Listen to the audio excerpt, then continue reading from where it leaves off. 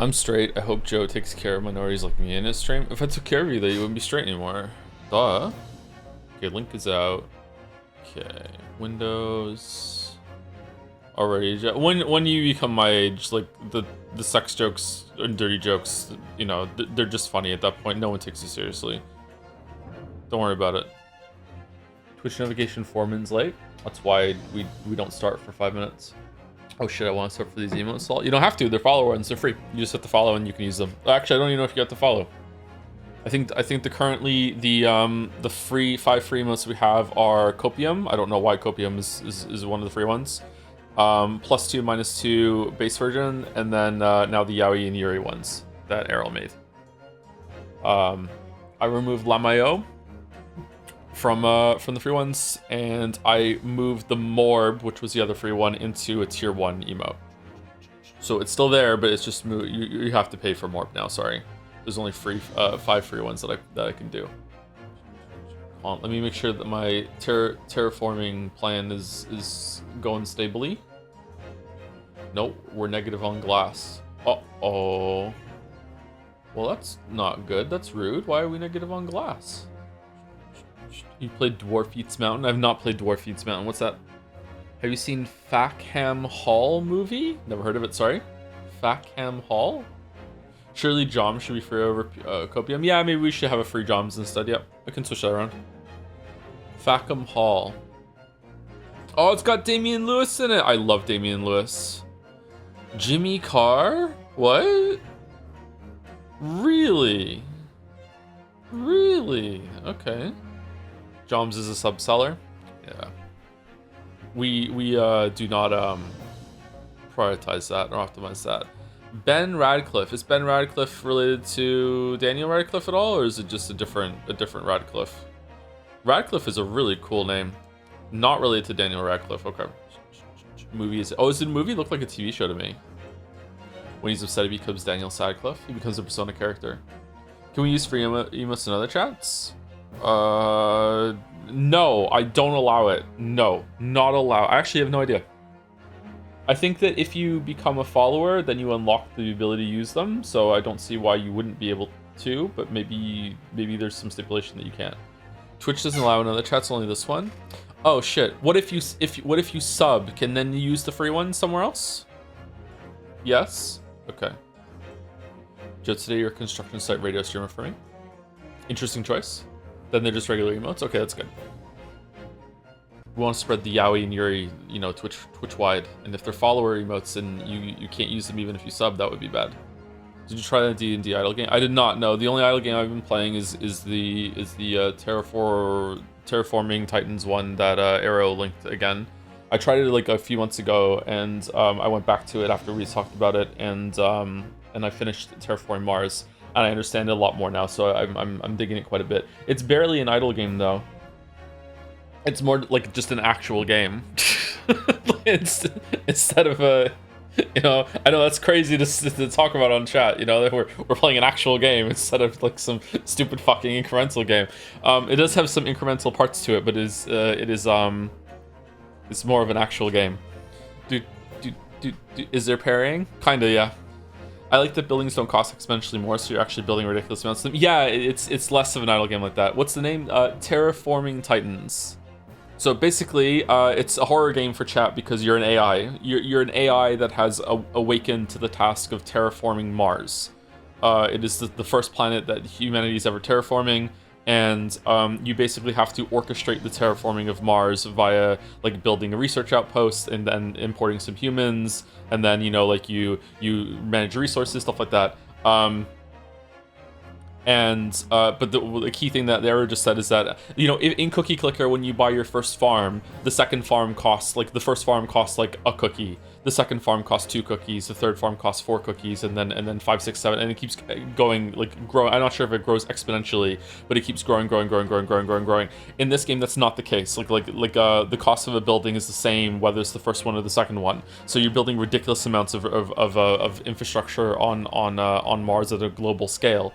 Someone in chat is saying, can you fuck it all versus a joke? You actually can, and this is where it becomes less of an incremental game and actually a straight up game, is that it is actually simulating a planet planet worth of like what is the atmospheric makeup of the game, like how much ice is on the planet. If you build too many mirrors in space, like I built 5 billion mirrors in space to redirect the light from the sun to basically be like a second sun onto Mars to heat it up, and 5 billion was apparently 3 billion too much. I should have stopped at 2 billion. So I accidentally like raised the temperature of Mars too much, and I destroyed all of the biomass, all of the moss and grass that I cultivated on Mars in the space of like fucking like a minute because the temperature skyrocketed.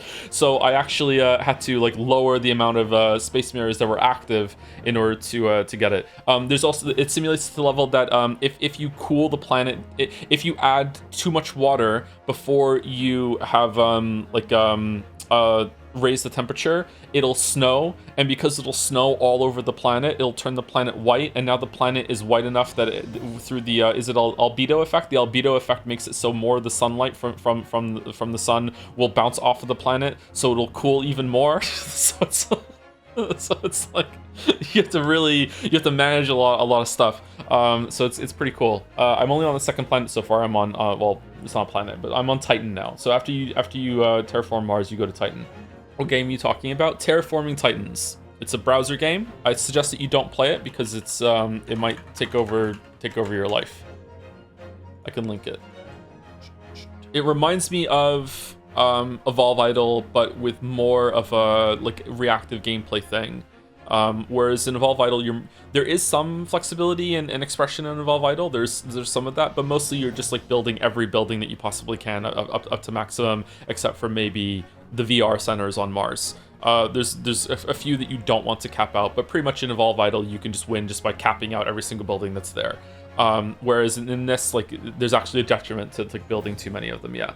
You only need those greenhouse gases before you get proper solar. Do you really? I haven't really fucked around with the greenhouse gases. I didn't build too many of those. But what you should do at that point isn't remove space mirrors. You might notice it's annoying to balance the solar flux needed. Is to remove the hyperpotent greenhouse gases by dumping them in space. It does way more than you think. Even a tiny bit of greenhouse gases adding several degrees to your planet. Oh really? Oh, okay. Shit.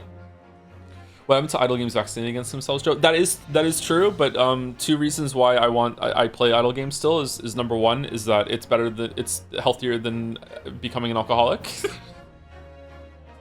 Is he kidding? Let's continue before they find out. And number two is that I actually want to make one day. So like to me, it's a intellectual curiosity, like game design sort of thing. I want to make one, or I want to make a game that has some of it in it. Yeah. All right, let's get into the game, or at least get to new music.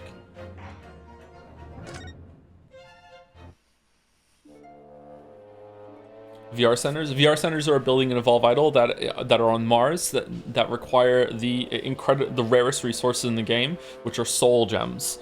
Even in the very end game, soul gems are probably still the rarest resource because you can't make them like anything else. Even Elysium ore that you get in Eden, I think you can probably get the production up there to crazy levels. Whereas soul gems, like they're a very like the most you can get are maybe dozens a day, right? Dozens a cycle. Like soul gems are way more difficult to get. Whereas the VR center uses soul gems to increase morale, and it's usually not worth it. Like I don't know why that building exists, to be honest. Yeah, but endgame morale wraps around to become relevant again. Yeah, it can be worth it at the end when soul gems are somewhat plentiful. However, at the stage that you unlock VR centers, you are like what you're in mid-tier hell. Like you're not even in Andromeda yet. So I don't really know why. So I just have the biggest smile on my face when I talk about Evolve, because if you don't know the game, you're just like, what the fuck is he talking about? What do you mean you go to hell? What do you mean Andromeda? What do you mean fucking like, yeah, but the point you unlock VR centers, you're in mid-tier hell, and soul gems are like they're useful for other things way more than morale on Mars, right? So the point that you unlock them doesn't make sense. You should unlock them like at the very end of the game, I think. When did unicorns come in? Well, you can't be unicorns until you go to, you use the black hole to destroy the universe, and then choose the next universe to go to is the evil universe, because the evil universe is the only universe that has Edenic planets. And then when you go to the end Edenic planet, then you can get unlock unicorns along with Seraph. And once then you can, like, through a genetic upgrade, then you can take them other places after that, but you have to go there first, I think. Yeah, that's when the unicorns come in. Can't tell what's a bit, what's not. Everything I just said is 100% true. I have told no lies today. Hell is literal, yes. This sounds like the marble voting game. I know, isn't it great? I hate knowing the game and everything you're saying making sense. Oh, really? You got into it, huh? That's funny. And I use my 3 cheese tokens so I can summon Moo Lord of Milking. He's doing the cow bit. Is that what it feels to be Joby when we're talking about anime? Exactly. Weeb didn't start the fire. Thank you, Zorox, for the bits. Listening to the AA VODs, and it's so funny, I can't tell when you're riffing some lines or not. That's why you gotta watch. You can't just listen, that's why you gotta watch. I love riffing lines, it's so fun. Thank you, Big Man Rat, for the 18 months. Another rodent chatter. I can't believe OD Assman died while attempting to follow a lot of Heart's time travel hot air balloon schematics. Sure, my dad made, that's my favorite bit from Steins Gate, even more than Great Vegetables. It's a dark horse, but I think I can't believe my dad died. He told me goodbye, he kissed me goodbye as he went on to his time traveling hot air balloon, and we never found the body or the wreckage. But no, he's dead. He's dead. There's no way.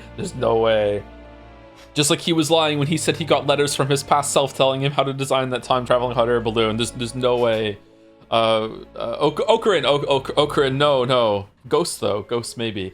Thank you, Company999, for the 18 months with, as you probably know, the demo for Jonathan Blow's new game is out. I did not know that, actually. I need you to play it so I can learn my opinion. I did not know that. I will probably play that game when it's out. I probably won't make a video on it, though, unless I love it. It's the same kind of Darkest Dungeon sort of thing. Like, I feel like I enjoyed Darkest Dungeon. I enjoyed The Witness way more than Darkest Dungeon. Like, Darkest Dungeon is a really interesting game, visually really cool. It's a really good mood. I like a lot about it, but like Darkest Dungeon's like back half even just absolutely sucks.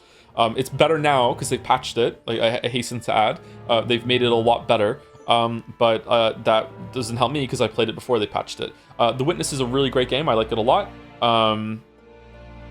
But I feel like if I played his new game and I didn't like it, I feel like making another video on it would just be like cheekily punching down at that point. So I think I won't.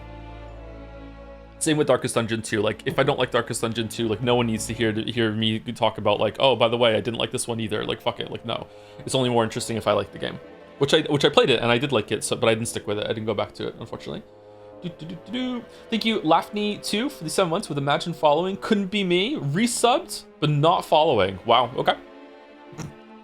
Thank you, Dibblemont, for the bits. Loving the Great AC22 streams, Joseph. I am looking forward to watching the VODs when I decide to drown myself in RimWorld or Factarion X. I never really got into RimWorld. I looked at it. I didn't... That and, like, what, Prison Architect... like, Dwarf Fortress is my only one of those games that I really, really liked. And is Oxygen not included in the RimWorld area? RimWorld is they're somewhat similar, aren't they? I think RimWorld is more about emergent storytelling than Oxygen. Oxygen not included is about systems, right? About like managing gas and temperature and food. Whereas RimWorld has that too, I think, but it's more about like what your little shits get up to and how they interact, right? Once you get into RimWorld, it ruins you. Really? Should we have a RimWorld stint at some point? I don't know. Thank you, Henry White, for 39 months with Have You Fackham Hall movie? Okay, did I add the scene? So this was from Henry White. I was right. I got the name right when it came in. Yeah, we talked about it earlier. I don't know how I feel about Jimmy Carr. Sometimes Jimmy Carr I find funny. His laugh is really annoying. On the panel shows, usually it's like, oh, okay, Jimmy Carr's here. That's fine, fair enough. But then if you've ever seen him on like a podcast show, he takes himself fucking super seriously, and I don't know how to process that. I don't know if Jimmy Carr is evil or not. I don't have a good read on Jimmy Carr, but I really like Damian Lewis, and he's in it apparently. He's like really transphobic. Is he really? I haven't heard him speak about anything to do with trans people. Comedians trying to start podcasts and be fucking obnoxious challenge. Well, here's the problem with comedians. Comedians are in the area where historically they have been. Oh, historically they haven't been around for that long. Comedians are usually the kind of people that can push boundaries and can say things, you know, with a joke, and usually it can be actually quite mind-opening for a lot of people. The issue is that in the past 10-20 years, that's kind of flipped to the other side, yeah, let's not talk about it actually. I don't really know much about Jimmy Carr. And the last three on my list are Chefin, Chitalian, and Saddle, who all three I'm probably saying their name wrong. Sorry about that. Thank you for 30 months, Chefin. Just wanted to share, I used to have a really bad self-esteem problem, never approach any girls because I think they're better off with someone else. Finally got the courage to ask someone out and she said yes. Oh, congratulations. Sorry for ruining a Yaoi Yuri day with a straight story. Nah, it's okay. It's all right. Congratulations. I also have, I also used to have bad self-esteem problems. I still do, but I used to too. I feel like every single time that I look at myself in the mirror, it's just basically a dice roll on how I feel about myself that day. Anyone else have that? Like it's weird. It's kind of like a weird sort of like I physically feel like I see something different every single day. Like I'm not saying like I have a different perception. So I mean literally I look different in the mirror every single day. So I don't know how you get over that. Yeah. Congratulations, Chefin. That takes a lot of courage actually. Congratulations. I'm glad it worked out. Hydration level. I think I am very sensitive to hydration levels. Yeah. Chitalian, thank you very much for 8 months with Hi Joe with a smile. Thank you very much. Saddle with 30 months with I'm a preemptive bit now. I'm Wolverinery. Wolverinery.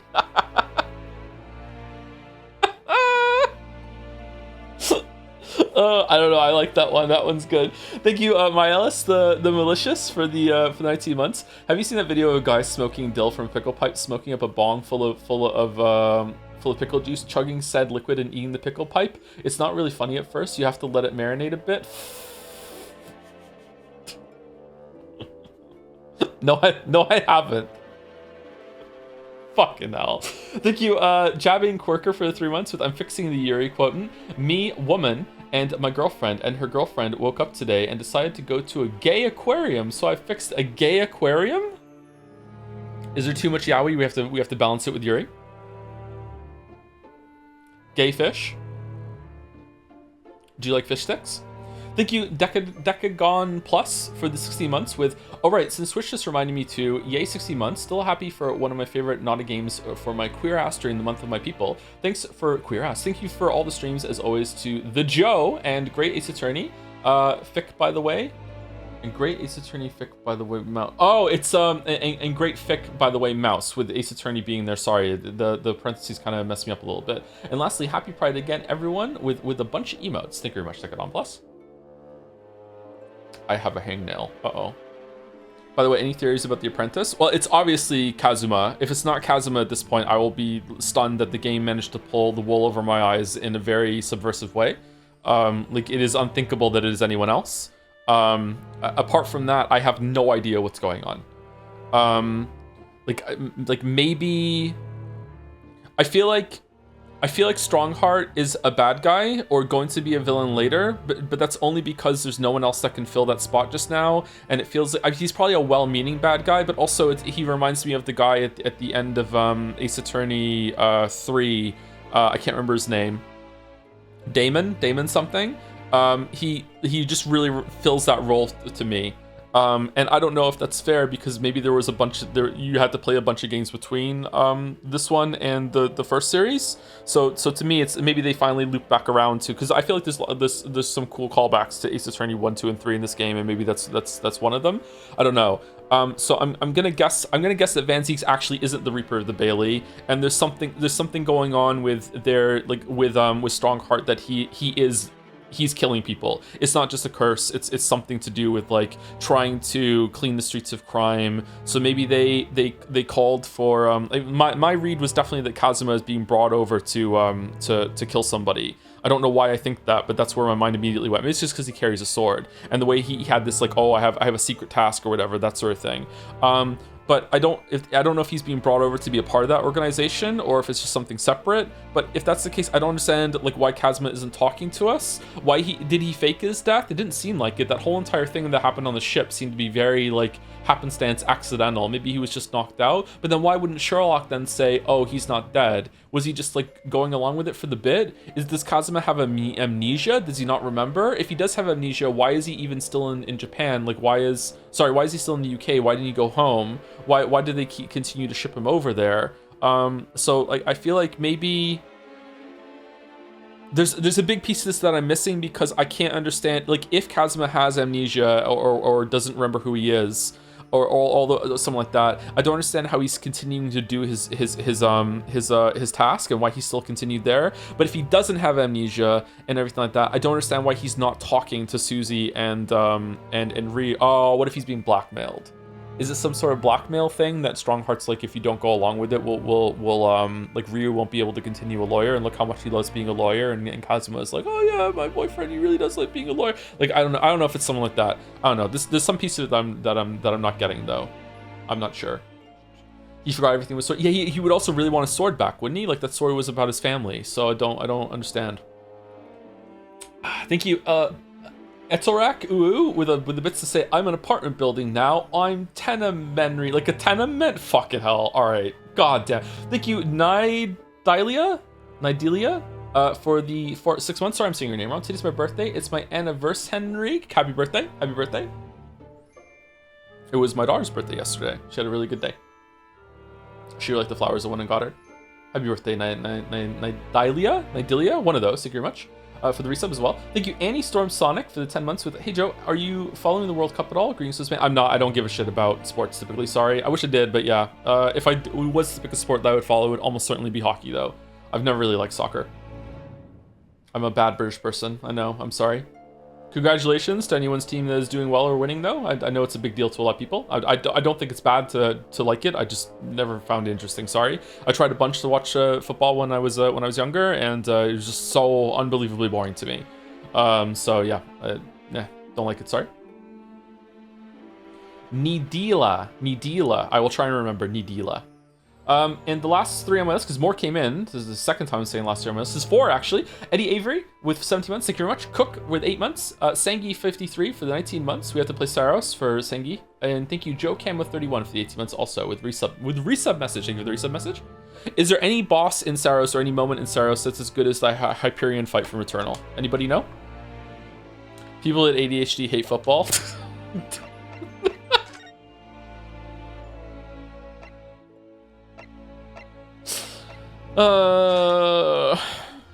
Is it true? Is that a true thing? There's no way it's a true thing. It can't be.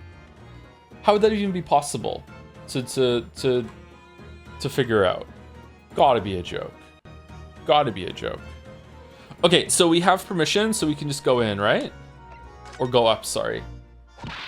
Oi, that's off limits up there. Try to sneak past me again, and I'll stuff your gob full of the boss's fish and chips. Yes, please. I love fish and chips. I suppose we need special permission. We have it. We have it. We got it. What do you mean? Do I have to show it to her?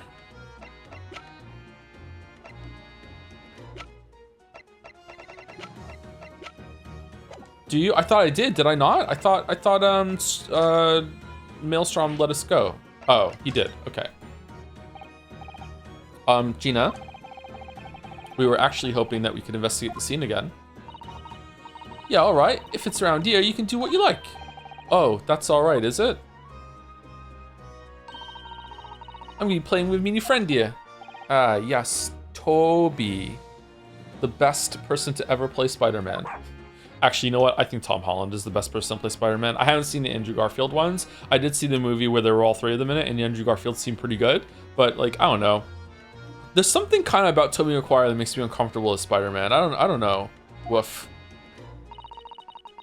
The machine that exploded must be at the top of those stairs, I presume. I haven't actually seen it yet, so if you don't mind. Sorry, you can't get up there, Suze? His eyes, yeah, his eyes are scary, yeah. Although, maybe I see Tobey Maguire differently now, because there was that movie where he was Was he some like war vet that they thought was dead, and it turned out that he wasn't dead, and he returned home and he was just a complete psychopath now because of what happened to him? I think he killed that role so well that he is forever just a little bit psychotic to me in my mind since I saw that movie. so that's why. Oh. It's like I told Odo yesterday, even I ain't now allowed near that wreck. What's it called again? The reason we ain't supposed to touch it? The special dispensation for scientific equipment act. Is that what you were thinking of? That's the one. That's why them lot are allowed to investigate it. What are they called again? The forensic something. We read this yesterday, didn't we? So it's like there's a new thing at the end of it. That's the one, yeah. But isn't it the case that the special dispensation has been lifted? I think so. I don't really get it, to be truthful with you. You're still supposed to get permission from some bigwig or other, as far as I know. What was his name again? Lord Strange something. Did Gina always sound the Skulkin Brothers? I think I found the accent with the Skulkin Brothers, so now she's one of them because she's kind of cockney herself, you know? I'm not sure that's quite right, Gina. I think you mean Lord Strongheart, perhaps. That's the one, yeah. Apparently he's always watching the time or something. Actually, we've just recently been to see Lord Strongheart. You what? You've met him? Last time the boss was called to go and see him, he waited for 3 hours at the Cove's office and came back sniveling. Tragic. Me brothers. Well, Lord Strongheart has given us permission to examine the scene as long as we touch nothing. Oh yeah? Honestly. Alright then, go ahead. But if it turns out you're lying, it'll be the boss who gets it. You'll never eat another chip again in his life. We are lying. So, you're still saying all this is above board, are you? I'm sure everything will be fine. Oh dear, that really would be tragic. Alright then, them's the stairs, off you go. Yay! Oh, thank you, Gina. I love Susie. Oh, wow. She's such a, like, ray of sunshine. She's just so happy all the time. These stairs lead to the experimentation stage. Let's go and see what we can find out.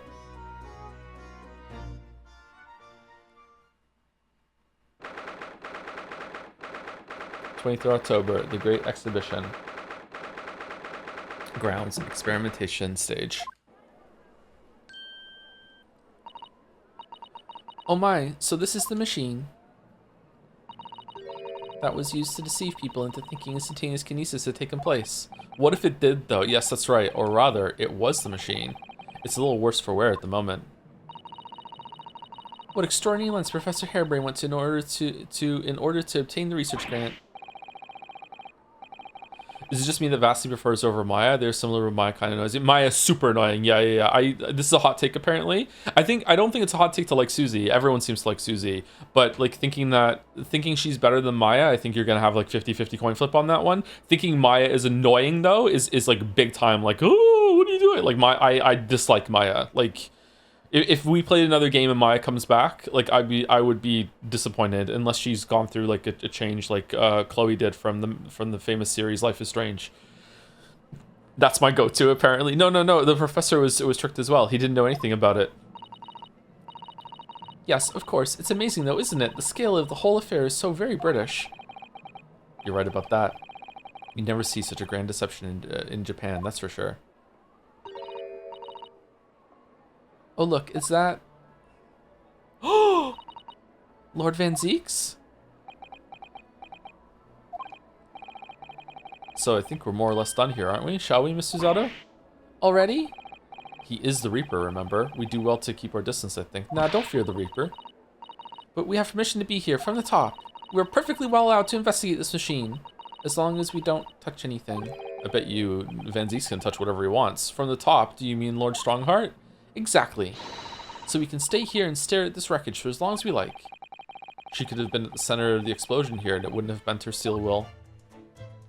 Well, yeah, it wasn't jet fuel that made the explosion. Sorry. Alright, what are we investigating?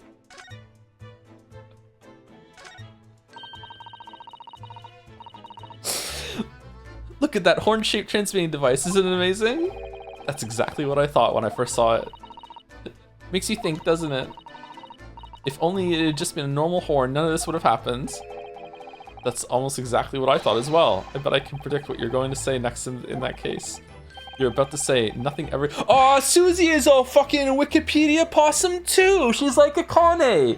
Like, she even has the fucking book in it. She's a fucking encyclopedia possum before Wikipedia. She just fucking knows. Did you, fucking Ryu? Did you know? And she just whips out her book and tells us shit. You're about to say nothing ever goes to plan, aren't you?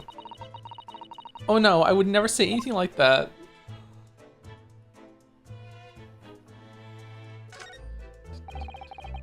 However much I look at them, I just can't come to terms with those Tamari handballs floating in the sky. You've been glaring at them constantly since we came up here. Sorry, the feelings of wanting to ride in one and wanting never to sit in one are fighting it out inside me. But you don't look. But if you don't look where you're walking, you might fall from the stage. I don't think I'd notice. That's how fiercely the battle inside me is raging. I think you should make peace with riding in one, Mr. Naruhodo. It really would be much safer that way. And then you can get blown out of the sky. What a terrible explosion it must have been. Even the steel girders have buckled and twisted in the blast. Is Susie a 9/11 truther too? Okay, chatter. I need to let you know, okay, that the two there is making me have to say Akane wasn't a 9/11 truther either. We made that up. that's not. She never said. No, I think they meant you. I'm not a 9/11 truther either. The fucking buildings came down because someone slammed a fucking plane into them. Like, that's what happened. Even the steel girders are buckled and twisted in the blast. But what they call the bird cage is right in the middle of it all, just here. But look, Mr. Naruhodo, that metal grill on the floor. It looks as though it's designed to open. It does, doesn't it? Huh. If the floor had opened at the precise moment the explosion occurred, the birdcage could have dropped through and disappeared from sight. I don't think there's any doubt that this was a very elaborate hoax, is there? Okay, I gotta say, I'm really impressed that this whole entire thing wasn't the whole trial. This is really surprising me that, like, we're halfway through this. I don't know, and it's like, okay, like, we're dropping the pretense something else is going on here too, because I was worried that we're gonna have to go through fucking like 3 hours of jumping through loops about how hot air balloons really work before we got to this at the very, very end. So that's good. This is not VT. Exactly. Yeah. Danganronpa could never. Yeah. I'm pretty sure there are some trials, not all of them though. There are some trials in Danganronpa that you can entirely solve before you even go into the trial. And you are just so mad the whole entire time. You're like, okay, fucking hell, let's go. Like, not all of them though. Some of the best ones you can't. I think, like, what are the ones that you can't solve before you go in? Maybe the Sakura one in the first game. Definitely 2-4 or 2-5, probably 2-4 and 2-5 actually. And the one with the toilet in V3. I don't think you can solve that one until you go in. Incidentally, those are also probably my favorite cases in the game.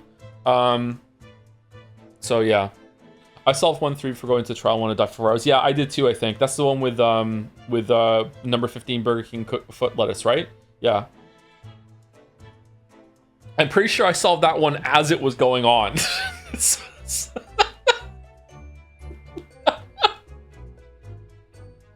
So yeah, that one kind of sucked. Whatever that means, because Celeste was like, her voice was like number 15, Burger King foot lettuce. Big Mac, you cannot solve my mystery. There's no way. I devised it with a fucking robot, and fuck you. Joe is realizing in the middle of this that he just kind of spoiled who the killer was in 1-3. Sorry, but you would also have figured it out very quickly and then been mad. Sorry. Oh, isn't it exhilarating? All this different architecture from all corners of the world. It does make you feel a bit like an explorer, doesn't it? I know it's all subjective. Is it though? But the onion-shaped roofs have rather caught my attention personally. It is very subjective, isn't it?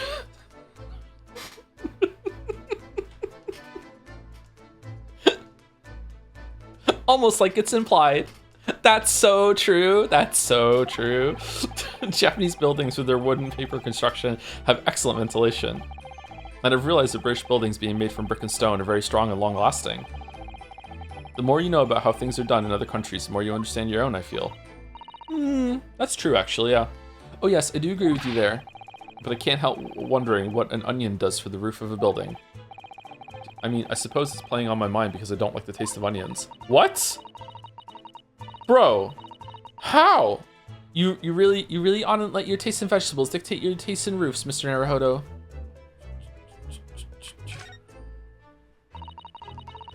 I hear that a ride on the Ferris wheel is a favorite romantic outing among young lord couples. I think the romance would be slightly spoiled by the abject terror personally, but then I'm not a Londoner. Are you a little scared of heights, Mr. Naruhodo? Anyone else not feel like any ship potential from these two whatsoever? I think they would actually make a good, like, couple in terms of getting shit done, but in terms of, like, romance, I don't really feel any romance between the two of them. That's fine, there doesn't have to be, absolutely not. It's quite refreshing, actually, that there isn't. Like, yeah, they just feel like really, really good friends that work well together rather than, like, a romance or something like that.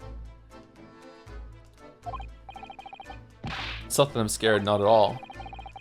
It's just that staying on the ground seems so much safer. Well, perhaps I shall have to ask Iris and Mr. Sholmes to accompany me on it in that case. You put it like that, part of me does want to give it a try. Oh dear. Yeah, it is complicated for you, isn't it? I knew it. I could sense that oh dear coming a mile away.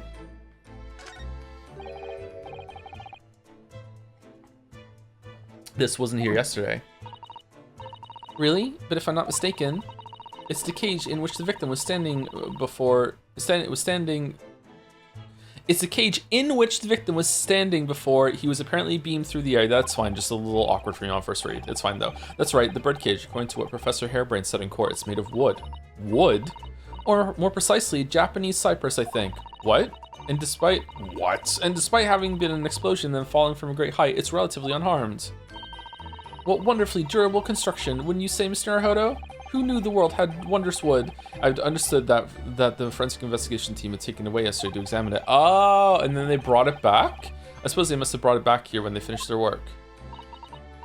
But sadly, not with the body inside it. No, that's right. Sadly? I know we were given strict instructions not to touch anything, but still. This is too important a piece of evidence to overlook. We might need it for the trial. It's been some time since Ghost Trick, but how does Suzato compare to Line, in your opinion? At the time you said Line was one of your faves in the game, so another Maya-like reward. I honestly don't remember. A lot has happened since Ghost Trick, sorry. I'm noticing that maybe it's because streaming makes me play so much more media now than I used to. I find it that, or maybe I'm just older. Maybe it's just an age thing. Like there's so many things that I've played that like even within the past like 5 years or so, and if someone asks me something about it, I'm like, I don't know. But there's certain things that I remember more clearly that I played like 10-20 years ago. So maybe it's not age, maybe it is just like a period where I'm going through so much stuff that it's hard to commit it to like long-term memory, or it's just being a parent, just so much going on. I'm not sure. The wooden cage that was used for Professor Harebrain's experiment, this cage with the victim inside, crashed down into the crystal tower. No, it is age. Emphasizes chat. Okay, thanks. Thanks, chat. Thank you. Thank you so much. Thank you. Thank you, Dilmon, for the bits. Haha, you thought it was time to start the stream, but it was I, Dio, a JoJo meme in 2026? Wow.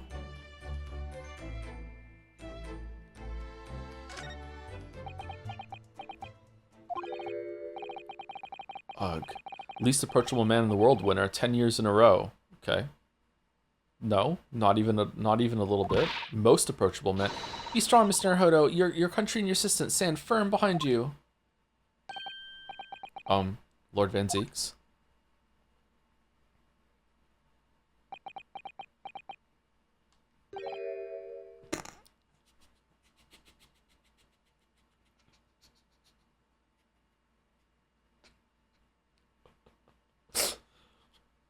What?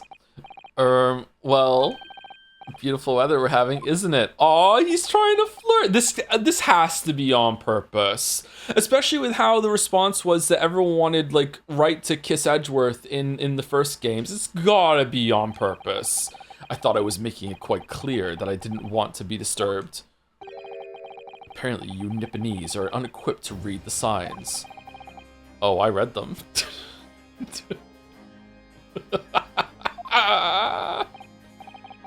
So, what are you doing here? Entry to this area is prohibited. Well, the thing is... Lord Chief Justice Strongheart granted us permission to investigate. On the condition that we didn't disturb anything, you're disturbing me. And yet you've managed to disturb me. Oh. Never mind. State your business then. Come to think of it, there are quite a few things I'd like to ask Lord Van Zeeks about.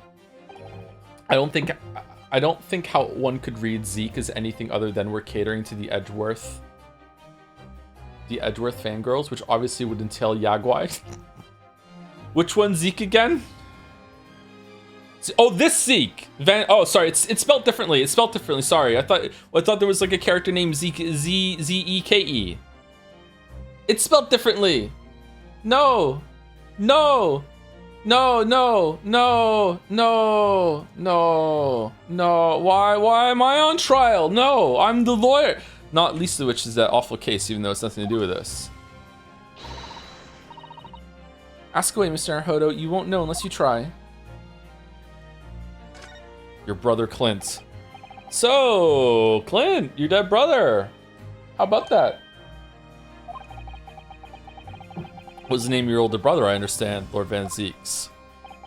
Older, really? I would have guessed younger.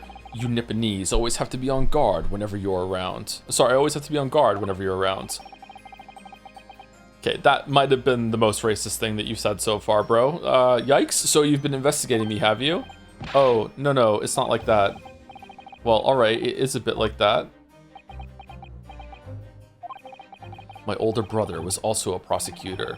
Really? He was the pride of the Van Zeeks family. But tragically, a vicious killer took him from us. The professor, you mean? Witcher? What? Is something funny?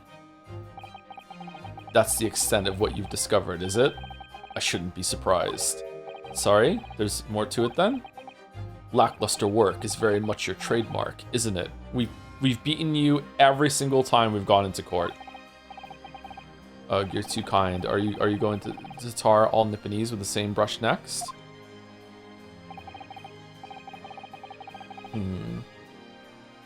How do we feel about what if they had put some sort of like montage when of like, let's say that he was allowed to continue practicing law while Susie was gone, and in the 6 months he did a lot of cases, and there was a montage that bridged the games together, and it showed that yeah, sometimes he beats Van Zeeks, but like over the course of the last few months, Van Zeeks has actually trounced him in court, and he's lost a lot. He's not always against Van Zeeks as well, but like I feel like these lines would land a lot more as if in the interim between the two games that that Van Zeeks actually is like, you know, he's beat him like 5-1 or something like that. I think that would have been good, because right now these lines are falling short. They're sounding hollow because like we are legitimately better than him. You know what I mean? So I don't know. So tell me, what's your interest in that historic incident? As it happens, Lord Van Zeeks, there's a rather curious case that's come to our attention. Maybe they're supposed to sound hollow? Maybe. I don't think so, but maybe. Are you aware of the Madame Tuspel's Museum of Waxwork by any chance? I am, naturally. I believe that since last month I feature in one of the displays there for public scorn. Of course, Cephas Reaper of the Bailey would have to be exhibited, wouldn't he? Well, a particular waxwork has been stolen from the place and held for ransom. Scorn. A particular waxwork? Which? Wait, you mean? Yes, it's the professor. Mr. Sholmes is investigating the case as we speak. Oh yeah, that was told us to it, wasn't it? Shit, my bad. I was unaware of that. He's turned as white as a sheet. Enoch Drebber. Are the police trying to locate the engineer, Mr. Drebber, already? Surely that goes without saying. We're very keen to see him found as well. The trouble is, we don't have much to go on aside from the description of the man we heard in court earlier. which, according to Professor Hairbrain, yeah, was of a tall, thin gentleman who has straight white hair and wears a black monocle. So I was just wondering, I mean, I realize it's probably not possible, but, we'd very much appreciate any more clues you can give us. Wow, Suzato-san really knows how to take the bull by the horns. Bull, really? Anyway, it's his job to find Drebber, so, like, you know, if he doesn't find him, the judge will be mad at him, not us, so it's fine. Fine, why not? I have a photograph of the man here for an investigation 10 years ago. Really? A photograph? Oh. Raiden? Okay, he kind of looks like the coroner. Are they related somehow, or is it just like a coincidence, or what? Goldstown? Though it appears he already had that black monocle at the time. Monocle? That looks like a straight up fucking eye patch, bro, not a monocle. What? Oh, no, nothing. I was just surprised that you shared that with us. We all need the man's testimony in court tomorrow, which means we have to do everything we possibly can to track him down in the short time available. So why wouldn't I show you the photograph? What is it about Lord Van Zeeks? Sometimes I just can't work him out at all. Chatters that say that we're reading too much into it. Are you sure? Are you sure though? Are you sure? Are you sure? Are you sure though? Photograph of Drebber. A photograph print of the engineer, Mr. Enoch Drebber. It's hard to make out, but appears to be wearing a monocle with black glass. The photograph of Drebber has been entered into the court record.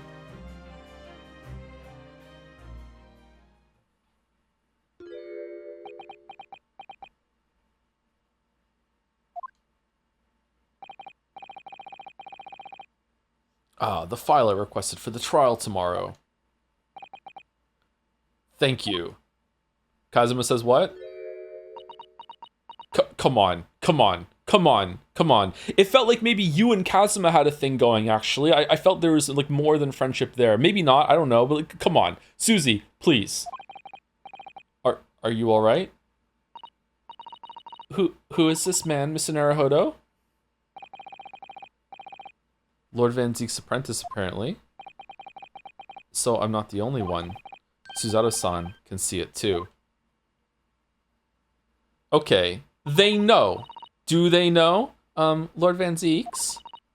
May we speak with your apprentice for a moment? The pout. With him. Why?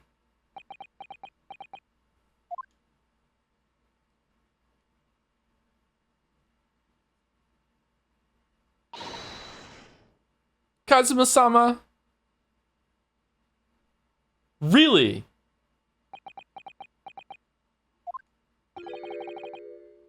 Kazuma? I don't believe it. Your posture, your presence, it can only be. It's you, isn't it, Kazuma-sama? I felt something strange the very first time I encountered this cloaked figure. As if I knew him somehow. Can it really be you, Kazuma? Well, wait. Too late. What's going on here? Okay, well, I have some bad news, okay? Are you sitting down? Maybe you should be standing up, actually. No, sit down. No, stand up. Sit down. Your apprentice, yes. He's Nipponese. Yeah, you're good. What is your interest in my apprentice exactly? You act as if you know the man or something. Well, since when has he been in your care? I don't recall you having an apprentice before I left Britain 6 months ago. Lord Strongheart introduced him to me about 3 months ago now, as a joke. I guess I'm being owned, with instructions to mentor him as a prosecutor. But he didn't tell you why, did he? are we gonna, is he gonna be, are we gonna face off against Kazuma in court? What the fuck? The man appears to be suffering from amnesia. Oh, no! Boo! Boo! Boo! Boo! Boo earns. No! No! He's forgotten every last detail about himself. I don't know. No! He has amnesia. Tomorrow he will appear in court at my side. What? He's to serve as my judicial assistant on Lord Strongheart's orders. He'll be in court with us?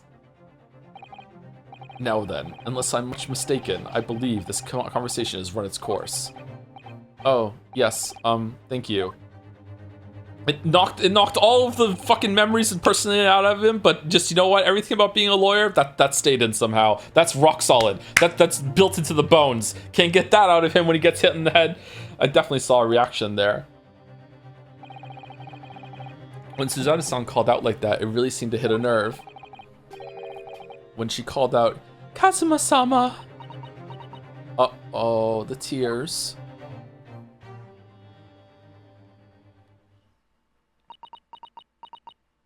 Do you think love can bloom in a courtroom?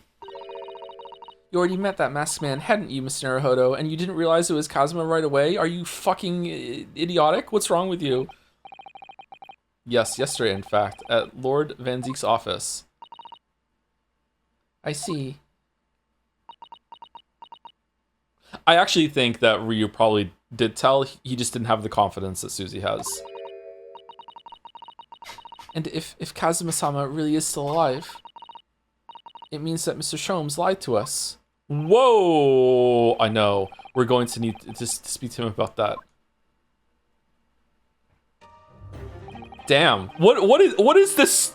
What is this competency from these characters that are just like immediately just like, oh yeah, that means that right away. Here we go. Now we're gonna go question that. Now like what the fuck is this? This is weeb writing. Usually it's like we have to wait fucking 25 hours when some fairy comes out of a fucking jar and says, hey, why didn't you say that? And then the character has an inner monologue going, I did think it, but for whatever reason, I just didn't have the confidence at the time to say it. I did, but now the fairy from the jar has told me, you know, I really should go over and find it. But oh no, the person we were about to ask is dead or missing or put on a spacesuit and blacked out the visor, and then a voice came out of the speaker and started talking to us as they went out, and it had to be them though, because there's no one else that could be in the spacesuit, and the other person was coming through like the remote control fucking visor or anything like that. Like it was fucking hell, man. Like what's going on? Just immediately, just up here during the investigation, and she's just immediately like, yeah, that's Kazuma. No fucking 5 conversations about it when we go home drinking tea while Iris leaves the room or anything like that. Holy shit. The pacing. You're gonna have to leave now. The forensic investigation team are due to arrive shortly. If they find you here, it will cause problems. Why? What sort of problem? What are you talking about?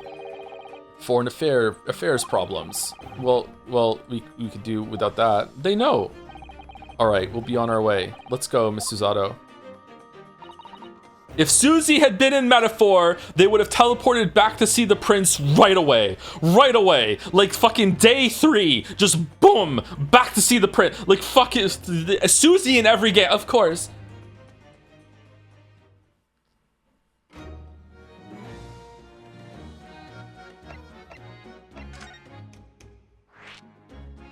We did this already. The Joe found a glitch. Did you know Capcom released merch to celebrate the 10th anniversary of the Great Ace Attorney, and one of them was a series of engagement rings for Ryo, Kazuma, Sholmes, and Van Zeeks. The rings have an engraving on the inside with a line from the character, and Van Zeeks is, your eyes please me, Nipponese. This is real and official. Really? Whoa. Where did he tell us to go? Or are we just gonna go back and see Sholmes? I thought we were gonna see Sholmes in the Wax Museum. That's where I went. He's not here. I don't know where to go. I wasn't paying attention. I was too in my world trying to own Metaphor. Sorry, it's because I'm reading out loud. I wasn't processing what I was saying. My bad. Oh, we have to give the thing to the dog in order to find Drebber. Don't listen to Arrow. Capcom PR team paid her to say that Capcom is paying a lot. Yeah, it's true. That's true. We are playing a Capcom game again, aren't we? Fucking hell. about this, Gina. Yeah, I'm still learning me letters at the moment. I only know A to E, so if it ain't too much bleeding trouble. Actually, Gina, it's the back of the card that's important. How come? It's just a dirty old smudge on the back, that's all. Speaking of reading, like, all of the kids fucking hate how much reading there is in Pokopia.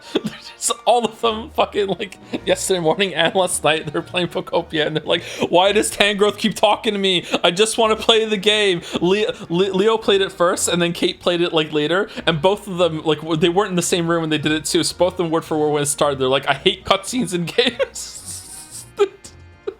They made their character, and then they couldn't play. I hate cutscenes. It's just like, why is there so much talking? I started reading all the lines out to them in Ace Attorney voices, actually, and they got a really good a big kick out of it. I was like doing a funny voice for Tangrowth and adding like jokes about farts and stuff, and they fucking loved it. It's just a dirty old smudge on the back, that's all. It turns out that this very high quality French machine, this is very high quality French machine oil. It has a very particular scent, apparently.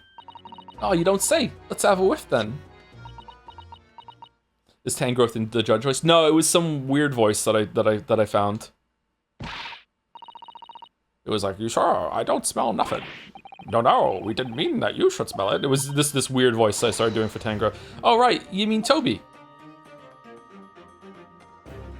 Oh, it is Minthara. It's kind of it wasn't quite Minthara. It was something different.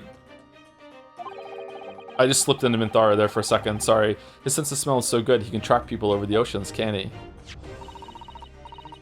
Professor Hairbrain informs us that this oil is unique to Mr. Drummer's workshop. Sniff, sniff, sniff, sniff, sniff, sniff. Fresh odors.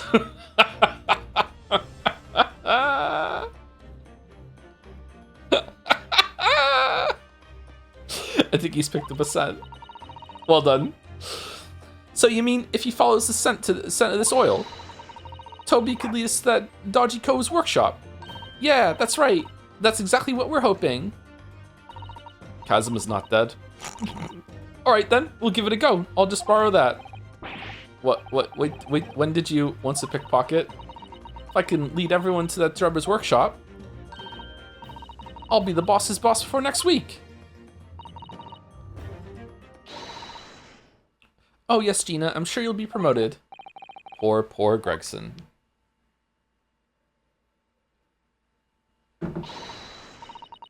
Right then, Odo, leave it to me. Things are also bits. Watching Mina VODs from a few days ago, for a while I would go into media knowing as little as possible. Not genre, not if it was well received, just title and go. Watch a lot of trash, but sometimes you find some diamonds in the rough. Not knowing the genre can allow some elements to be more effective. I agree, yeah. Did once lead me to thinking, wow, I'm not a fan of how these characters are being objectivized, only to learn that it was literally softcore porn. And I was like, oh, well, still arguably valid thoughts, I believe. Okay, that is an immediate counterexample where not knowing the genre made you think that they were being exploited when that's kind of the point. They're meant to be like on display and everything. All right, so basically, the right genre tag in the right place can make all the difference to Stellar Blade in the world. So like that's all it needs. If they just put that on it, everyone could shut the fuck up. Okay, all right, interesting. All right, sorry. We're gonna get going after the dodgy engineer Cove right this minute. Is it Cove or Cove? Cove makes me think I'm saying something wrong. Actually, is it Cove? Oh, but hang on. Someone's supposed to be on guard duty here all the time. I'm afraid we can't help. We need to get on with our investigation as well, Gina. We'll take the dog. Oh, right. Oh well, never mind. It ain't gonna be me what gets it in the neck. It'll be the boss. Poor Gregson again.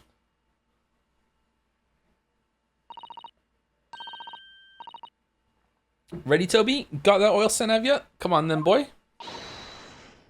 See you later. I do hope the scent of that oil leads them to that swindler's workshop. Oh, we're not going with? Yes, I hope so too. Ideally before the dog swims across the channel to France. Nice callback. Oh, well done. Oh, well done. They're not even addressing what he just did there either. With so nudge nudge wink wink. Do you get the joke? Do you get the callback? Well done. Good job. Well, I think we've done all the investigating we can here for now. We're not going with her, really? If we could just determine the whereabouts of Mr. Drebber. Didn't have the budget for another background, maybe? I'm like, how are we not going with her? I'm sure Gina and little Toby won't let us down. We should be able to go up to Crystal Tower as well to see up there, but I guess not. Now then, do you think we ought to try to speak with Mr. Sholmes at this point? We have things to discuss, and I'm dying to meet him again after all these months. Oh, you haven't seen him yet? Yes, it's quite possible. He might know something useful. You're right. We ought to find him at Madame Two Spells. He's supposed to be working there as a temporary waxwork exhibit. Yes, Iris told me all about his latest unusual venture.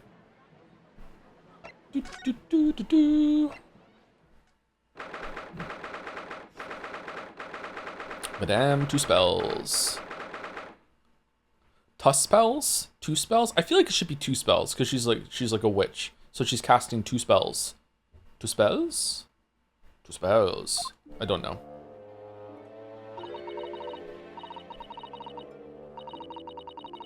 My delivery driver just rang the doorbell for the second time after 5 seconds. What do you think the minimum waiting time is? I think that you should wait at least 20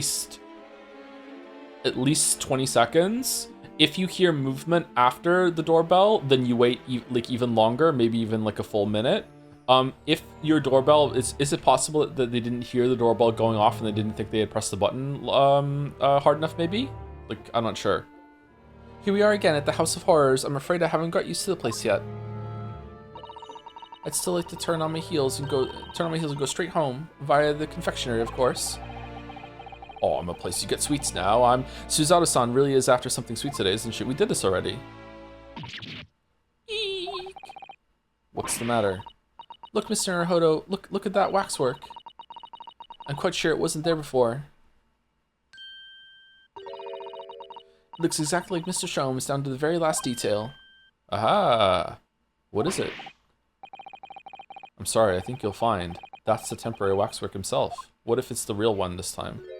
Oh, she's back! Everyone shut the fuck up. Ah, the friend of my dedicated employee. Oh yes, hello again. It's Ryu Naruhodo. I must say, I'm quite spellbound by the great detective. He is a marvel. My precious waxwork is already back where it belongs. You don't mean... But yes, the mystery is solved already. Really? Wow, Mr. Sholmes can really engage his brain when he's hungry enough. What? It was complete misdirection? The stolen waxwork had nothing to fucking do with the air quote teleporting body? Really? So as you can see, he has returned to his habitual duties. Did he get his 50 shillings? His habitual duty? Alors, do not disturb, eh? Oh no, I like her. Oh no, but poor Suzato-san, she looks very perplexed.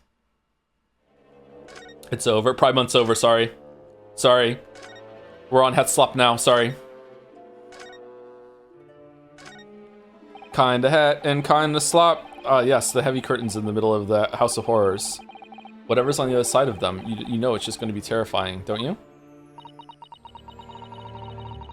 The sign says it's the Madame Two Spells special exhibit. It seems you have to pay extra to go inside. I know, can you believe that? Pay more money, as if we haven't been scared enough already. It's not my doing, Mr. Naruhodo. Do we have unique dialogue of all these things now with Susie here? Oh, what a horrifying scene. A murderer caught in the grisly act. I know, and in case you were wondering, it's the one with the big knife that's supposed to be the killer. I don't think anybody would be in any doubt about that, surely? And did you know that according to the description, the bathroom in the back has no particular significance? Okay, I like this bit. He's like, I learned things last time I was here, and I'm gonna say them, goddammit. What, really? I would have thought it was meant to show that the killer also worked in a bathhouse, peddling criminal wares. Aha, we have a new theory.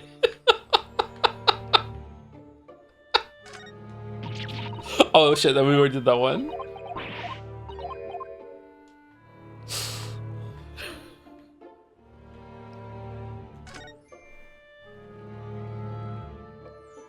The knower has logged on.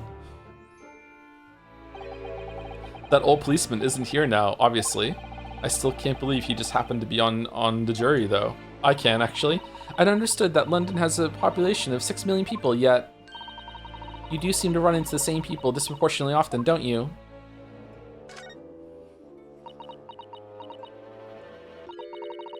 This one's posture reveals his weakness. Ooh. Sorry. The killer's stance leaves him wide open to attack. I'm quite sure I could see him off.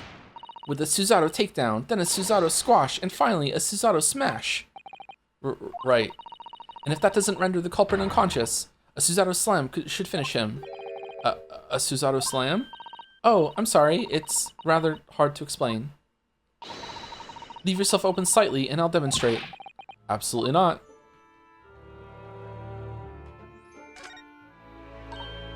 Ah, there's a stepladder there, look. Oh, yes, a stepladder. I think perhaps we should let the proprietress know that someone's left it out. The stepladder, I mean. What? Is something wrong? Why do I feel as though I just managed to sidestep an argument? Is it the return of spade versus shovel? Like what are we doing? What are we doing? Ladder versus stepladder from the first game? That rings a bell, actually, yeah. We really do need to speak with Mr. Sholmes, and I am longing to say hello again. But where is he? I love him, man. He's so entertaining. I think you might find that he's quite nearby, actually. Oh, what? What do you... Indeed, my dear fellows, it is I! The world-famous great detective and waxwork, Sherlock Sholmes!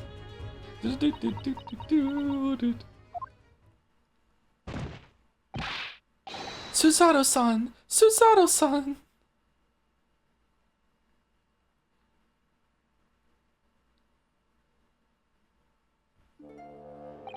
Legally distinct from Sherlock Sholmes-san. My most humble apologies. I thought I died and gone to eternal paradise for a moment, via London. My dear madam, allow me to make amends by offering you a tasty free deduction at some point. As long as it's not a questionable street food quality. Street food's fine. I don't understand. Why are you working as a waxwork here, Mr. Sholmes? Merely a secret identity, you understand, though the case is largely solved now. Largely solved? We're talking about the waxwork abduction, I presume. Indeed we are, my good fellow. As I predicted, it was as easy as proverbial pie. Though I confess, I'm yet to partake of a pie, proverbial or otherwise, or any food so far today for that matter. What the fuck, dude? Even I've eaten today. Rumble, rumble, rumble. That stomach rumble echoed around the whole museum. So how did you manage to solve it so quickly? Cocaine! I just... Oh, well, I do remember I said it was largely... Anyway, I simply negotiated with the culprit. Are you familiar with the so-called telephone? Oh yes, it's the most modern invention, allowing you to hold a conversation with people far away. In Japan, only the imperial capital and a handful of other cities are connected as yet. This morning, a telephone call was received here from the perpetrator of the abduction. Oh. As such, I was able to negotiate terms, and in the end, the waxwork was returned. That's amazing. Really? Just between you and I. It would appear the culprit had always intended to return the stolen waxwork in any event. Oh, but I thought whoever was responsible had demanded a ransom, no? Yes, I think perhaps. The ransom demand was necessary to avoid unwanted suspicion regarding the true motive. But does that not mean your negotiating was entirely unnecessary? Ah.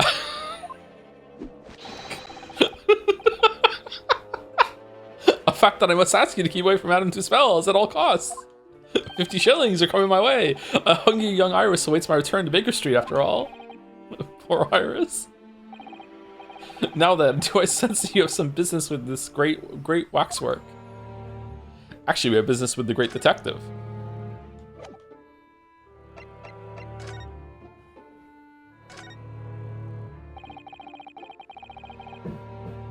We're in the process of trying to track somebody down. Oh? Yes, a man by the name of Enoch Drebber. Really? We're leading with this? He's the swindler who duped Professor Hairbrain and the engineer who built the Kinesis machine. A swindler and an engineer. Quite the modern man. He also seems to be a conjurer of sorts too, with considerable knowledge of stage magic. We really need to locate him before the trial resumes tomorrow morning. Never trust a magician, chat. Never ever. Never trust a magician. But we have so few clues to go on. That's the trouble. Do you have any good ideas? I have no data yet. It is a capital mistake to have good ideas before one has data. If I knew something of the man's appearance, at least, I may be in a better position to help. Yes, Drebber's appearance. Fortunately for you, however, presently I have little to occupy myself and little to fill my stomach. As soon as you find any clue, no matter how small, I should gladly give you my thoughts on it and then eat it. Uh-oh. Mr. Sholmes, did you lie to us? My dear Mr. Naruhodo, stay that piercing stare. What is this about?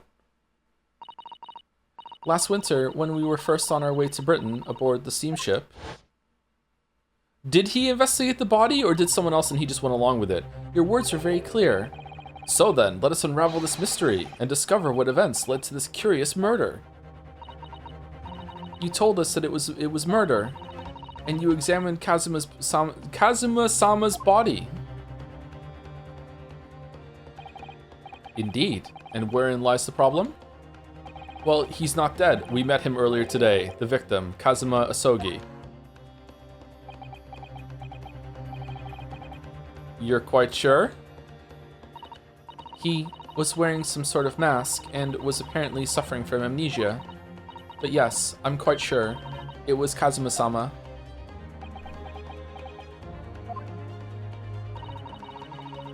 You must have known at the time, Mr. Sholmes, that he wasn't actually dead.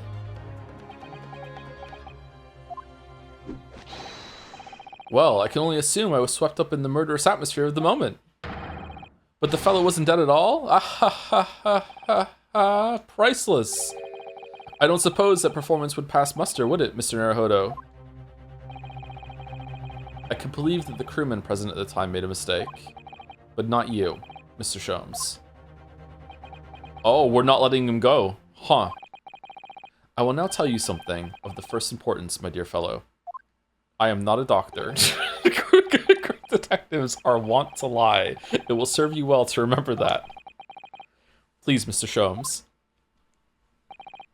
Tomorrow in court, you will find yourself on the threshold of a very great mystery. For now, I'm afraid that is all I can say. Okay, I'm getting some Danny from Danganronpa 1 vibes from Sherlock for the first time. Is he just like right 10% of the time? Is he so smart that he just pretends to be dumb for fun? Like what the fuck is going on? How do you remember these made up names? I don't remember his real name. Like it's Danny in my head. I have no. If you asked me to name all the Danganronpa characters, I could probably do it. But that one's Danny. Mr. Sholmes, would you cast your eyes over this photographic print? It's of Mr. Enoch Drebber, the face of the engineer we seek. Well, all Englishmen look broadly the same, of course. So looking at the photograph won't be particularly instructive. Ah, are you all right, Mr. Sholmes? Why did you lie about Kazuma? Why were you even on the boat? Were you hired to go? But no, it was a random thing that got him killed. Air quotes killed. Was he like always planning to air quotes die on the ship, and it just turned out and Sherlock was there to deal with it? Hired by Strongheart, maybe? Like, as we can see, he'll do anything for money. This is he has to be pawning all the time too, and just like an accident just so happened to happen before the plan went through. Like, why would he hide us in the closet? Why would he bring us with it? Like that wasn't planned. Bro's just looking for a reason to blame Strong for something. Yeah, because to me, he's the only one that has authority that we've met. Like he's the highest, he's the most powerful character we've met in the story so far. So my mind goes to power. So it's like power dictates, like shit rolls down the hill. So whoever's the most powerful person in the story must be behind something in the story, right? But like maybe they just haven't introduced someone more powerful than that yet, right? So it might not be him, but that's where my mind is going. And also that Strongheart instructed Kazuma to not talk. So he must be involved somehow. He's involved at least a little bit. The fact that Strongheart must know who maybe he doesn't. If he has amnesia, maybe he doesn't know who he is. Why give him to Van Zieks though? Why train him to be a prosecutor? I have no idea what's going on. I have no clue actually. Are you alright, Mr. Sholmes? My Xbox controller has disconnected. Okay, there we go. Fucking Xbox canceling everything. What the fuck? Yeah, yes, forgive me. Very interesting, this. Very interesting indeed. What's wrong, Mr. Sholmes? You've turned quite pale all of a sudden.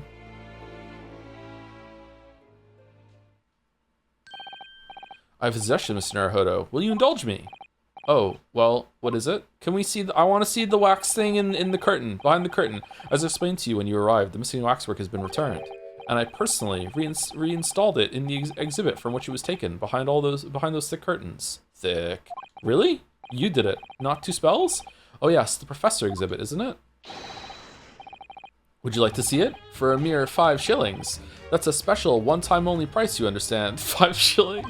Wait, does the professor look like Drebber? What? The opportunity won't come again, I might add. Wouldn't you like to see the fruits of my labor? Oh, well, we do have a rather pressing investigation to carry out. Perhaps we could postpone? The price is a very reasonable 5 shillings. I think you'll find it's well worth it. Are you being quite serious, Mr. Sholmes?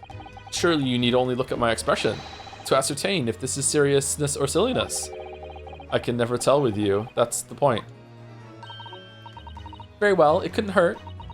Here's your 5 shillings. Gratefully received. So, the special exhibit awaits behind the curtain. I invite you to peruse it at your leisure. Wait, didn't Van Zieks gave us this photograph, right? So, Van Zieks must know what the professor looks like if the professor fucking killed his brother. Wouldn't he see this and be like, oh shit, that's the guy who killed my brother? Like, right? Like...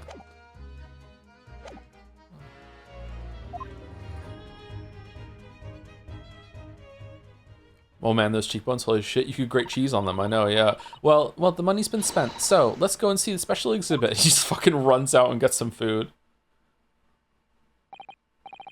Through those heavy curtains at last.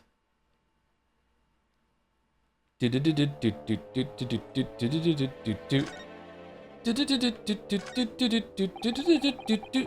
shillings you've had to pay. It doesn't seem right somehow that Mr. Sholmes slipped the money into his own pocket, does it?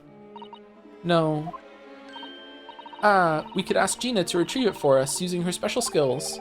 Pickpocketing police officers and diddling detectives. Is this what makes Britain great? Yup.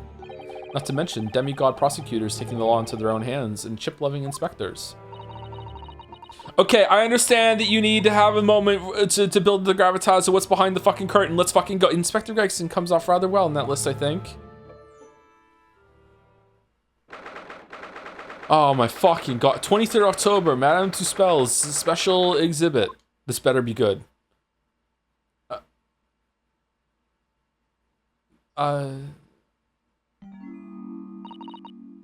Oh dear, I felt a shiver run down my spine as soon as as we walked in here.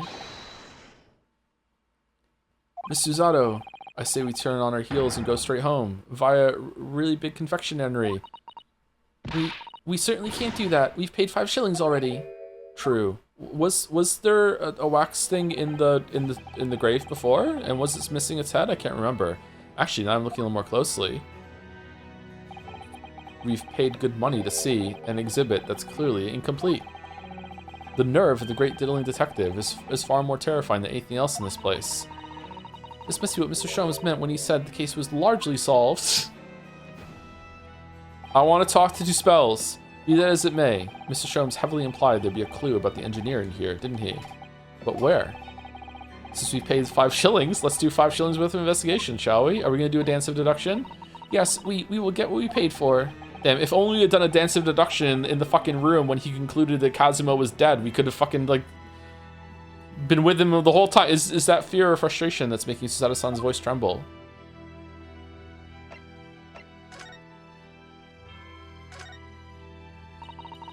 This must be the killer. The fiend known as the Professor. Yes, I think so, according to what Madame Tuspel said. He killed 5 victims, all noble or royal blood. The waxwork is so lifelike, isn't it? Like all the models in this place. I know, it looks like it could start moving any moment, doesn't it? If only it had a head, that is. Really? The Professor's not the one on the left? Perhaps we should examine it in a little more detail.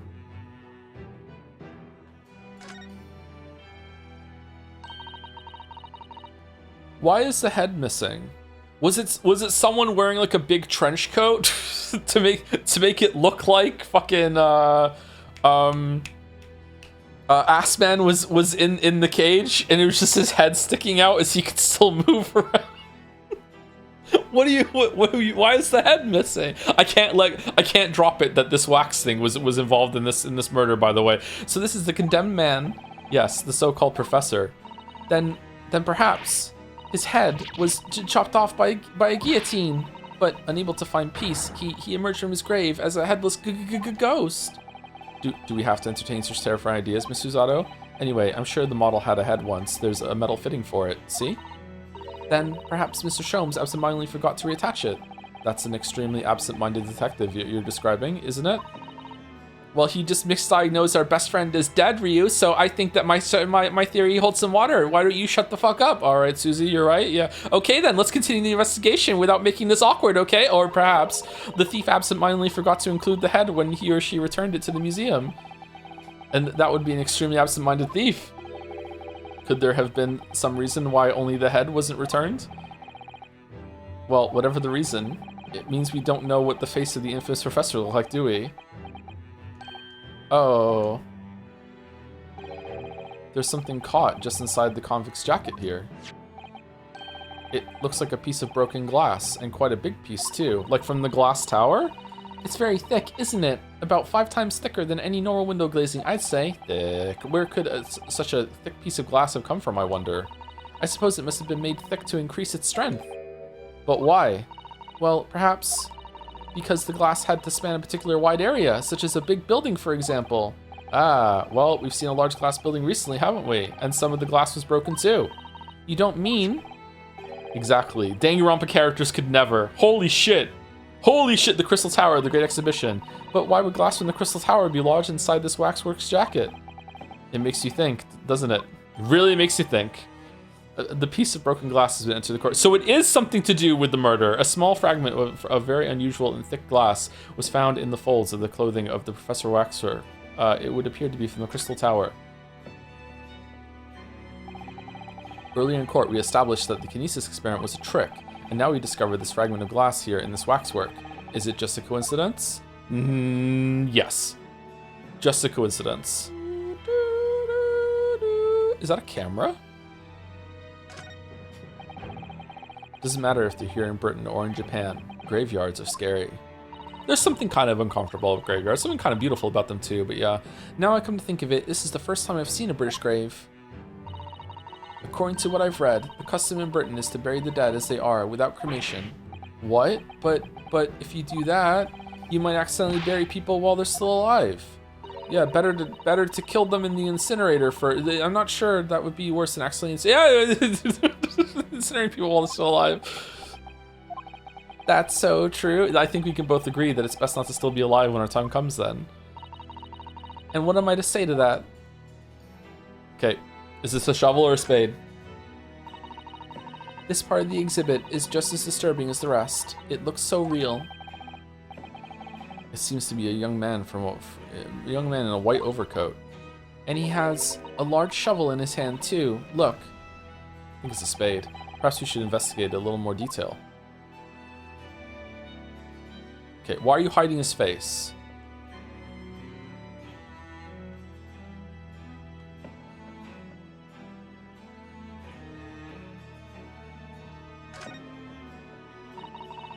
What a large shovel. He's holding it rather ominously, isn't he? What on earth was the man doing with a shovel in the graveyard in the middle of the night? I think it was to get earth on it, actually. Miss Susato? Yes? That's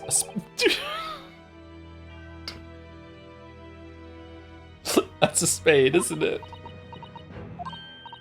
No, it's a shovel. No, shovels are for digging. That's for scooping up loose material. It's a spade. We've been through this, Mr. Naruhodo. It's a shovel. No. Although, we haven't considered trowels. We've allowed ourselves to be distracted, I feel. Perhaps we should concentrate on what the man was doing with the implement. So we're going to bury the hatchet? You're right, though. What would you use to bury it, though? What was the man doing in the graveyard in the first place? That's the real question.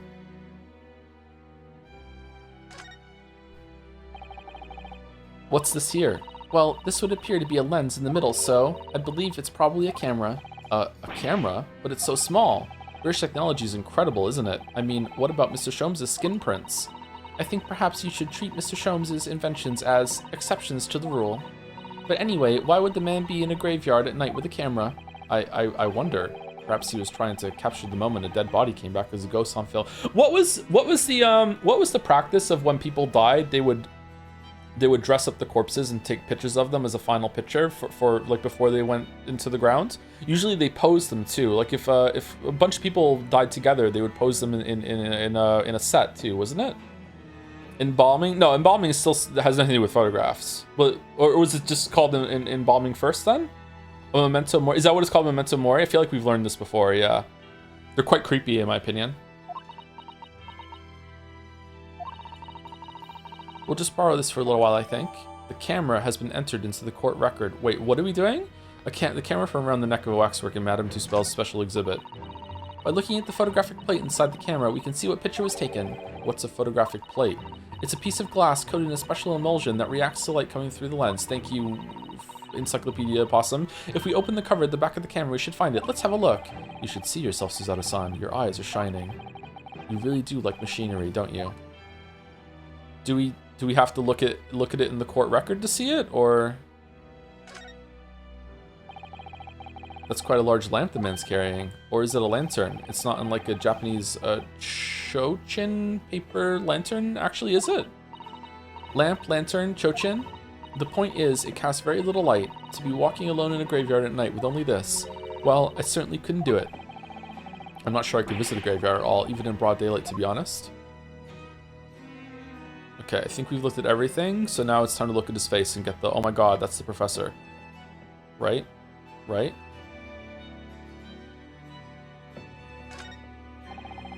I can't see his face very well, can you? Perhaps if I just... Oh, do you think you should be manhandling the exhibits, Mr. Naruhodo? Gotta manhandle something. I'll put it back exactly as it was, don't worry.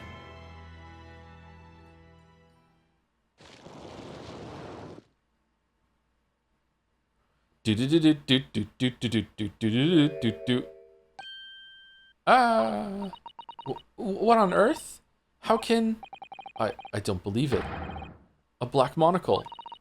That doesn't look like the same person to me, really, though. Mr. Naruhodo, is it possible that this man is... Yes. Oh. Okay, I see the resemblance more now. Just the hair is different. Okay. Did he get witchered? It's Enoch Drubber.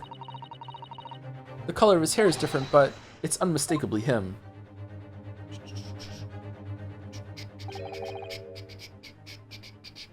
Indeed it is. Mr. Sholmes. Not all witchers get white hair when they go through the trial of the grasses, just like Geralt was very, very strong and resilient to it, so he graduated to a more experimental treatment, and the stress of it through the experimental treatment made his hair go white. Not all the witchers go through that. You might think that because the first other witcher that you really see in the game series is Vesemir, and he's old, so you know that's why. Yeah, it's not. Yeah, okay, all right. This man is a subject of your present hunt, I believe. We should do GeoGuessr Witcher 3. Yes, that's right. Just who is this man? Why is he here in this exhibit? You see Letho before Vesemir, don't you? Who's the first Witcher? The first Witchers you see in Witcher 1 are Geralt being dragged on the cart, and Lambert and Eskel and Vesemir are all there too. But who's the very first one you see of those three? I'm not sure. Maybe it's Lambert. And why does the convict behind him have no head? The head was missing when the model was returned by the thief who stole it. What a surprise. So then the case isn't yet solved, is it? So we only got 40 shillings, which is why you asked us for 5. Okay. Did I not say so myself? Largely solved were my words, I believe. Largely solved means it's not solved. I must locate the missing head. Tweet a sweet, as Madame would say, or I'll be in grave trouble. Aha! A very hungry iris still awaits my return to Baker Street, preferably with rations. Arg. Do you know, though? Something about this room is strange. Strange? What do you mean? Well, the displays in the House of Horrors are supposed to depict real events, are they not? Indeed they are, Miss Susato. Do go on. And as terrifying as they are, the scenes in the other exhibits are believable. But this one... This surely couldn't ever really have happened, could it? What's going on here? Is this like him returning to the crime to see, like, the Clint, and Clint comes back from the dead or something? Or... And also, Kazuma's come back from the dead. What's this theme of coming back from the dead that's going on here? Did Assman actually die? Is the coroner in on it too? What's going on? This surely couldn't ever really have happened, could it? I think it's time I educated you a little. Oh yeah? About the nature of the incidents involving the professor 10 years ago.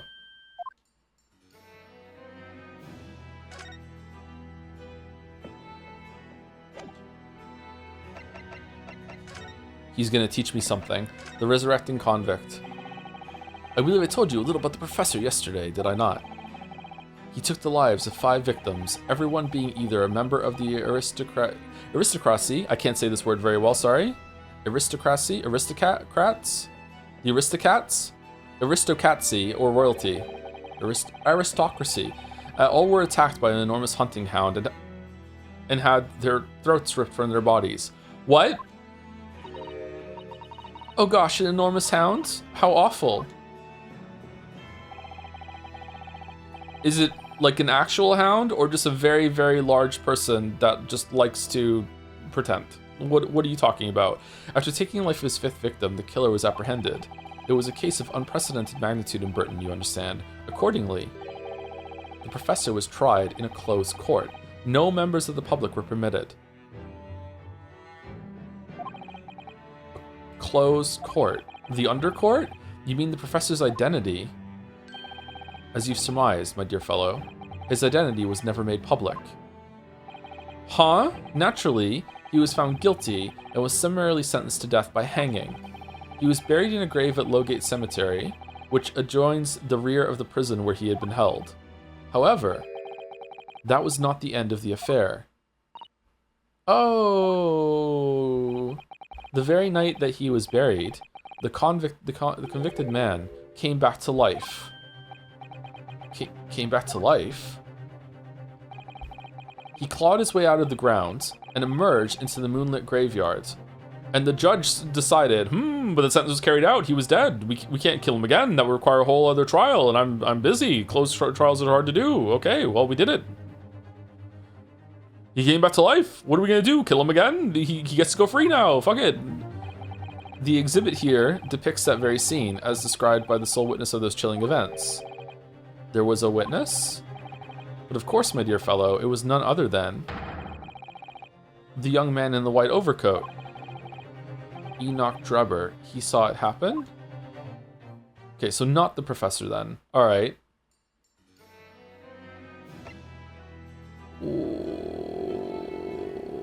Why are we hiding the professor's face? What are we doing? Did Sherlock explain? Well, the only reason why we would be hiding Professor's face if Professor has a face that we already know that face. Who face? Who face is it? Is it Assman? Who is it? The young witness. So this is a waxwork model of Enoch Drebber.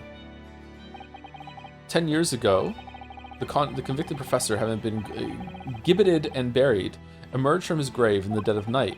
The sole witness to that unimaginable scene was this young man. Okay, how do we know that from him? He lies. He's a conjurer. He just tricked Hairbrain into building a fucking teleportation machine for the bit. He doesn't even need the money. He has a gigantic workshop where he can just build things. So clearly they don't need the money. He just does it for fun, for a lark. What the fuck? What do you mean? From appearances, I would say he was about 20 years old. Are you judging that by the wax one? It's so horrifying. Scared out of his wits, the young Drebber ran to a nearby police station to report the incident. Okay, there we go. The sheer terror of what he'd seen is said to have turned his hair white overnight. Yes, as shown in the photograph we have of him, his hair is completely white. Okay. For the trial of the mass graves? What? For the following few days, the story of what we've seen was on every front page in the capital. Really, the public was frantic for every last detail about the killer who'd come back to life. As you've seen, an exhibit was even created here at Madame Two Spells. Huh. I can quite understand why the man's hair turned white, certainly, but what I don't understand is what Mr. Drebber was doing in the first place. In a lonely graveyard in the middle of the night. Just a bit of grave robbing, innit? Simple as. Yes, what was he up to?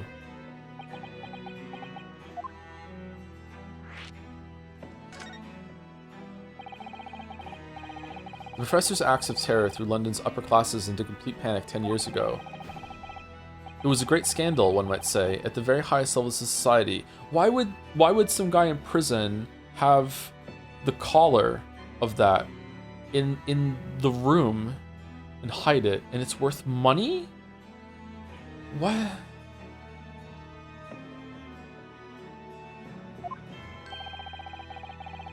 And since the killer's identity was never made public, rumors abounded.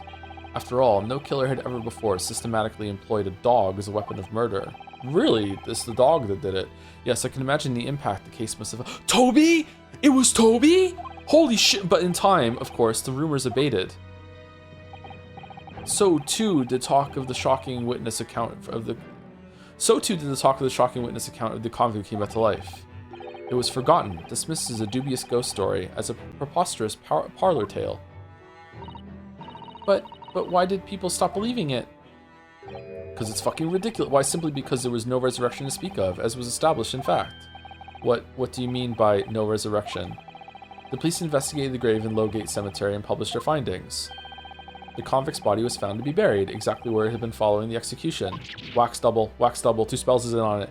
No, but that would mean Mr. Drebber must have lied to the police and the newspapers. That would appear to be the only logical explanation, yes. The young man subsequently vanished from society and nothing's been heard of him since. It's rather striking, then, that he should resurface now, don't you think? Of course, the convicted murderer couldn't really have come back to life, that's not possible. But Drebber's hair is unusually white, and if that really did happen overnight as a result of shock, it's hard to believe the incident was an out-and-out lie.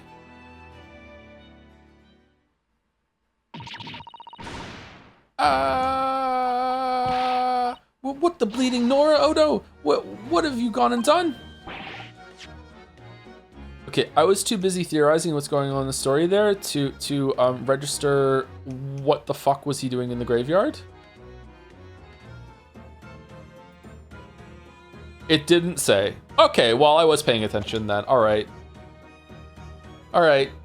Thanks, Holmes. Gina, what are you doing here? I asked Iris and she said this is where you'd be, so... Gina, not so loud in the museum. Madame Two Spells will have you take a position as a waxwork if you're not careful. I think there might be a more pressing concern. I still had some flash powder left from 6 months ago, so... All right, Gina, we understand, but please, put down the gun.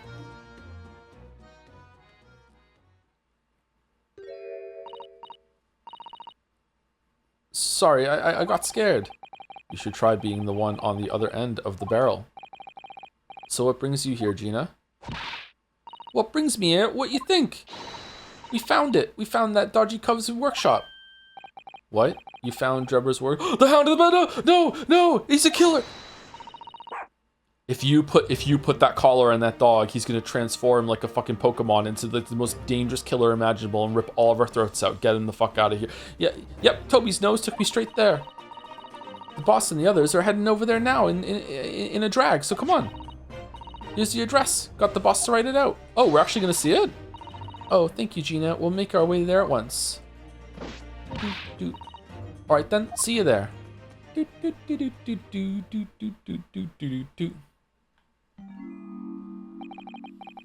You go. Don't mind me. I'll just stay here, being still. What? I know my place. In the exhibit over there. Oh dear, someone is feeling sorry for himself. Let's go, Mr. Sholmes. You're coming.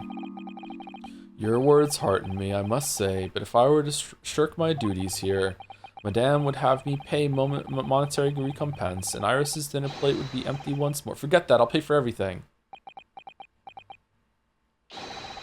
Then there's not a moment to lose, my dear fellow. I shall hail a carriage at once.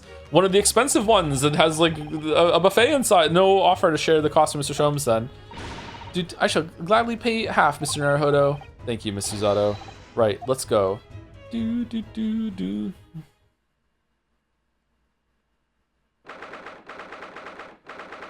October, Enoch Drebber's workshop. Holy shit. The teleporter teleported itself here?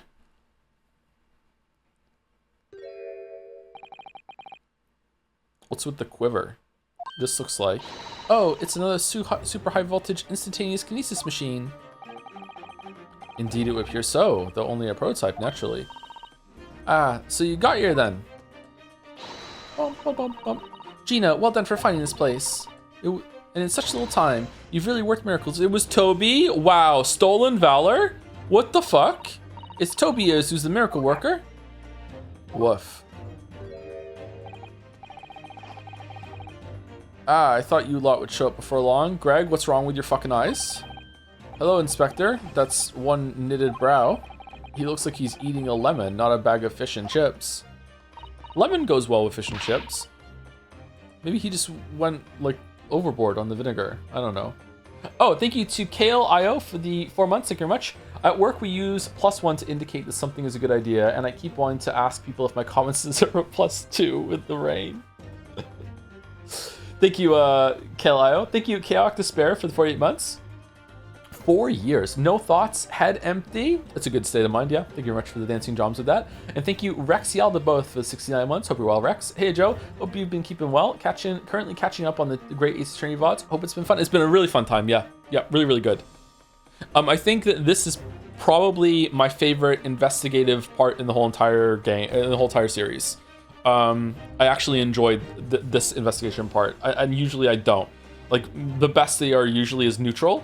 This one has been really good. So there is a way to make them work, I think. So, Inspector, is there any sign of the engineer? Why do you think this works? There's not that many things to investigate in the scenes, and it also is a really big mix of information you're getting about the trial, about the characters, about the larger story that's going on at the same time, and also the characters' involvement as well. It's not just building character traits and stuff like that and character development. It's what they did in the past too. Yeah, almost everyone's involved too, except for Iris. Sadly not. We didn't find a soul in here. Oh, what a shame. Well, thank you for letting us know about this place and giving us the chance to investigate. Where's Van Zeek's? According to what Gina tells me, we only found it thanks to a clue that you lot turned up. I wouldn't want to say go to Paris with a debt of gratitude. I'm paid now, would I? Thank you. Anyway, if you're hoping to stick around in here, get cracking. Let's get cracking. Lord Van Zeek's is the forensic investigation team, and the forensic investigation team are on their way here as we speak. Do you really think you're making it to Paris, Craig? What the fuck? Them again. Imagine you've got a picture by now. They don't take too kindly to lawyer types. Right. So then, my dear fellow, let's turn this place upside down whilst we have the chance. And you... Oh, are we going to do a dance of deduction in here? And you, Sholmes. Pardon? They take even less kindly to great detectives than they do to lawyers. Very droll, Gregson. Very droll. but you may consider me nothing more than an inconspicuous waxwork model. Right then, let's see what we can find in here. This is probably my second favorite track in the game. I like it, it's good. What on earth is this? An aeroplane, Mr. Naruhodo. One day, scientists believe it will allow humans to fly freely in the skies. Is that how the trick will be described? Is it? Huh? Sorry? Well, it's actually suspended by a thin but very strong cable, isn't it?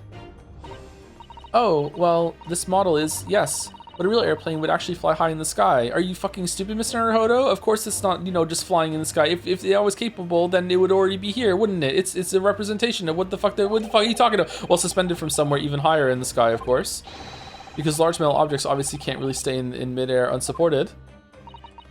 What about the balloon? So to you, the situation is ever taller towers?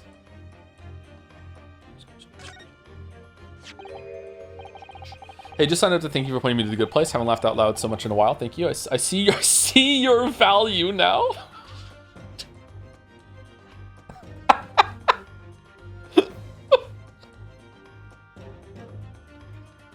Amazing first time chat message. Wow. Good place is really good. Yeah, glad you're enjoying it.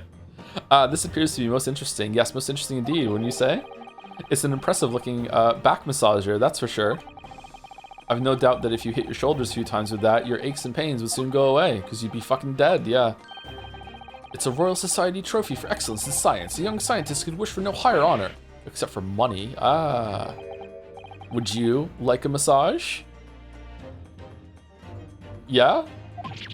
No, I'm fine, thank you. What do you mean? I had no idea it was such a grand thing. I think it's becoming increasingly clear that you're all fucking gay. That sorry, that there's no. That there's much more to this Enoch Trevor than conjuring trick. I couldn't agree more, my dear madam. And how about you, Mr. Naruhodo? Wouldn't you like to take it with you? For your tired shoulders, of course. Yeah, sure. He's not going to let that go, is he? It's curious, though, isn't it? You would expect such an important trophy to be probably on display somewhere, not haphazardly cast aside. Yeah, it seems like it's like a replica or a model of a trophy. English gentlemen can be quite a mystery at times. Was it a fake trophy that they gave to him to make him think that he was more powerful, more accomplished than he actually was? I'm not sure. A Royal Society trophy for excellence in science that was found in Mr. Drebber's workshop. It's a very prestigious award for a young scientist. All right, let's talk to Greggy last. I'm sorry, Mr. Naruhodo, that machine is covered by the special dispensation for scientific equipment. No, it's not. No, there would be serious repercussions if you were to examine it from the Crown and the government. It's only a model. Well, those two don't seem to be holding back. It's quite hollow inside. No working parts or devices of deception to be seen, my dear fellow. No loose change dropped on the floor or nothing. Not even a bone for Toby here, my dear fella. British people are very much ruled by their own ideals, aren't they? Yeah, famously so. I think that's just these two, Miss Susato. Hate being ruled, the British. They barely ever do it. This door doesn't want to open. Yeah, looks like it's got a pretty hefty lock on it. There's a specialist locksmith on his way over from the yard, so hands off till he gets here. I'm the lockpicking CSI. With permission, Inspector, I could have that lock open in less than a minute. Well, you don't have permission. And no one's given it to you, Sunshine. Gregson looked as though he really enjoyed that. Well, there's no sound of anybody on the other side. No, Drebber must have fled at the first sign of danger. Okay, either because Sherlock won't let Iris publish the story about the Hound of the Baskervilles, either it goes so high up in the government that even Sherlock has to respect it. That doesn't track to me at all. Or it has something to do with Watson, Iris's dad, and it would attract attention, and he's hiding a secret from her. It's got to be one of those two. And I'm guessing it's the second one. Because I can't... like, the Giselle Brett thing isn't going away. And now that we found out that she was just pretending to be British, which is the most cringe thing imaginable, like, I'm guessing that it's got to be wrapped up in some bigger thing that's going on with Susie's dad as well. And he doesn't want to attract attention. It could be government. Maybe if it went like really, really high, maybe Sherlock would respect that, maybe. I don't know. I don't have enough information. I'm just kind of flapping my arms at it right now. This is... It's a European-style quiver of arrows with steel bolts inside. Oh, okay, so they're bolts, not arrows. I was gonna say, why are they in there? Okay. Oh, do you suppose? Crossbow bolts, these. And just the right size for the bow you lot turned up at the exhibition grounds. In other words, Sumari. Yep, that's more evidence to support your theory. It all goes to show that Drebber was the one pulling the strings behind the scenes of the whole scam. Okay, why is there even still a trial at this point? It is obvious the Harebrain didn't do it. A crossbow found hidden behind a tree under the experimentation stage of the exhibition grounds. It belongs to Mr. Enoch Drebber. Thud. Uh-oh, we didn't talk to Greg. Shit. Oh. Is something wrong, Mr. Zato? Well, I thought I heard a noise from the far side of that door. Well, Gina, did you hear it too? Yeah, I heard it and all. What do you reckon, Toby? Woof, woof. Right, mind the grease? Thud, thud, thud. Whoever's in there, open up. This is Scotland Yard. Clomp, clomp, clomp, clomp. Squeak, clunk. Well, they're fucking gone. Oh my, someone is in there. Jesus Christ, this Jason Bourne. Ah, this rotten bleeding lock. My dear Gregson, as I said only minutes ago. If only it were countenanced, I could unlock that door in less than a minute.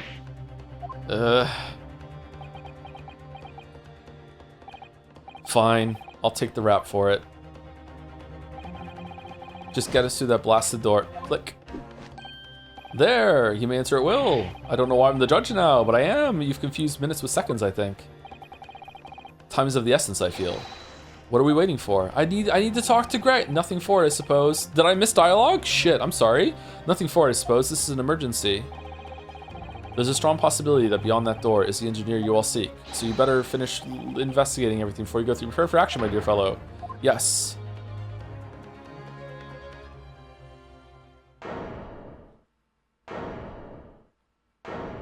Is that a bomb?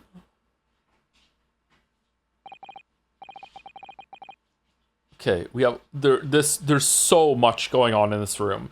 There's a hot air balloon model that is blue on the bottom but green on the top, so it's kind of almost looks like the ones that are in the sky, but not really. It's a recommissioned one. There's like a ship frame model hull on the wall. There's footprints on the ceiling door. The cupboard is upside down, and there's a safe. An old-timey safe, too. I should get a safe. I feel like I should have a safe. I think by the time you get to my age, you should have a safe, right? I don't know what I'm keeping in the safe. But I feel like you should have one. What? What's happening here? Why is everything upside down? Well, not everything. Is it? Rats, there ain't no one in here after all. But there must be. It was only moments ago that we heard those noises. Maybe that was the sound of Drebber running away. But there's only one door into this room. He's in the safe! And no windows that could afford an escape route. Those skylights are too high.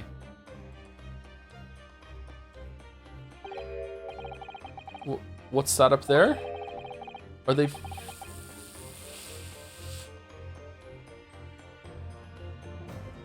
Okay, was Christopher Nolan consulted? It's an Inception room? Does it flip upside down?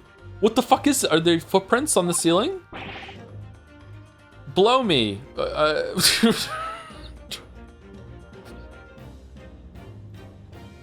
would like to repeat my statement. What have we here then?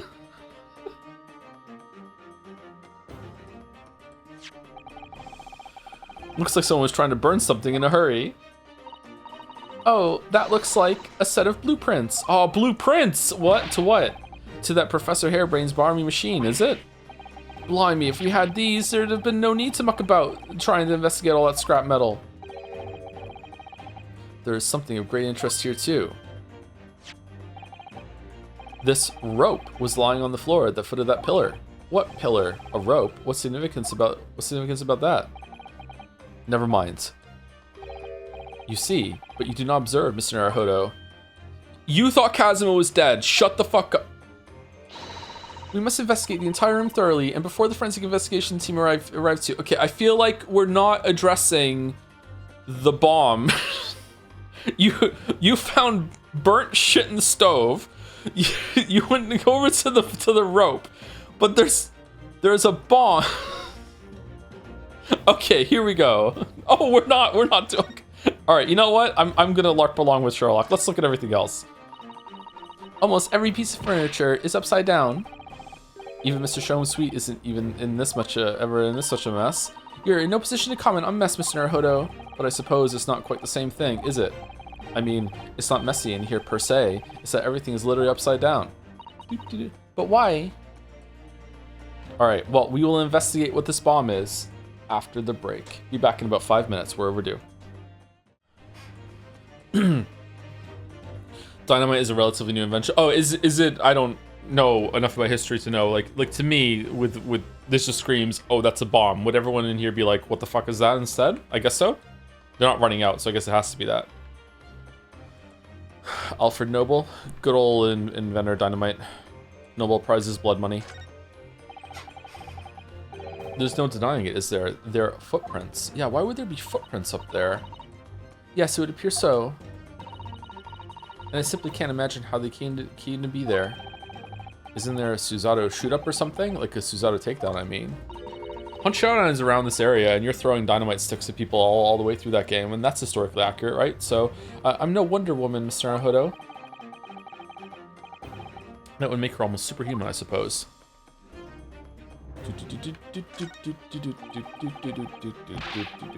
It's a really lovely model. It looks just like a real flying balloon. I think it's probably staying aloft on the same principle as a full-size balloon using gas. Really? A green flying balloon. It does have the hallmarks of that amazing deception at the Great Exhibition, doesn't it? Could it be that the whole thing was planned here in this very workshop? Nah. Okay, so it's just the safe and these two things, right? Nothing else? What if I just leave? You can leave. Hit the bricks. Oh, yes! No! The casino!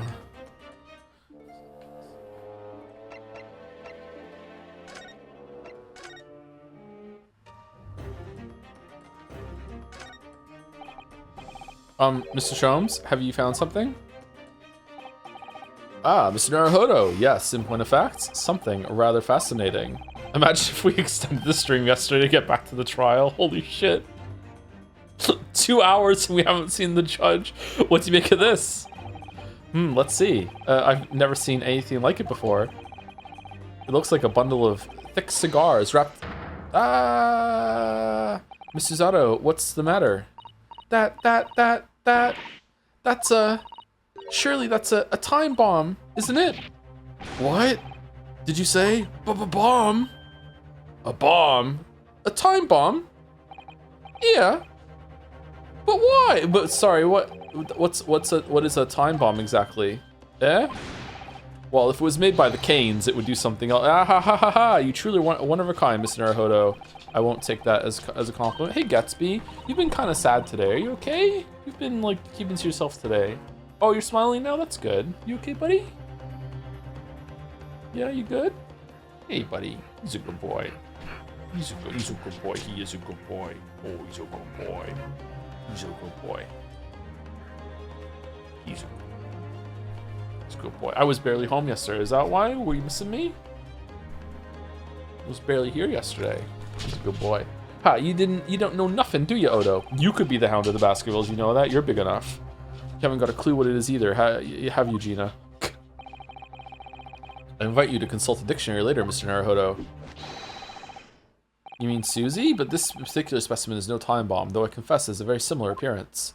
Huh? Oh, well, thank goodness. But then, what is it, Susie? He misdiagnosed Kazuma as dead, alright? Kazuma? I don't know which is correct anymore. Kazuma is dead? It could be a bomb, alright? I see, so that's it. Goodness, Mr. Sholmes, have you seen to the heart of the matter? There are times when I consider my lot most unfair. This is not a time bomb, it's just a regular bomb. For I'm fated never to know how it feels to flounder as you do when a puzzle presents itself.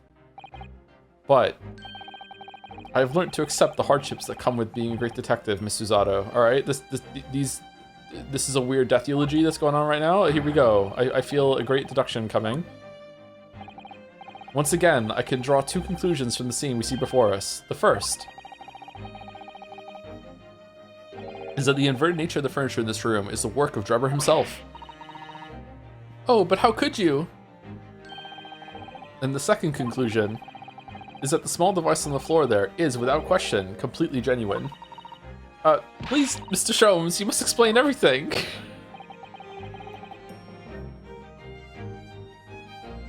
We're dead, my dear Susato. It would be a pleasure. After all, it is a great detective's civic duty to teach Scotland Yard the finer points of the trade. Well, Inspector Gregson seems delighted with the idea anyway. Oh, you deflected the inspector's glare with such fortitude there, Mr. Sholmes. Well done. There's a bomb! What the You're too kind, my dear madam. I hereby dedicate this great deduction to you. Kindly stand just there, Miss Susato. Oh, yes. I'd be delighted. Is it gonna blow up in the middle of his dance? So, shall we begin? Once again, Herlock Sholmes is proud to present his logic and reasoning spectacular. Oh my fucking god. No! No! Flipped furniture. Tension. Oh my god. It's plain to see this room is in complete disarray. The bed, the table, the chairs, the lamp, everything is upside down. Almost as if every item in the room had, until recently, been happily positioned on the ceiling, before falling straight down onto the floor. Every item in the room is on the ceiling? Are you suggesting that there's a safe code? Indeed, the key here. Whoa! Is gravity the budget? What the fuck? It would appear that technology has last succeeded in freeing us from the great pull of the earth. Wait, what? For the gravity in this room was reversed and then suddenly restored to normality. Goodness. The inverted furniture clearly reveals the truth about the part gravity played in this whole business. I quite understand your skepticism, Miss Susato. I, too, was incredulous at first. However, my conviction in my analysis was cemented when I observed this. Just want to... An anti-gravity device, almost identical to the one that featured in a dream of mine only the other day. In fact, the only reason we're still standing in here is because this nutter told us this wasn't the bomb. We're fucking dead. No, don't fuck with it. But why does it have a clock on it? A most relevant question indeed. That is the timing device that controls when the gravity direction will switch. There was clearly a requirement for the engineer to be able to restore normal gravity automatically. And the commotion we heard earlier from the other side of the door was the moment that restoration occurred. I gotta say, the feet on the trapdoor at the top are, you know, maybe he's right. Yes, the reason why everything in here has been turned upside down is because of the anti-gravity device. So you see, we need to look no further to explain the state in which we now find this room. The direction in which gravity acts in here was reversed by Mr. Drebber, before being restored to normality in an automatic fashion since some time later by the Antechamber device. I didn't read that right, I'm sorry. I witnessed precisely the scene in a dream I once had when I fell out of bed.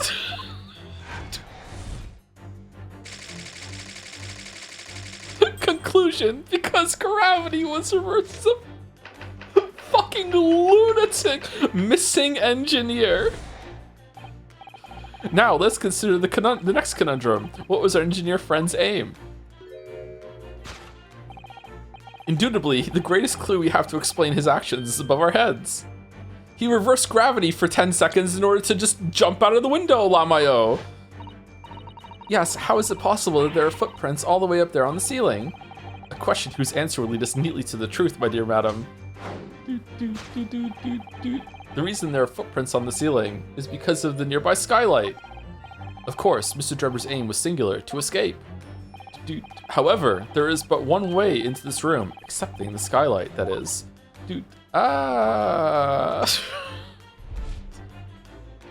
Holy shit! By inverting the gravity in here, this is such an amazing, clever use of assets here, because this presents as really, really cool, but it was probably just like, they're just manipulating things in the room and the camera perspective or anything like that, but it works, man. By inverting the gravity in here, Juro was able to fall conveniently to the ceiling and make his escape via the otherwise inaccessible skylight, leaving those footprints behind on the way. Oh, she's upside down, but the ceiling in here is very high, Mr. Sholmes. If the gravity reversal was sudden, wouldn't Mr. Drebber have fallen up to the ceiling rather violently?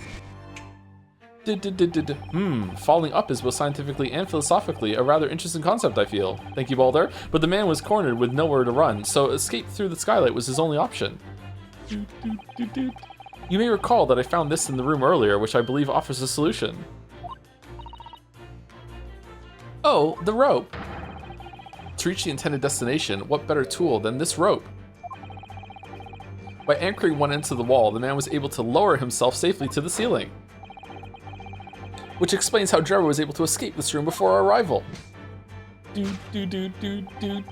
reversed the pull of gravity and fled via the skylight. And personally, I should very much like to reverse the pull of gravity again now, just for fun.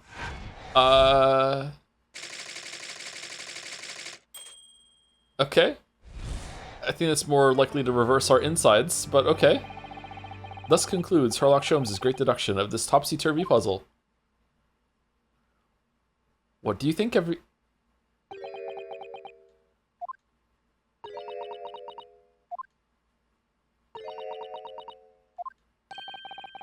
She's completely spellbound. Mr. Sholmes, there's just one thing that troubles me. I would expect nothing less. You're destined to be troubled by just one thing for the rest of your life.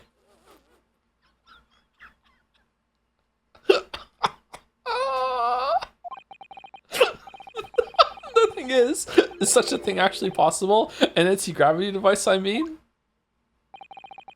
I would say that with man's current scientific knowledge at the turn of the 20th century, it's no more possible than instantaneous kinesis. Oh. But your whole deduction hinges on it. You told us that it wasn't possible. Are you just fucking with us? Ah, but my dear fellow, when you have eliminated the impossible, whatever remains must be the truth. Okay, Jonathan Creek, however improbable it may seem. Oh dear. It's a marvelous line, wouldn't you agree? One of my more enduring pearls of wisdom. I had Iris come up with the exact phrasing. My original was clumsy. Yes, I have a feeling I've read it in something that Miss Susato lent me once. Actually, there is one other thing, Mr. Sholmes. The spell's broken at last. The rope you found was on the floor, wasn't it? Indeed it was, in lonely coils near the wall. It wasn't tied to anything? But if Mr. Drebber had used it to escape in the way you described, wouldn't it still be tied to the wall? Oh. Mysteries inevitably unravel in the end, as I think you'll find, do ropes.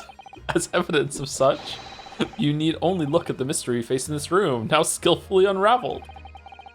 That argument is only one Ellen skillfully? Or at the beginning of Skull, that argument is as circular as the coils of rope. I think perhaps we might need to give Mr. Sholmes the usual little helping hand. I'm sure with some minor corrections, the great detective's great deduction will lead us to the truth. Yes, you're right. We must do it quickly before Enoch Drebber gets too far away. I think we need to do it quickly before the bomb explodes, but okay. If you're ready, then let us resume. Sherlock Sholmes' Logic and Reasoning Spectacular.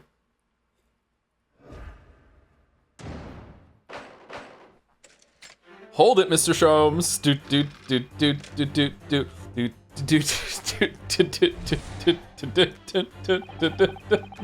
It's plain to see that this room is in complete disarray. The bed, the table, the chairs, the lamp, everything is upside down. Almost as if every item in the room had until recently been happily positioned on the ceiling before falling straight down onto the floor. Every item in the room is on the ceiling? Are you suggesting that? Indeed, the key here is gravity. It would appear that technology has last succeeded in freeing us from the great pull of Earth.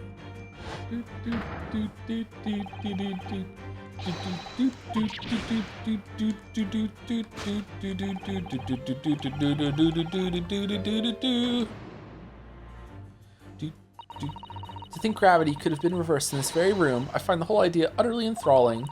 Only Mr. Sholmes could conceive of such an explanation. But the man himself admitted it was a scientific impossibility, so... Yes, you're quite right. He's fucking with us. We must completely discount the idea at once. Oh, that's unusually merciless of you, Miss Susato. When you've eliminated the impossible, whatever remains must be the truth. The great detective himself said so, didn't he? While refusing to part with his dreams of anti-gravity devices. Yes, I suppose so. Well, let's see if examining this topsy-turvy scene a little more closely reveals some proof that shows exactly what the gravity in this room was or wasn't doing.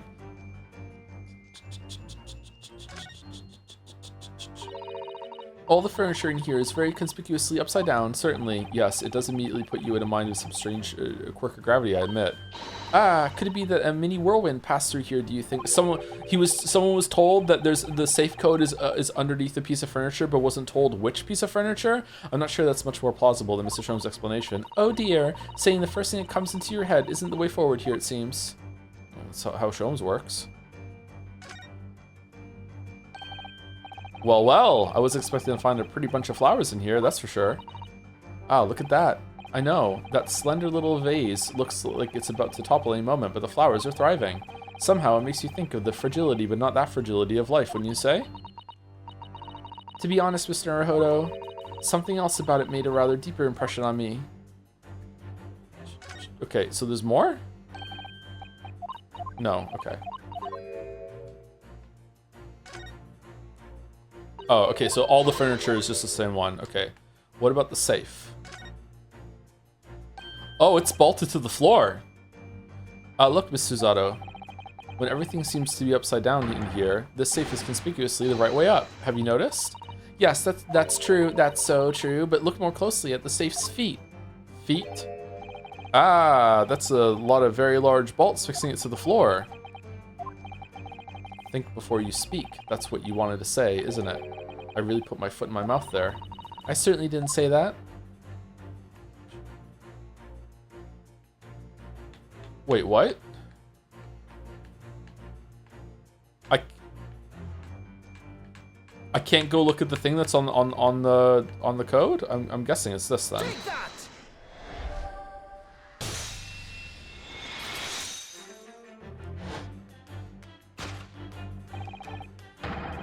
How can we Sholmes Max? We have to be eating soap while about to be teleported across a map into a pocket of anti-reverse gravity right before being tucked into bed to have a dream about it all. The upright vase clearly reveals the truth about the part gravity played in this whole business. Into a pawn bro? Yeah, always be pawning. Always be pawning. Thanks for the raid, Utada. Hope you're having a good time. What were you playing? Upon my word, Mr. Naruhodo, you surpassed yourself by completely turning my argument on its head. He's never mad. Trying to impress your assistant here, perhaps? Always. No one is trying to steal your spotlight here, Mr. Sholmes. Trust me. As you rightly say, though it appears at first glance that all the furniture in the room is upside down. This unassuming slender vase is standing keenly to attention. And unlike the large safe, there's nothing affixing it to the floor. And it's the exception that breaks the rule. In short, Sue, much as it pains me, the gravity in this room was never inverted at all. Oh, well, that was easy. My deepest sympathies for your loss. Oh, poor Mr. Sholmes. But the show must go on, so let's continue with our deductions. Now that we know this contrivance is in fact not an anti-gravity device, there remains but one other possibility. You don't say. Someone deliberately turned over every piece of furniture in here, which might sound obvious, but leaves one mystery very much unsolved. Namely, why would anyone choose to do that? Quite, and naturally, there is an explanation. Is just Greg's and Gina just watching? The only reason why everything in here has been turned upside down is because of the anti-gravity device. We thought we did it. He's absolutely determined that this device must have something to do with it, isn't he?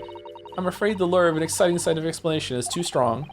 Well, there's no doubt that somebody did this. Somebody turned all this furniture over, and so whoever it was must have had a reason. I'm afraid nothing comes to mind at all, though. Well, let's look around and see if the answer presents itself. We've already established that gravity wasn't actually reversed in here, haven't we? In other words, Sumari, this isn't an anti-gravity device at all, which makes me very curious to know what sort of device it is. But I think for now it's clear that we're looking for an answer elsewhere. What the fuck are we doing? That's a coal-burning heater, I think, isn't it? Yes, it is, but it's not just for heating, you know? You can grill on it, bake in it, boil it, and steam things with it. It serves all sorts of purposes. Fucking Frodo doing his dance of... No, Bilbo doing his fucking dance of deduction about how all the treasure got into Smaug's fucking hoard while the dragon is there sleeping on top of it. Be like, who knows? It was the dwarfs that brought the fucking treasure. Who fucking... Don't worry about that thing. Let's just dance and talk in front of... What the fuck are we doing? That seems like it's having your cake and eating it too. Not unlike a heated kotatsu table with a nabe pot, hot pot, a mikan orange, a cat, and an elderly relative. Oh, you mean it seems too much? I suppose perhaps it does. But you realize only some of those things on your list are edible, don't you?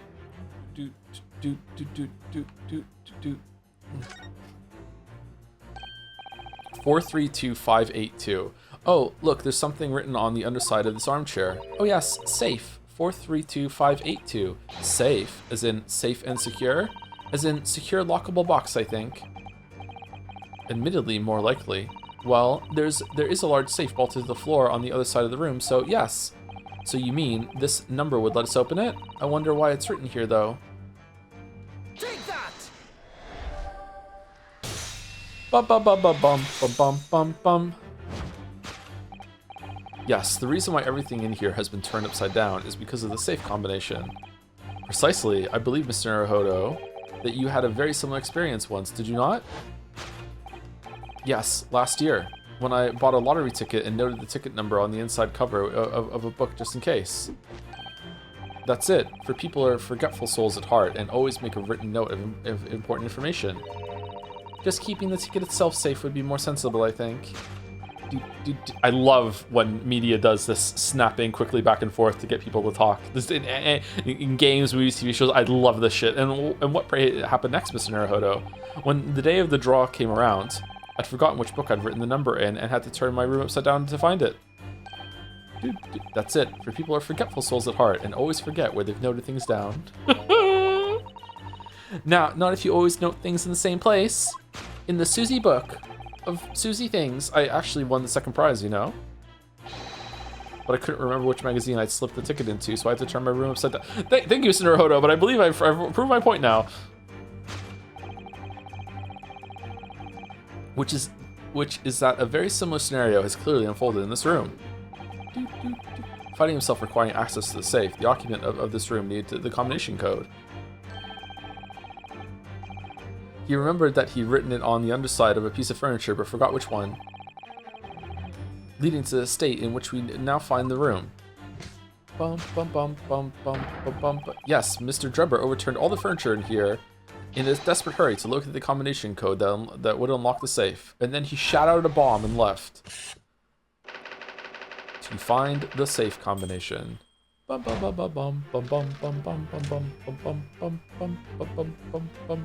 Escape via skylight. Did he use the balloon to escape? Would that be enough to get one person to launch them upwards a little bit more? Or now let's consider the next conundrum. What was our engineer friend's aim?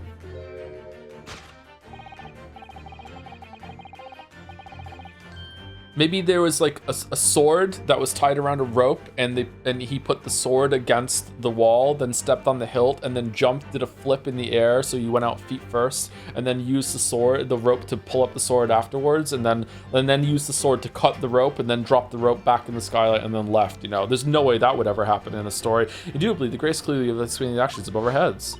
Yeah, how did the feet get there? Yes, how is it possible their footprints all the way up on the ceiling? A question whose answer will lead us neatly to the truth, my dear madam. The reason there are footprints on the ceiling is because of the nearby skylight.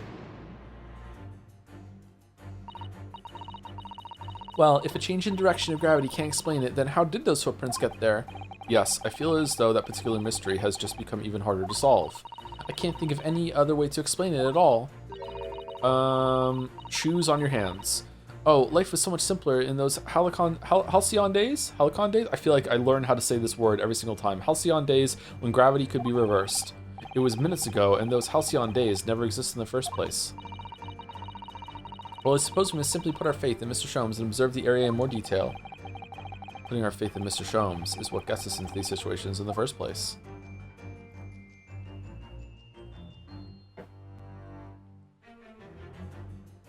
What the fuck?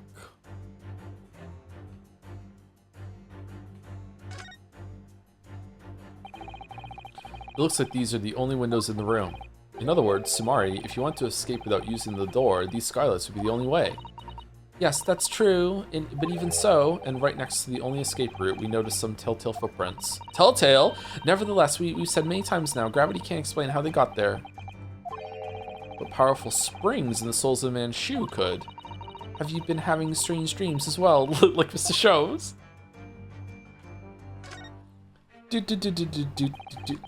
This is a gas balloon, isn't it? It's tiny, but it does seem to be a real balloon. Yes, I think you're right. I think it's helium that's keeping it up. A green gas balloon? Why does that seem to ring a bell with me? If you can see, there are footprints on this balloon too. Look. Oh yes, surely that's a clue, isn't it? Though what it tells us, I'm not sure. What's that up there? Is it just like a...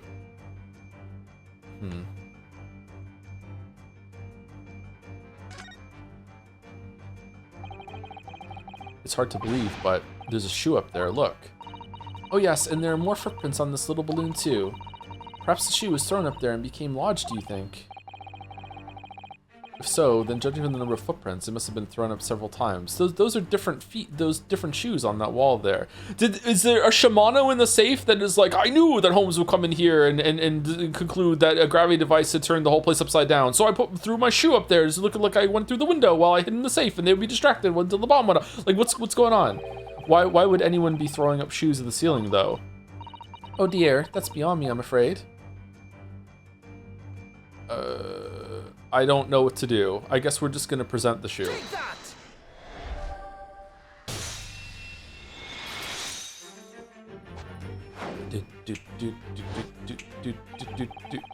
The reason there are footprints on the ceiling is because of the nearby shoe. And on closer inspection, there are clearly footprints all over the balloon as well.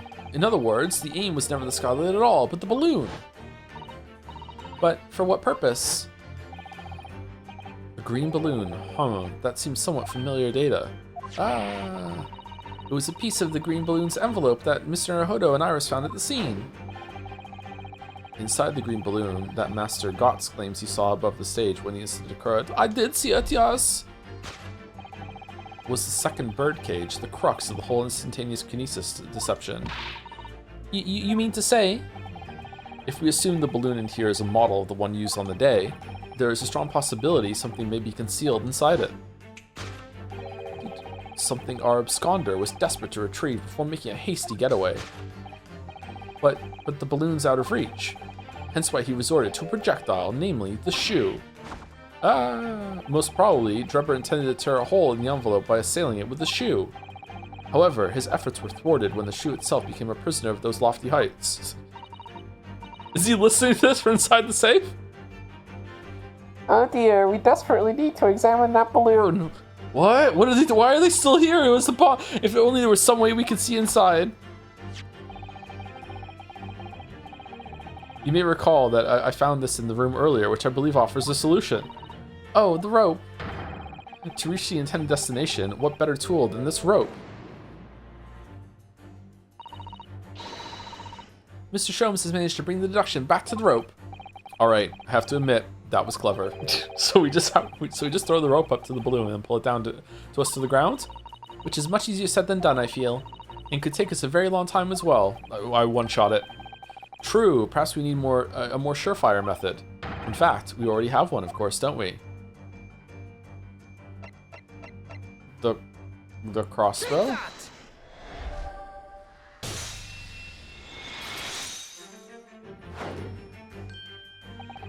To reach the intended destination, what better tool than the crossbow? Okay, but it's full of helium and also bomb. Talking about the bomb that we found, that was found at the scene, in fact. Do we have it?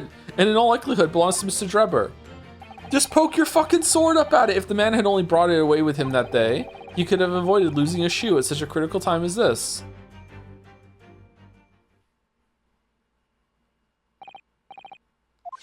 So, shall we? Your curiosity is deeper stirred, no doubt, my dear fellows. What is it that Enoch Drebber has hidden inside that balloon?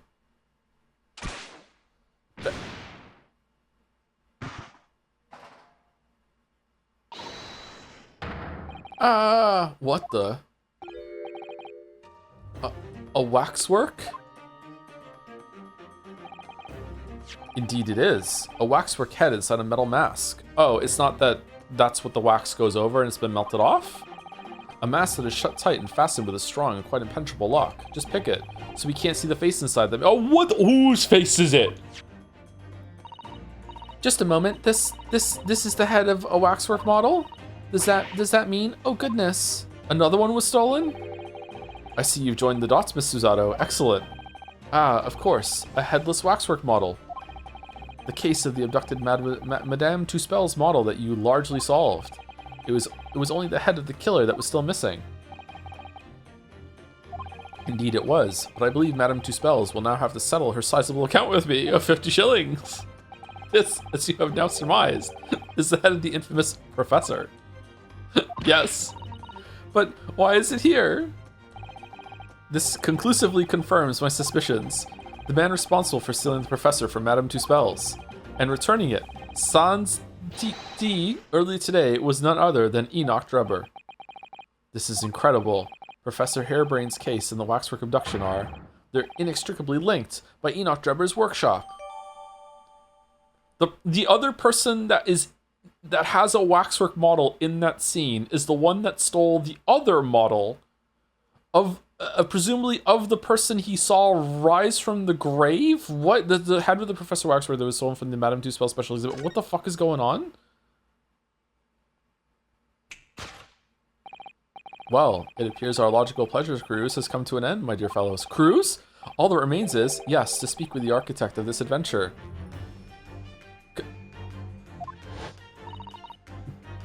The architect? You mean Mr. Drebber? It seems quite impossible that he escaped via one of the skylights. Obviously, the man must still be here in the room. Why is the music fucked up? And his location should be abundantly clear. If you simply reflect on the journey we've made together during this deduction. Enoch Drebber is right here, somewhere in this room. So, Mr. Naruhodo, will you do the honors? Yes, of course. Mr. Drebber's hiding place must be the...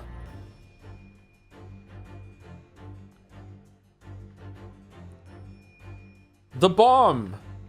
The wardrobe! Take that! The wardrobe! Oh. Alright. There are lives in this section? Alright, Mr. Drebber, come out. Oh. Not there, Mr. Naruhodo. But I don't understand. You could always climb inside yourself. Oh, not again. Please, don't mind us. Do go ahead. I know how fond you are of wardrobes. I'll think of something else. Thank you very much. Where could Mr. Drebber be hiding? Can you find out where Mr. Drebber is hiding? Bed, skylight, hiding in the safe. I'm sure we've already come across a clue that reveals the answer, you know? Yes, it was when we deduced why all the furniture in here is upside down, wasn't it? That gave us the answer, I'm sure. We're very close now, Mr. Naruhodo. I can sense it. Take that!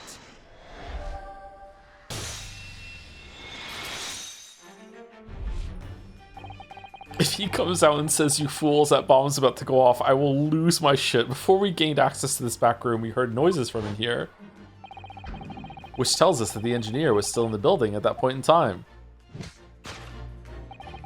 He was, in fact, searching for the combination to this safe.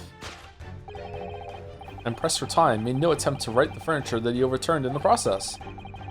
From which we can deduce that his search for the combination happened very recently indeed. In summary, Mr. Enoch Drebber.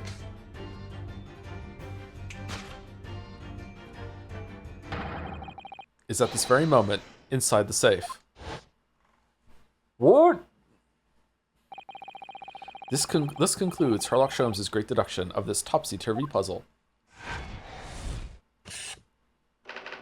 Inside the safe.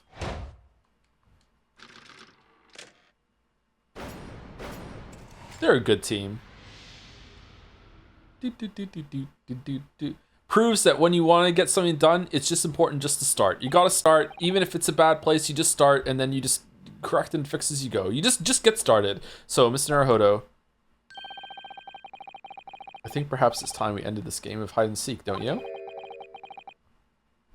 By opening the safe, you mean? What else? Let's see. The combination was 1, 4, 3, 2, 5, 8, 2. I knew that. Alright then. Here goes. Isn't there like a mechanism inside that you can hold and make it so you can't open it? Yeah, there you go. Yeah, why didn't you just do that? Is he stupid? What the fuck are you wearing, bro? You found me. For this one, I'm thinking Yusuke.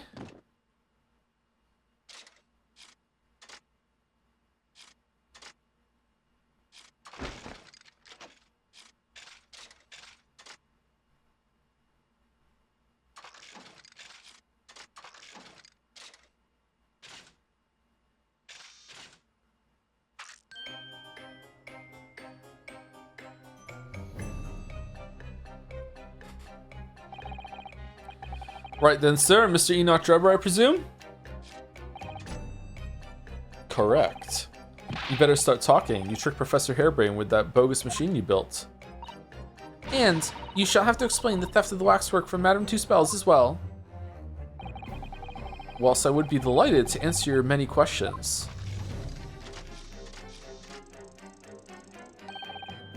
Personally, I would advise that you deactivate my little parcel first. Deactivate? Your parcel? I refer, of course, to the time bomb. I left in the most prominent position. Ha ha ha. I see. Stunned silence. You're all gearing up to die with me then. Number 15. No! Mr. Sholmes, with only 7 seconds to spare. That was too close for comfort. I've got 1 foot in the grave already. 7 seconds? Are you trying to help us get a killer or get us killed? Mr. Sholmes' deductions can be completely life-altering, can't they? Well, my dear fellows, that was a close shave. The resemblance to an anti-gravity device is really quite startling, I must say. What the fuck? Anti-gravity devices don't exist. Not yet. Phew, I wouldn't push it, Mr. Sholmes.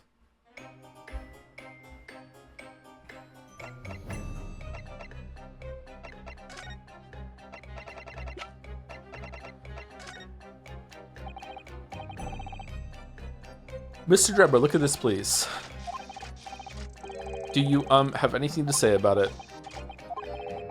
Are these strange mechanical movements supposed to be some sort of answer?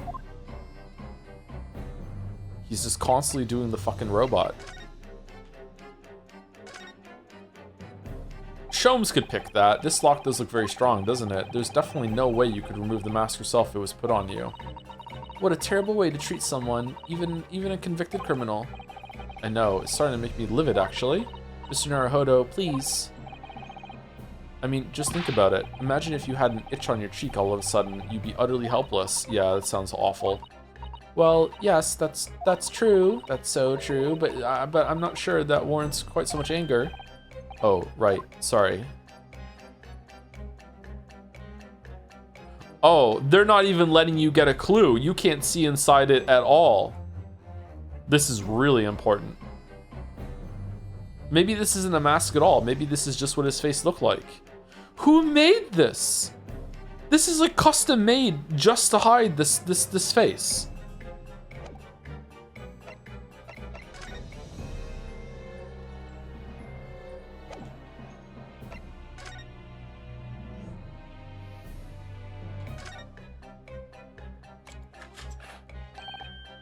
Oh look, the cover came open. Yes, now, there should be a glass plate inside. You have to change the plate with each new photograph you want to take, you see? Unless you're a rich kid from Bohemia, you just snap, snap, snap, snap, snap. Is something wrong? There is no plate. It's been removed. Ah, what a pity, but I suppose if you think about it, this wouldn't be the actual camera that was used at the time, just like the waxwork isn't the actual person.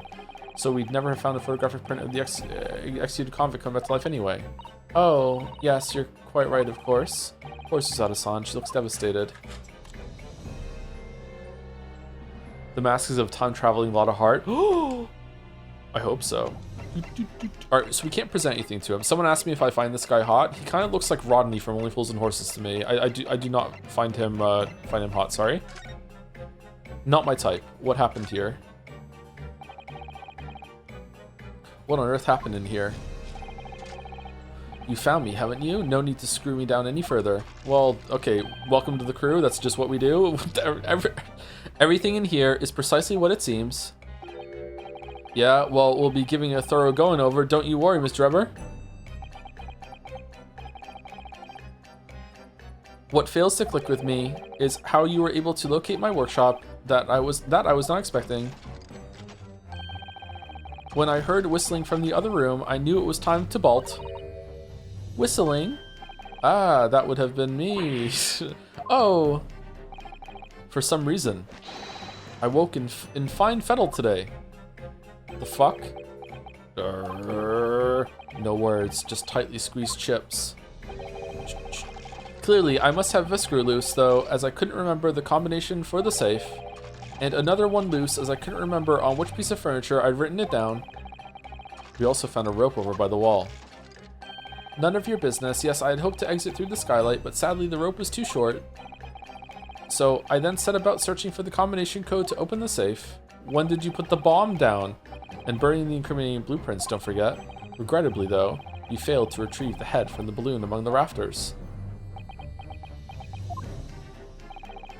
And after that, you hid yourself inside the safe? Having first set this parcel ticking. Well, I had no intention of being nailed by the police.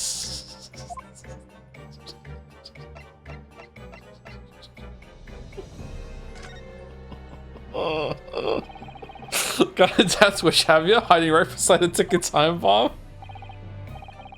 Please, why do you suppose I chose to hide inside the safe? It's no ordinary safe, it's specially designed. A dynamite explosion wouldn't leave a scratch on it. It might destroy the locking mechanism, though. You might get trapped in, though. So in fact, the safe was the only safe place. Ben Zeke's laughing in the chat. Precisely.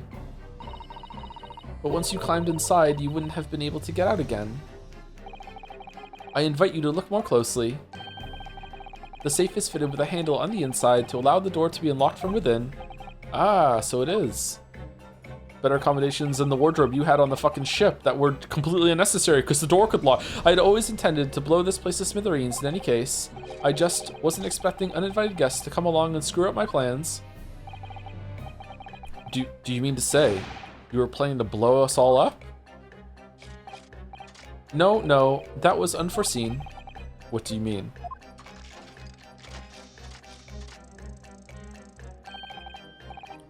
Most people run, you see, when they see a ticking time bomb at their feet. Ah,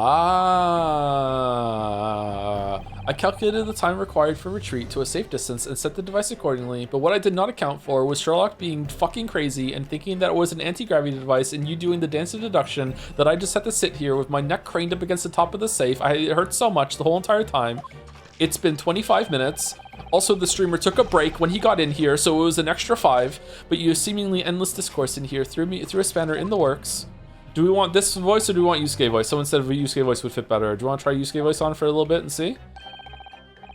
Is something wrong, Gregson? Do I have something on my face besides the usual eyes, ears, nose, and mouth?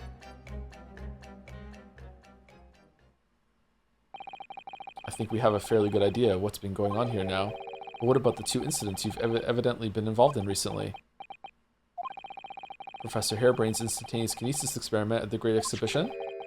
And the waxwork model you stole, which this head belongs to. That's no ordinary head, you know. That's the head of the professor. Clad in a mask with a lock so strong, I'm unable to open it safely to reveal the killer's identity.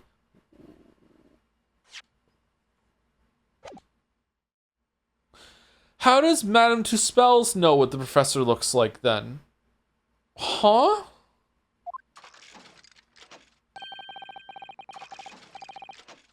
Can I do both of them?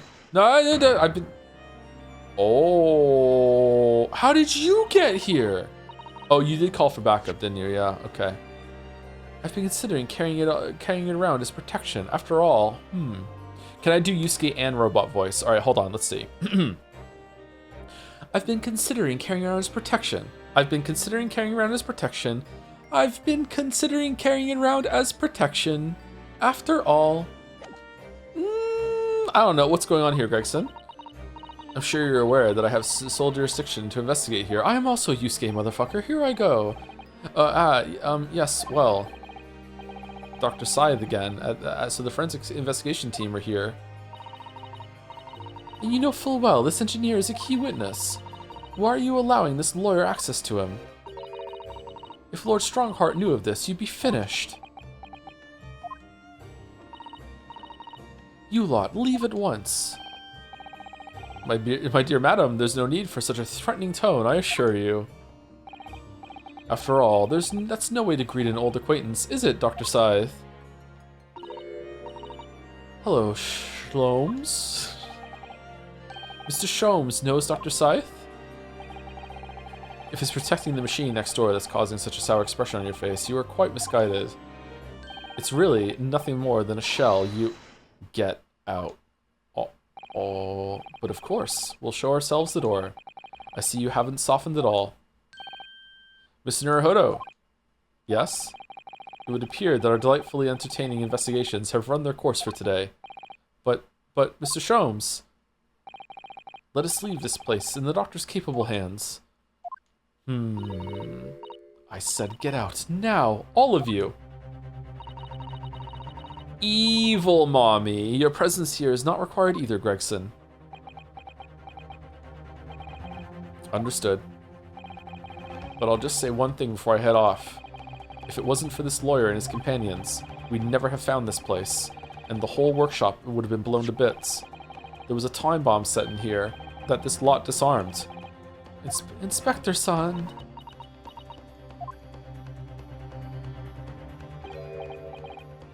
Are these two related? Kuh. Something giving you a chuckle, has it, Sunshine, Drebber? So sorry. Didn't mean to offend. You're quite right, of course. You did disarm the time bomb, didn't you? Yes, you did disarm that one. What are you? That one? You mean?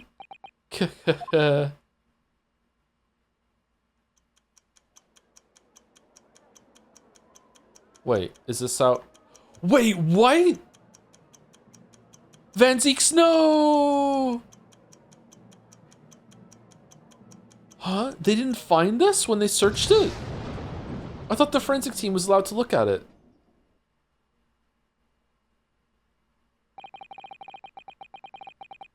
It was an hour later that we heard the news of the enormous explosion that ripped through the experimentation stage of the Great Exhibition. Man, how could Harebrain do this? Professor Harebrain's invention and all of its secrets were blown away forever. So it does work.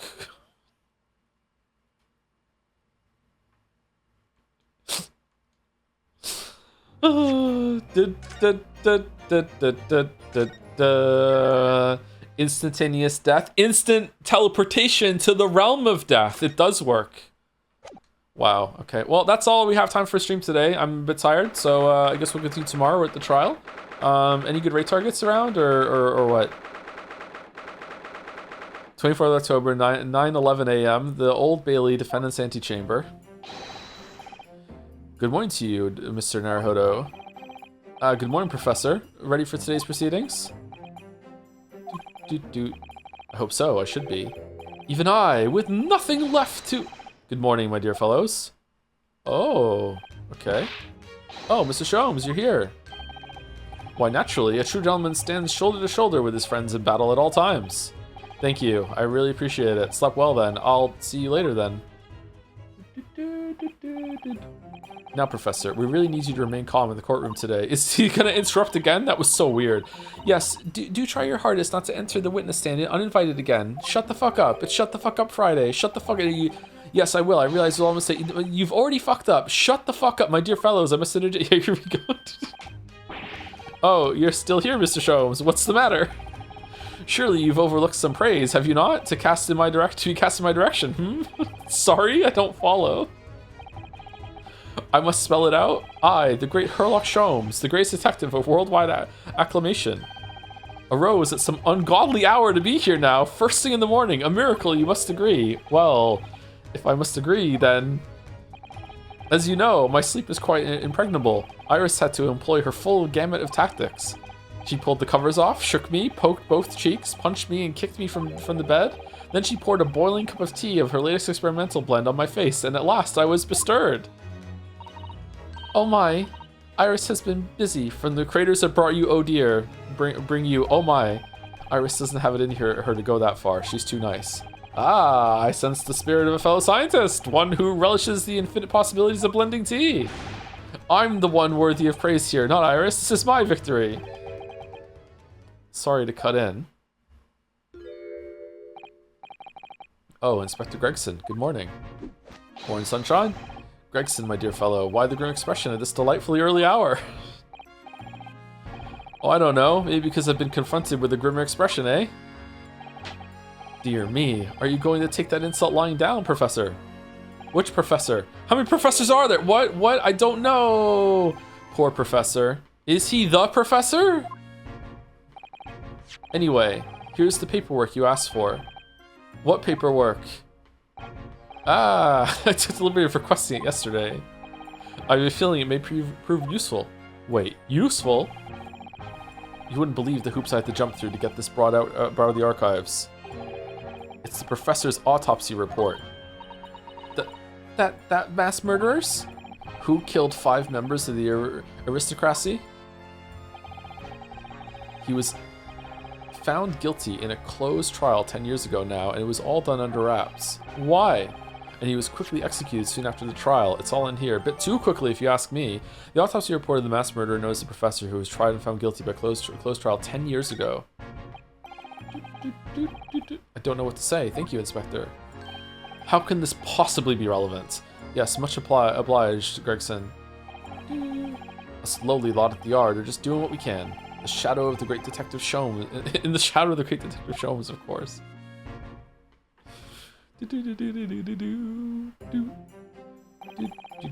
Well then, Professor Harebrain, this is it. Today, we're going to lay all this to rest at last.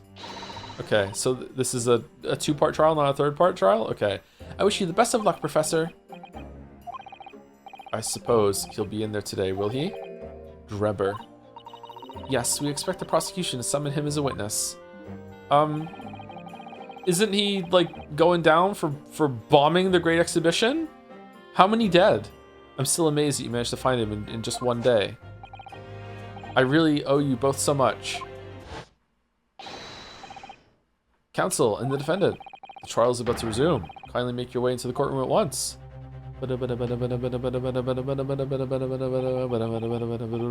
This is it then, the final chapter. Funny, my heart's racing a little. There's 2 more after this, bud. I've not felt this before, actually. This strange foreboding, as if something's going to happen in this trial that I'm not ready for. But I can't let that distract me from the only thing that really matters. Finding the truth.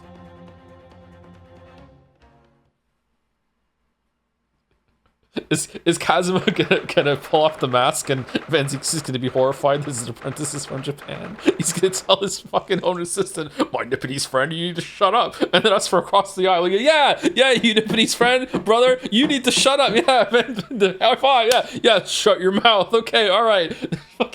Van Zieks, be racist to me again now. Alright, yeah, kick him out.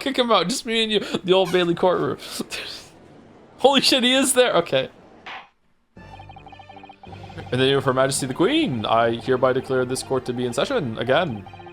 We resume the public hearing of Albert Hairbrain, here present, who stands accused of... How is he still fucking on trial? What the fuck do you mean? What? Are the counsels for the prosecution and defense ready to proceed? The prosecution is ready, my lord. The defense is ready, my lord. Oh, he's so nervous. As promised, Lord Van Zieks has his apprentice with him. His apprentice with memory loss.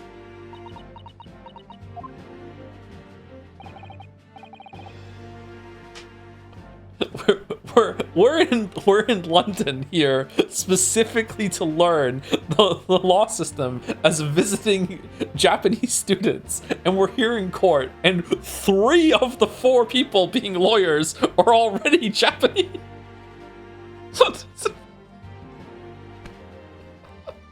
Like, if Van Zieks leaves at some point, it'll just be like fucking like the jury's like, what the fuck is going on? Are they learning from each other? Like, what's happening? It's like visiting theater, if I may, Lord Van Zieks. Yes, my lord. There appears to be someone standing at your side. Yes, my apprentice and assistant. The prosecution believes today's proceedings will see complexity of this case rise considerably. He also has his own... What? I therefore instructed my assistant to attend to ensure the smooth running of the trial. Okay, so you got him to do that without him being able to talk to you. Huh. And the smooth running of liquid refreshments by the look of it. The way he holds himself, the way he moves. It couldn't be anyone else. Kazuma-san. And he's still suffering from amnesia, so there's really nothing we can do at the moment. I know, but, oh, this is so very hard. It would appear the prosecution has done a fine job in responding to the demands of the court made yesterday. I understand you have successfully secured the engineer who disappeared from the scene on the day in question. Yes, my lord. Are you going to give us credit? I intend to call him as a witness shortly. Very good, very good. Now then, ladies and gentlemen of the jury, hope you have your popcorn. Who have been chosen at random to represent the will of the people in this courtroom today? Are you ready and willing to proceed? Of course, my lord. I'm sure we all understand the importance of doing our civic duty. I do so despise deception and deceit. I find it so very wearing. To take a man's life with a conjuring trick, it is against the magician's code, not to mention the law. Any fake scientist should feel the wrath of God, if you ask me. Interesting? We have to listen to what's being said on both sides of the fence, and then settle on one. That's it, isn't it? Same thing as last time. Wasn't like this in my day. Wasn't like this at all. We just threw him in the clink, we did. If all parties are ready to proceed, you may begin, Lord Van Zieks. Before I do, my lord, there is a report I must read to the court. Yesterday, at the Great Exhibition Grounds, the evidence of primary importance in this case. The super high voltage instantaneous Kinesis machine, which was installed on the experimentation stage, was deliberately destroyed in an explosion effected by an unknown person or persons. It was what? Okay, well, considering there was already an explosion that happened there, and we all know that it's like volatile dynamite. There's no way that they're gonna say that he planted a second explosion that went off by itself. Someone must have planted it afterwards because he's been in custody the whole entire time, right? An explosion! This is an outrage.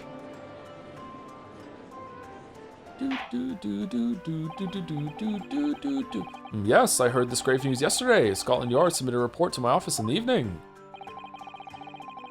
I read that the machine was blasted to smithereens, and the wreckage reduced to ashes in the flames. How many people died? I have here a photographic print of the scene, taken in the wake of the explosion. Oh, okay. So the explosion wasn't that big. It just blew up the top of the thing. Why would you want to blow that up? Huh? It shows what little remains of the machine. Yes, a terrible business. He did it to destroy the evidence, did he? That Enoch Drebber. I'm starting to think that the machine worked. The court will take this print as evidence, counsel.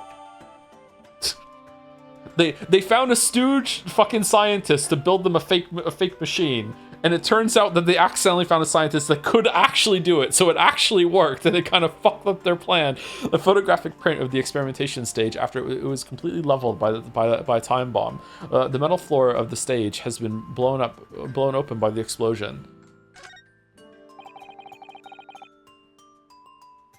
Late yesterday afternoon, the protection afforded to the machine by the Special Dispensation for Scientific Equipment Act was revoked. However, before a thorough investigation could begin, the invention was obliterated from existence.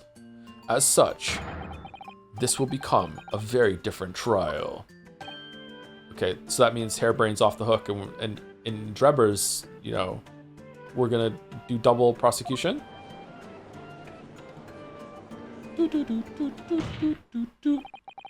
As it stands now, with no evidence on which to draw meaningful conclusions, we just must vote guilty. The authenticity of the Kinesis machine will remain forever in obscurity. Indeed. No way to know. Maybe he invented teleportation back here in the 1890s, but maybe not. Who knows? Oh well, lost to history. Let's continue. A most unfortunate state of affairs. However, one thing remains clear. The victim's death was the result of the actions of the accused. Of that, we can be certain. Okay, explain how, for it was the accused himself who was operating the machine and who ultimately caused its loss of control. Whether it worked or not, as Lord Van Zeeks rightly says, this is a very different trial now. The accused accepts responsibility for his part in the events that transpired. He acknowledges that Mr. Assman died as a result of the accident caused by his machine's malfunction. However, unbeknownst to the professor, he was being deliberately deceived by a pair of very clever fraudsters. Names, counsel, if you please. You know me, I'm the judge. I've forgotten everything that happened yesterday. It's new day, new me. That's my motto. Pawn all my stuff in the morning. Always be pawning. The engineer, Mr. Enoch Drebber, and the victim himself, Mr. Odie Assman. So what exactly were these two men up to behind the defendant's back? The defense intends to expose the information, thus establishing the unequivocal innocence of the defendant. Order, order. Thank you, counsels. The positions of the prosecution and defense have been clearly stated. Lord Van Zeeks, summon your first witness, please. At once, my lord. The prosecution calls the engineer, Mr. Enoch Drebber, to the stand, and to do Yusuke voice while he's on there. Not the robot one, just the normal Yusuke voice, please. Fuck you, Van Zeeks. I won't do what you tell me. State your name and occupation for the court. Name, Enoch Drebber. Occupation, whatever you want me to be. Hard to pin down, I would say. Yeah, that's about every single character in this game, actually. See that black monocle? Yes, why do I feel as though I've seen it somewhere before? Oh, you too. I had exactly the same feeling myself. Your file indicates that you are currently being investigated in connection with another case. The theft of a waxwork model, is it? A most extraordinary sounding business. What about that he bombed the fucking exhibition? And there's 1, 2, 3, 4, 5, 6 witnesses, 7 if you count the dog Toby. Like, what the fuck are you talking? But that has no bearing on this trial, I assure you. Cleave it from your mind. Okay. Let me get it right out of that thing. You're familiar with the public experiment carried out at the Great Exhibition some days ago. There's no proof of it. He said it. He said he did it. He admitted it. The accused super high voltage instantaneous kinesis demonstration. Yes, you could say that. I'm aware of it. There was a terrible accident, wasn't there? It was you, Mr. Drebber, who constructed the vast machine used in the experiment. Or so our investigations indicate. Can you confirm your involvement?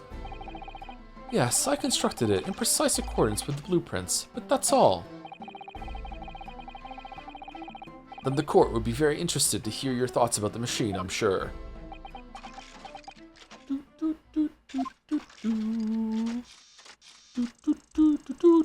Joe, didn't you just say yesterday confessions of evidence are an entire thing? Oh, sorry.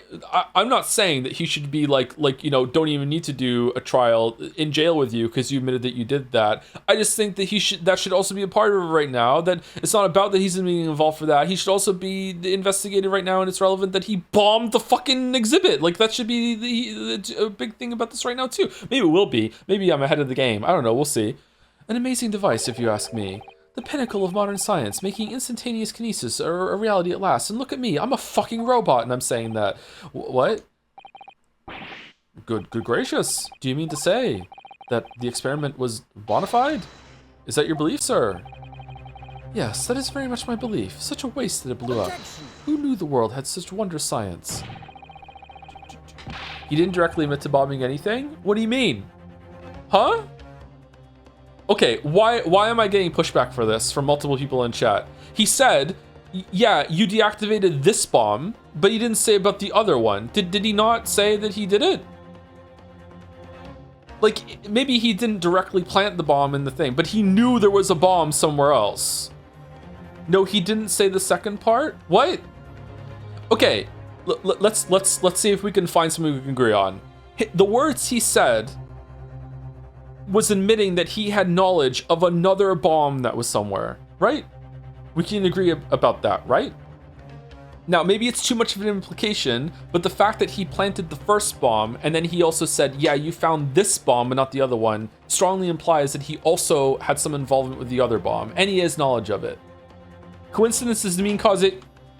We've already established the machine was nothing more than a prop for an elaborate conjuring trick. Maybe we should ban more people. We've established nothing of the sort. All that was shown during yesterday's proceedings is that the same outcome could have been produced by means of staged trickery. The defense merely proposed a method and demonstrated its feasibility, nothing more. We're still on this, huh? But... We've procrastinated long enough, I feel. Witness, you will now give your formal testimony. This was procrastination about the machine that you constructed for the purpose of the demonstration of the Great Exhibition. Understood.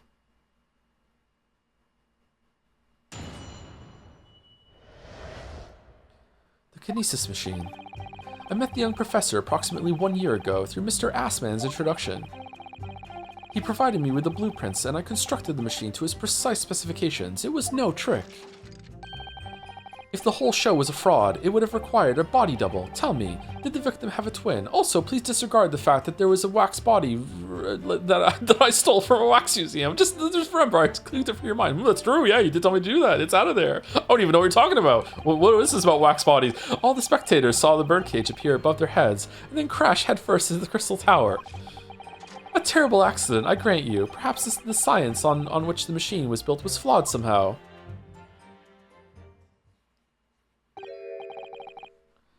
A body double? That goes without saying, surely. To give the impression that something has moved when in reality it hasn't. It's a basic conjuring principle. The deception cannot be achieved without substituting the original with a fake at some point in the performance. But would I be right in saying you haven't managed to establish anything along those lines? Incidentally, the prosecution has already confirmed that Mr. Assman has had no twin siblings. It's my understanding that this witness is well versed in conjuring artfulness. So he's probably very credible, but such talents do not indicate that he was actually able to accomplish what he claims. Namely, the construction of what, by all accounts, must have been an extremely complex scientific machine. Whatever do you mean? Yesterday's proceedings brought the true nature of your past exploits to light, Mr. Drebber. Indeed it did, my lord. Yeah, remember, as a swindler who preys on innocent scientists to elicit government grant money through conjuring know-how. Yes, it's true that I possess considerable knowledge of stage magic. And that this seems like a magic trick was pulled off in front of a whole audience, but disregard that. I wasn't being hired in my capacity of magician, but as someone who builds things. It's nothing to do with it. But crucially, my stage knowledge more than matches that of any academic in the field.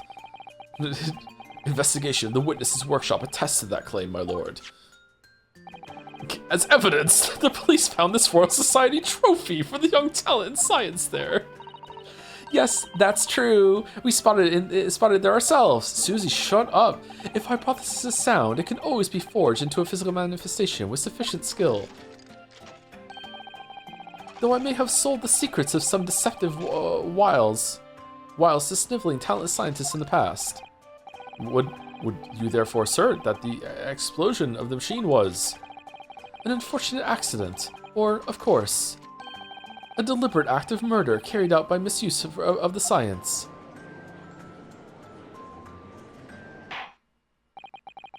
Counsel for the defense, your cross-examination, please. Really? Really? Yes, my lord.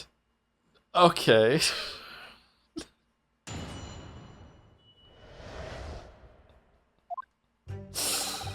Really? I met the young professor approximately 1 year ago through Mr. Assman's introduction.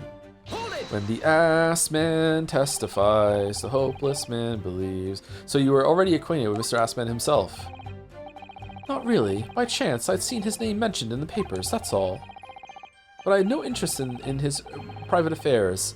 If he was an unscrupulous investor, it was no concern of mine. Thank you, Nick's AC, too. Kind of Nick adjacent there. Thank you for 26 months. As long as people pay their bills, I take my tools and construct what they ask for. So why did Mr. Assman approach you in particular then? Who can say? I presume because my name is associated with excellence in engineering. Not to mention excellence in fraud.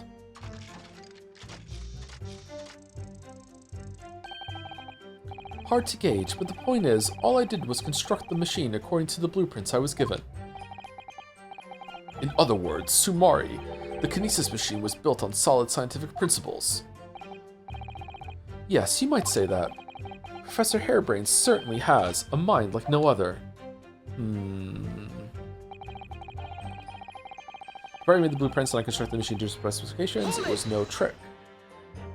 Okay, can we bring him out then and ask if Harebrained wanted a trapdoor to be below the fucking thing? Oh no, we can't put him on the stand. He'll incriminate himself instantly. It's clear that you have both scientific knowledge and knowledge of conjuring magic, however. The more knowledge you have, the better equipped you are to handle whatever comes along. But your implication is that I furnished the machine with some trickery, I think. It's a possibility that we have to explore. Unfortunately, though, the machine has been blown to Kingdom Come. Deliverance? Henry? So there's really nothing left to explore, is there? How about the blueprints? Oh wait, you were found in a room burning them. Are we going to bring that up? It appears that the Kinesis machine was fitted with a timed explosive device of some kind. And there's nothing left of that device either. Not a single shred of evidence remaining, I hear. Yeah, that's true. Bombs are the perfect crime, really, because they destroy themselves, therefore there's no evidence, so who can say that there even was a bomb? He must have planned all this from the outset. But in any case, it's abundantly clear that the experiment couldn't have been a trick. Did Harebrained ask for a bomb to be installed up there too? Yes, I followed the specifications exactly. It's not my place to judge. If the whole show was a fraud, it would have required a body double. Tell me, did the victim have a twin? Of course, that's it. Mr. Assman was a twin. Objection. We already fucking told you. No, he's not. Perhaps my learned friend wasn't listening earlier. Mr. Assman had no twin siblings. No, I heard you before, but the thread of hope hadn't quite left me. Maybe he had a brother that kind of looked like him from a distance. The demonstration could have been a trick if there was somebody who looked sufficiently like the victim, but Dr. Scythe absolutely ruled that out as a possibility. It is beyond question that the victim himself, Mr. Assman, did move from the stage to the Crystal Tower. The fingerprints found at the scene attest to the fact. I thought we weren't allowed to use fingerprints. Are we allowed to do that? So it can't have been orchestrated using someone who looked identical to Mr. Assman then. Okay, but it could have been something that looked identical to him while he was in the balloon, and the swap was made after. It's like, we start off with him on the stage, then drops down, the explosion, double in the sky, falls down, and then he goes into the contraption. And then he's killed? What are you thinking, Mr. Naruhodo? Typically I'm not, no. Oh, no, nothing. Just that the idea of someone who looked identical to the victim is playing on my mind. All the spectators saw the birdcage appear above their heads and then crash headfirst in the crystal tower. It crashed headfirst, you say? To shreds, you say? According to the many witness reports from those there at the time, yes. Were you not there at the exhibition grounds on the day?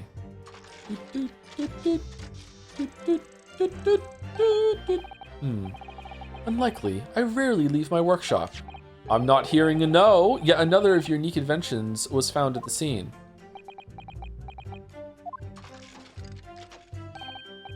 Well, it was the unveiling of a machine I'd labored over for many months. I saw it clearly with my own eyes, the birdcage plummeting headfirst in the tower. So you were there. What a surprise. I believe the victim's neck was broken from the headlong fall, wasn't it? How would you have come by that information? Even an infernal recluse like me reads the newspapers, you know. According to the reports, 2 injuries were apparent on the victim's body. He was dead before his neck was broken, though, which is very strange. Yes, he'd been stabbed in the chest by a screwdriver believed to belong to the defendant. And he had a broken vertebrae as well as a fall from a considerable height.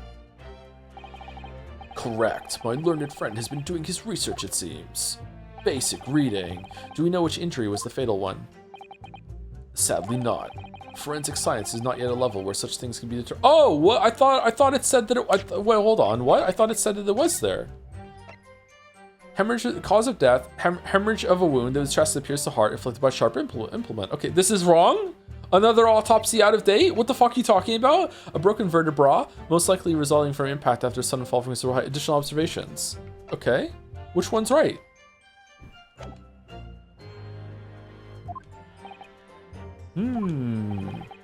What we do know is that the victim died having sustained both injuries at some point during the experiment. And since he was found in the birdcage with his neck broken, it's obvious that he fell from considerable height. I suppose that's hard to deny. Anti-gravity machine? A terrible accident, I grant you. Perhaps the science on which the machine was built was flawed somehow. So you understand the science, did you? Not in the slightest. Oh, right. As I've said a number of times, I'm an engineer. My job is to manufacture according to the blueprints I'm given. I would be inviting manifold problems if I foolishly allowed my brain to digest the ideas behind them. I could be accused of stealing those ideas, for example. But how is it possible to construct a machine without really understanding the principles it relies on? It's instructions. It's like building a fucking computer. Well, you're practicing law without really understanding the principles it relies on, aren't you? Oh, very good point.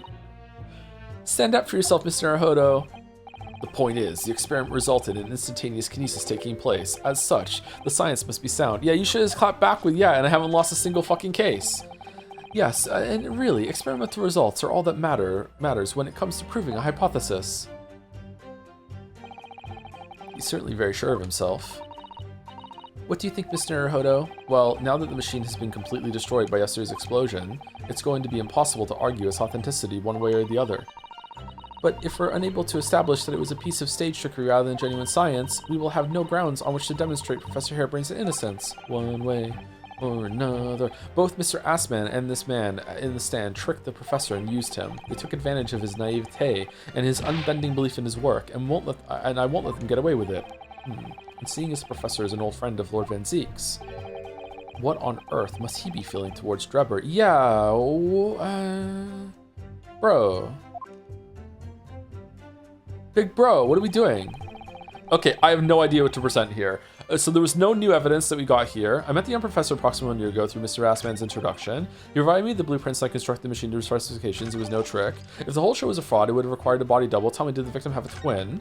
And all the specters saw the birdcage appear above their heads and crash headfirst into the crystal tower. A terrible accident, I grant you. Perhaps the science on which machine is flawed somehow. Okay, hold on. Let us look at the evidence, the new evidence that we got today that we haven't looked through yet. We haven't looked through this we kind of looked through. Let's just go through them all again, just to be safe. Okay. Oh, so it didn't land head first, it landed bottom first. Ah, look here, Miss Susato. Oh yes, the wood's cracked and broken a little. I suppose because it fell from such a height.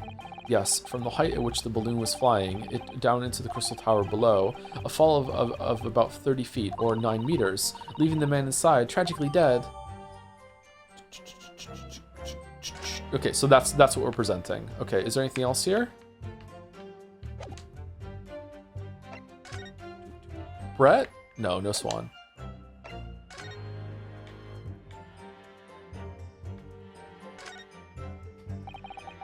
This piece of glass is almost as thick as it is wide. Yes, I've never seen anything like it. If you were to compare it to a human, only Mr. Sholmes has such thick skin.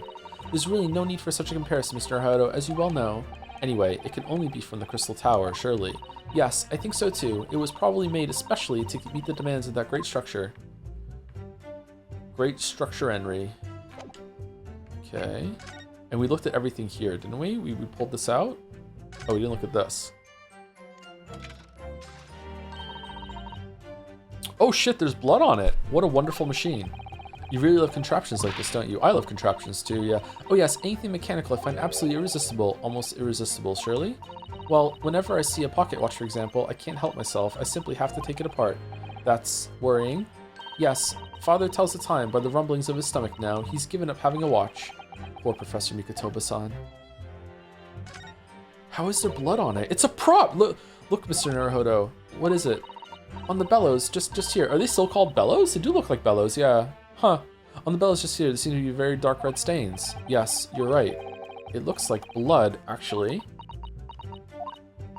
Oh my. I'm sure it's not what you're thinking. Ha ha ha ha. The details of the camera have been updated in the court record. How could this possibly have anything to do with what we're going through right now? What the fuck? I love this. I love when I have no idea what something is for. What is this for?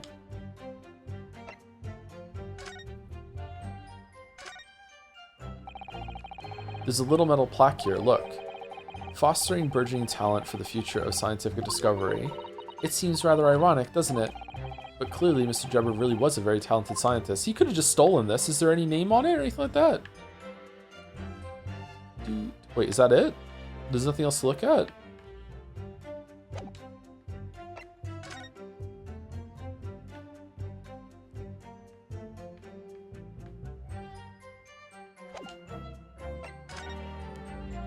Killer's autopsy report. Condemned prisoner. Redacted for confidentiality. Pseudonym The Professor. Death by hanging confirmed at midnight, 17th of June. Courtney Stevens. Why are they worried about the professor's identity and privacy? Who the fuck is Courtney Stevens? You're Courtney Scythe. Did you get married?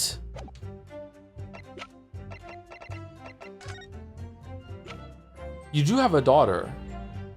And everyone knows that you can't have a daughter without being married. So, a photograph printing the experimentation stage after it was completely leveled by a time bomb. The metal floor of the stage has been blown up by the explosion. Okay, I think that's we investigate everything.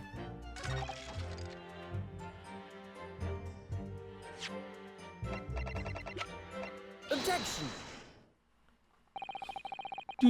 We've examined the birdcage that crashed into the Crystal Tower ourselves. As you can see, the cage, which is a wooden construction, has sustained damage in one particular spot. Following the explosion, it fell some 30 feet into the glass of the Crystal Tower. That level of damage is to be expected, surely. I agree. The damage itself is entirely understandable. What doesn't make sense is the location of that damage. All the breakages in the wood are at the base of the birdcage, not the top. What are you saying? That's the opposite of where they should be. You're so smart, Judge. Oh, yes, you're such a smart judge. Such a smart judge paying attention. Yeah, okay, here you go. Let us spoon feed you some more shit now. Yeah, let's go. Oh, you're such a smart judge. We love you so much, Judge. Still smarter than Georgie Kane, though. That's right, my lord. The birdcage that was in the scene is damaged at its base. So we have reports of the birdcage falling headlong into the crystal tower, yet the damage is at the bottom. The only way to reconcile these two facts is to accept that there were two birdcages in play that day, which were at some point switched. Switched during what wasn't a scientific experiment at all, but an elaborate piece of stage trickery, or like people just like thought they were seeing the top of it when it was really the bottom. Gah! Why was part of that orange there?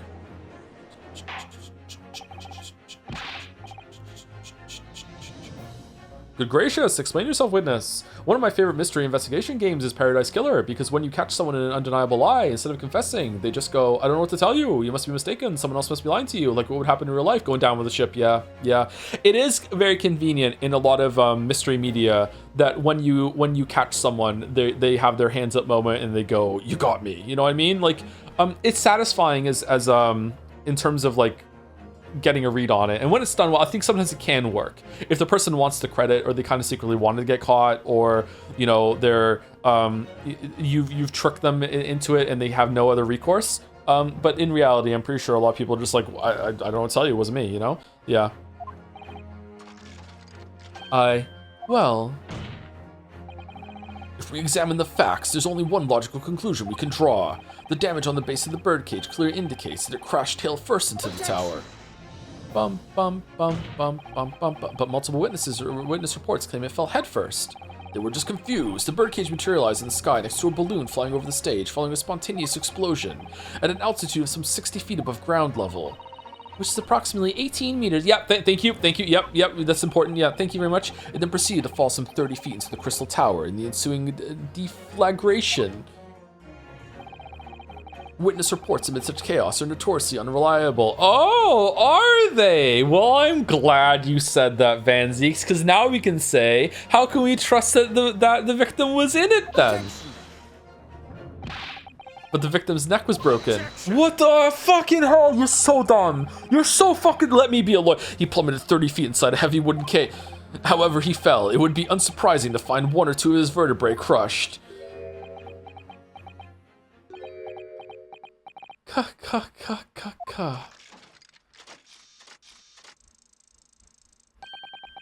riveting scientific analysis of events from the prosecution there, just like the safe that I hid in when I planted that bomb. That'd be even more rigorous. You would have to say it was only one vertebra, actually, brah. He wasn't quite quiet for long. I find it hard to see what's motivating Lord Van Zeeks. This witness is clearly a swindler and one who deceived a personal friend of his. Yeah, I know. Yeah. Is he being blackmailed? Can you blackmail the Zeeks? I'm not sure. Big Z, what's going on? If you're going to establish this deception, do it right. Sorry? I feel like that's the undertone here. Did you just... Did you just turn to look at Susie a little bit while also keeping your fist angrily planted on fucking the bench? The bar? What? Ah, yes, there's one more point. The defense appears to have forgotten. It obviously wasn't a trick, as a certain truth very plainly demonstrates. What? It seems to me that the cross-examination had better continue until we resolve this matter. Mr. Drebber, you will amend your testimony with the details of this truth. Also, it was really good when I confirmed that things, when they fall down from the bottom, they get hurt on the bottom, right? Yeah, that was all good. We all agree? Yes, Judge. Yes, we okay. Good day for me. Of course, we must treat the matter scientifically after all. Ah, I nearly had him there.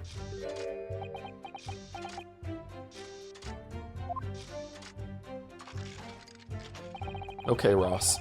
The Kinesis clearly took place because there's... Oh, we're not done! The Kinesis took place because there's nowhere else 30 feet high for the birdcage to have fallen from. Huh? But the balloon... Hold it! What do you mean? Well, before the demonstration began, the victim was alive on the stage in front of the audience. Yes, there are lots of witnesses who saw Mr. Assman on the experimentation stage, that's true. And the victim's neck broke as a result of an impact following a fall. Logically, therefore, the victim must have fallen from somewhere. The balloon that exploded was at an altitude of 60 feet. The point of impact on the tower was 30 feet up. Are you saying that it wasn't high enough? Or like, is this just confirming what we already knew? I don't understand where we're going. Okay, let's strap in and see. The difference of 30 feet is therefore the total distance the birdcage fell. And there's no other location from which the cage could have fallen that distance if it didn't drop out of the sky. Ergo, the victim himself must have been beamed from the stage into the sky above the crystal tower. A trenchant scientific analysis. Dear me, the defense is fucked. Every time I hear it explained, it sounds increasingly plausible. Just like that last trial where we found out someone was eating soap. I learned so much from you, good Judge. I'm sorry, I'm riffing so much. Oh yeah, oh yes. It's all very well thought out. Certainly, all the spectators on the day saw it. The birdcage plummeting 30 feet through the air, I mean. Irritatingly, yes.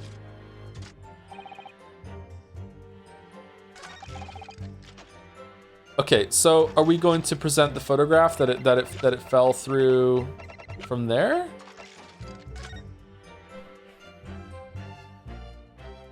Is this the professor? Was this guy the professor? Assman was the professor?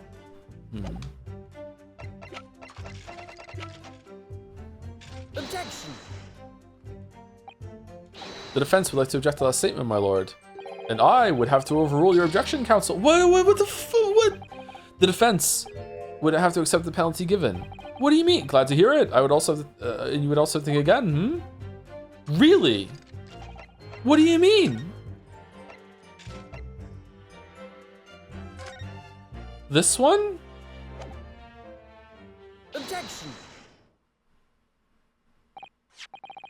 Boo! Boo! Boo! Boo! Boo earns! Boo! This is a diagram of the experimentation stage and its surroundings.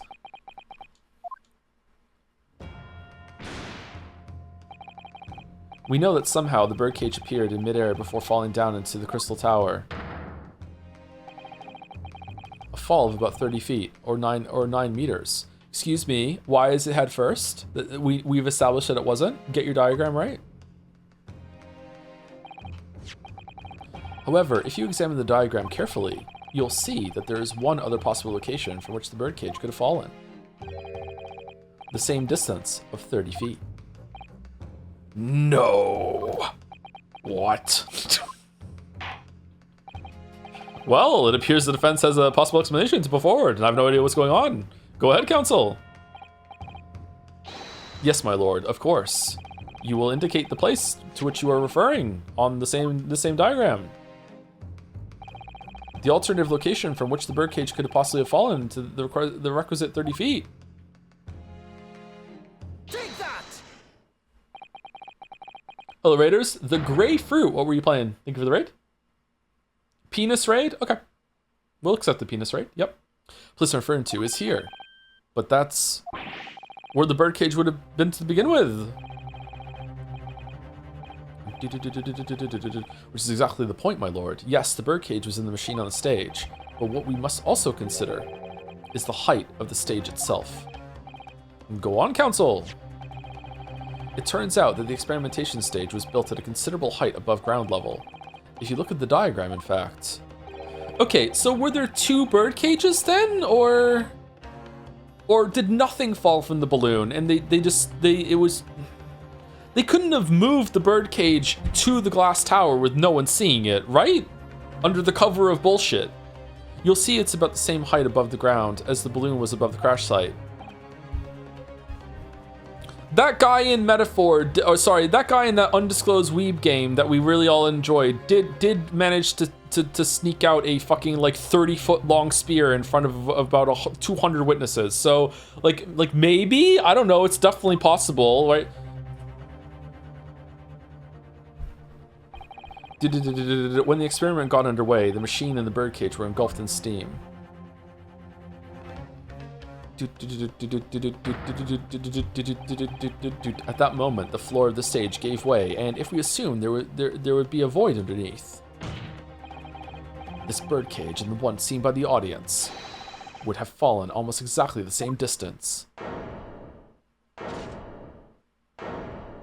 What? Once again, my lord, this all points to the fact that there was not one birdcage, but two! God, I love that Metaphor has become the new Persona 3, how it gets done. Metaphor has done wonders for the Persona fandom, actually, you know what? It's taking all the punches for Persona 3, it's better than all the Persona games, so yeah, it's good, yeah. My learned friend has no evidence that the stage had such a contrivance in its design. Actually, I do! Someone responsible for the criminal the destruction of the Kinesis machine itself, it's true. However, the stage still stands. And take a moment to look at the photographic print of the scene that following yesterday's explosion. This should have worked. Good lord, the metal grill that formed in the floor of the machine is undone. Does the defense mean to say that's where they fall from? Oh, you're doing so good, Judge. Thanks for keeping up. Yes, most likely blown open by the force of the explosion that destroyed the rest of the machine. You inadvertently gave us the hint that we needed. The defense calls for the space below the stage to be investigated immediately. Time for a recess. Mr. Drebber. It was you who built the Kinesis machine, which means that it was you who built the two bird cages that were used to carry out this deception. The photo doesn't show the stage just like, yeah, and the diagram doesn't show the mechanism at which it could have fallen, and you had to prove both, right? You had to prove that it had fallen and also the height. So both should have worked, I think. I think that's an easy thing to agree on. Whether Professor Harebrain's hypothesis is sound or not makes no difference, because it's the construction of this machine that matters, a machine designed to take Mr. Assman's life. And lay the blame firmly at the professor's door, something that could only have been carried out. You had to show the height first? No, I didn't. I could have just shown that it could have fallen first. You're just accepting that because that's the order that the game went with. Yeah, it could have easily just accepted the photograph and then went over to the diagram at the same time. Like, picking the photograph is demonstrating that you understand what happened, which is really what the question is asking, right? Thank you, Tipsy Phoenix, for 32 months. Thank you very much. 1 minute ago. What a good streamer. Thank you very much. What was the grapefruit playing, by the way? I didn't see the answer. Maybe they didn't answer. Maybe they didn't come with the raid. I usually don't go with the raid. Sometimes I do, but usually I don't.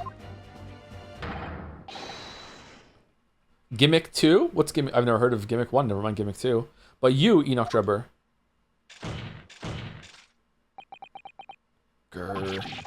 Wah! Objection! Drebber said nowhere else through 3 which Soda doesn't contradict. Okay.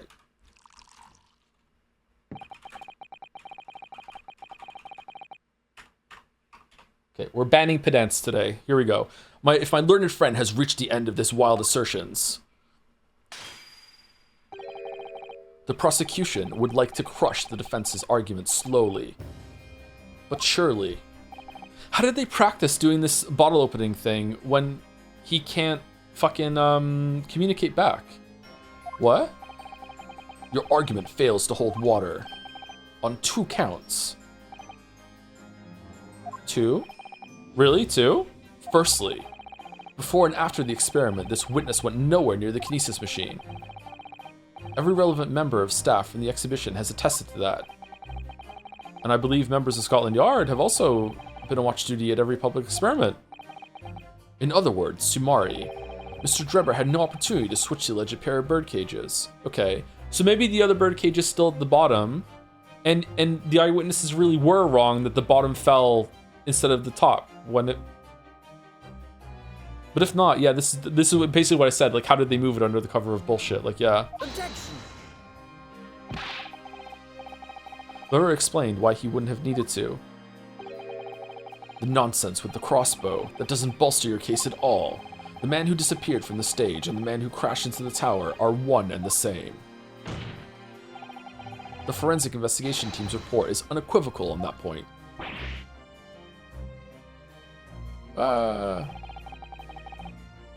And the second flaw in your assertion is a distinct lack of motive.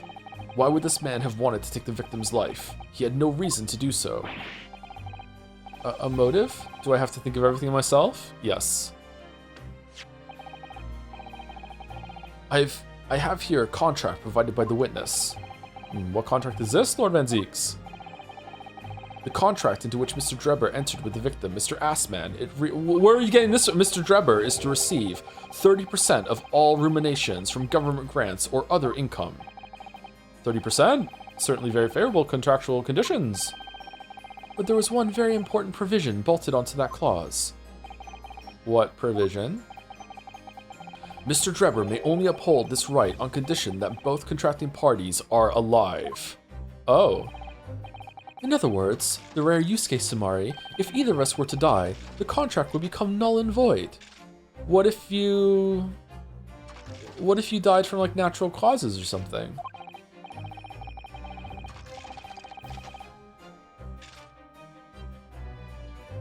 So you see, I had nothing to gain from Mr. Assman's death. The diametric opposite, in fact. Need I say more? The witness had neither an opportunity nor reason to commit the alleged crime. In short, Sue, the possibility of Mr. Drebber having done as you suggest is nil. Well, he seems pretty wealthy. Maybe he's just like, fuck it, I'll tank the financial hit.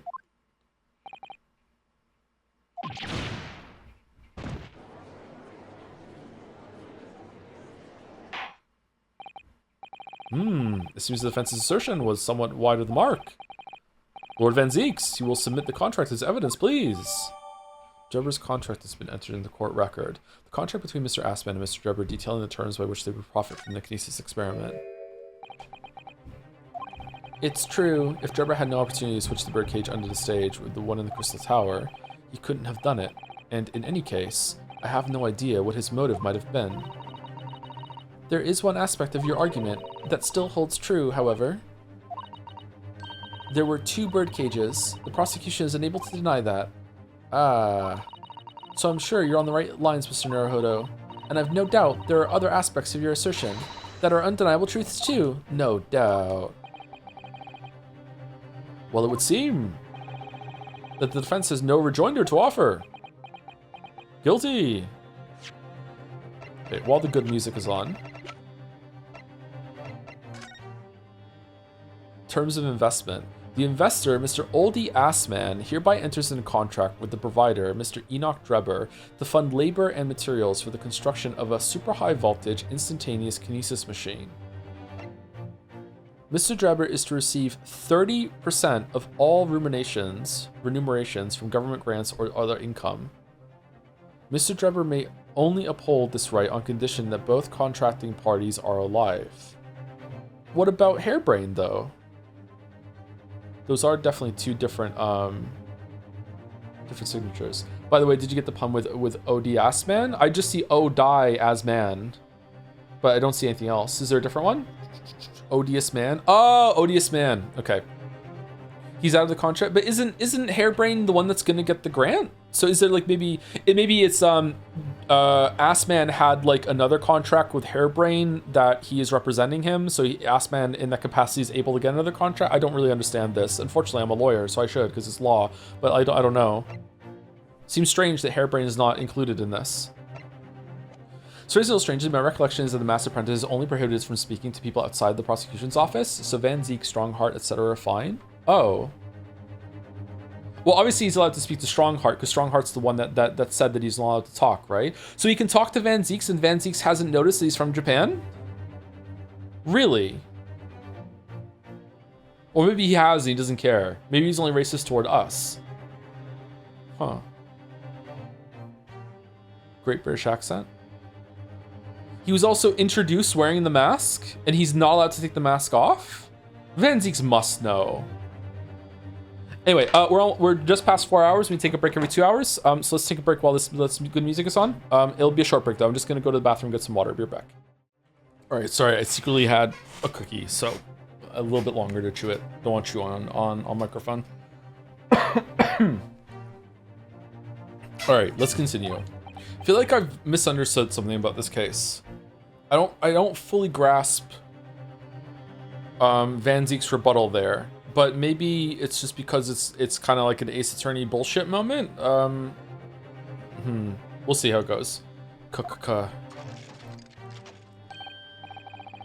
Well, I must say I'm a little surprised. I came here to testify about the machine I built, and instead my reputation is being defiled. You bombed the exhibition, bro, but the prosecution's counter has set the record straight, I think. It's impossible that I'm the culprit. Objection.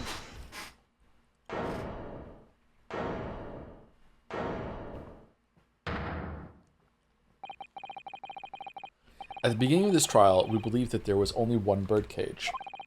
Yet now we know there must have been two. In other words, Sumari, there was more to the demonstration than we realized at first. I think it's abundantly clear that the same applies to the culprit. Get to the point. The stage demonstration was constructed and set up in its entirety by you, Mr. Drebber.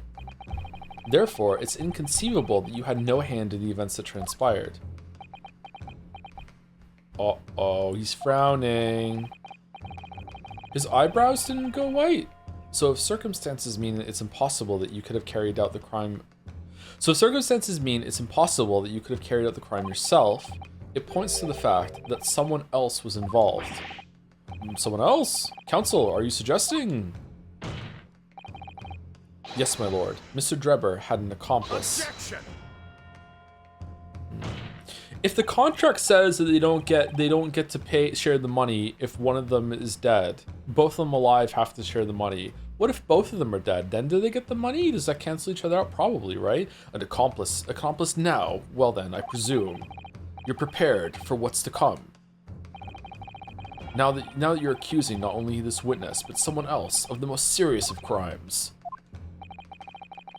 If these accusations turn out to be false, then make no mistake. The prosecution will demand an equally serious punishment for your slander. Well, counsel, do you intend to pursue this course and formally accuse another party of involvement in this matter? What do I do here? At the moment, this is little more than a hunch on my part. I don't know for sure if Drebber had an accomplice, or even if he really is the culprit here. One way or another, though, I have to make my position clear. As a lawyer.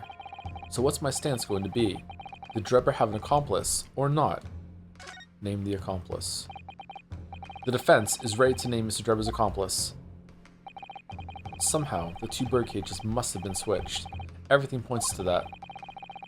Yet, according to the coroner's report, that's not a possibility. But that inconsistency itself is a clue. Counsel! My lord. You have received a stark warning already, if you are nevertheless determined. Yeah, from the prosecution, not you. Then I must now ask you to identify this alleged accomplice by name. Can I warn Van Zeeks? Try it, let's see what happens. I don't know. So, your answer, please. Who do you claim to have been Mr. Drebber's accomplice? Iris. She's in on this for sure. It's gotta be Assman, right? Oh, he looks different there. Oh, Esmeralda, 2 spells. Her name is Esmeralda. What a cool name. It's gotta be Assman. Take that. Who is this person? Someone intimately related to the crime, my lord. And someone you surely wouldn't say you don't know. Yes, thank you. I'm aware of the person, obviously. But on what basis do you claim felonious involvement? You surely wouldn't say you don't know, would you? It's not him, really? Who is it then? I'm sure if you simply slipped and pointed to the wrong person, I'm sure you simply slipped and pointed to the wrong person, didn't you? There's no other explanation. No slip-ups this time, please, counsel. I don't know then. I thought they were like doing some shady shit together, and then it just went sour. Okay, it's not you, not you, not you, not you, not you, not you, not you. Maybe you, but we're like defending you, so it can't be you. Not you, not you. Maybe because of the body double, maybe somehow. Not you, not you, not you, not I guess it's 2 spells. He couldn't have switched the bird cages because he died at the time. I don't think he died instantly. My line of thought is that there was that Assman was in the because what the fuck, the coroner, unless the coroner is wrong or the information is wrong, the claim is that the person that was in the machine at the beginning and the person that was found at the dead in the Crystal Tower are 100% the same person, right? They have to be the same person, right? So from my line of thought is that Assman really was on the teleporter. And then he really was in the Crystal Tower. So the whatever was in the balloon was a fake version of him. So that means that after he fell down from the tower, he had to transport himself somehow to the Crystal Tower after that, right? That's my line of thought. So my line of thought is that he's trying to somehow fake his own death or prove that the machine works and somehow and some accident happened, right? So after he fell, he moved over to the tower afterwards. He survived the fall, and then he went over to the tower afterwards because he didn't die from falling. He died from being fucking stabbed in the chest, right? So I don't exactly know the details of that, but that was my thought, is that these two were in on it, scamming this guy, and then something just went wrong in that plan, but I guess not. Take that! Okay. So it's not her either? So who is it? Is the answer no, I can't name the fucking person?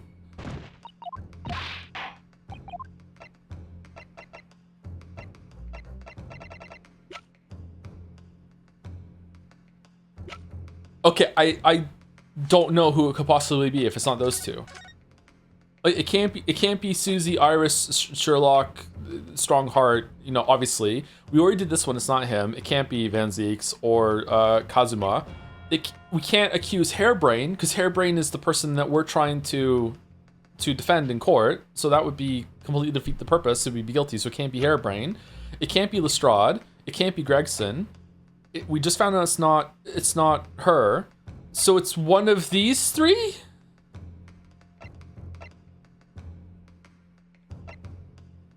What? It was her because she faked the coroner report? Take that!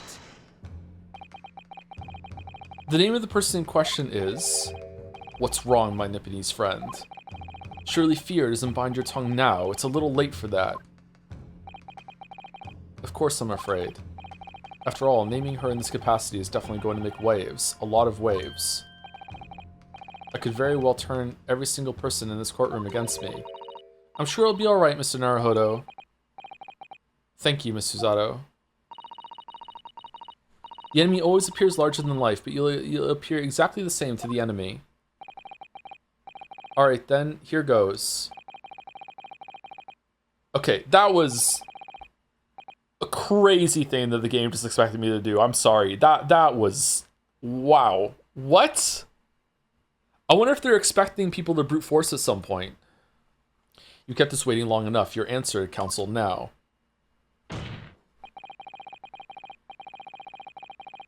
The person who colluded with Mr. Drebber in order to carry out this wicked crime is Scotland Yard's coroner, Dr. Courtney Scythe.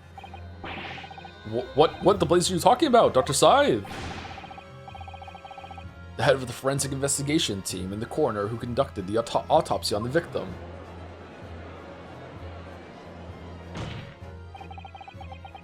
We know there were 2 bird cages, so who could have carried out the switch to complete the illusion? The accident happened in front of a huge crowd of spectators, and the area was immediately sealed off. Then everyone, police officers included, were banished to make way for the forensic investigation team.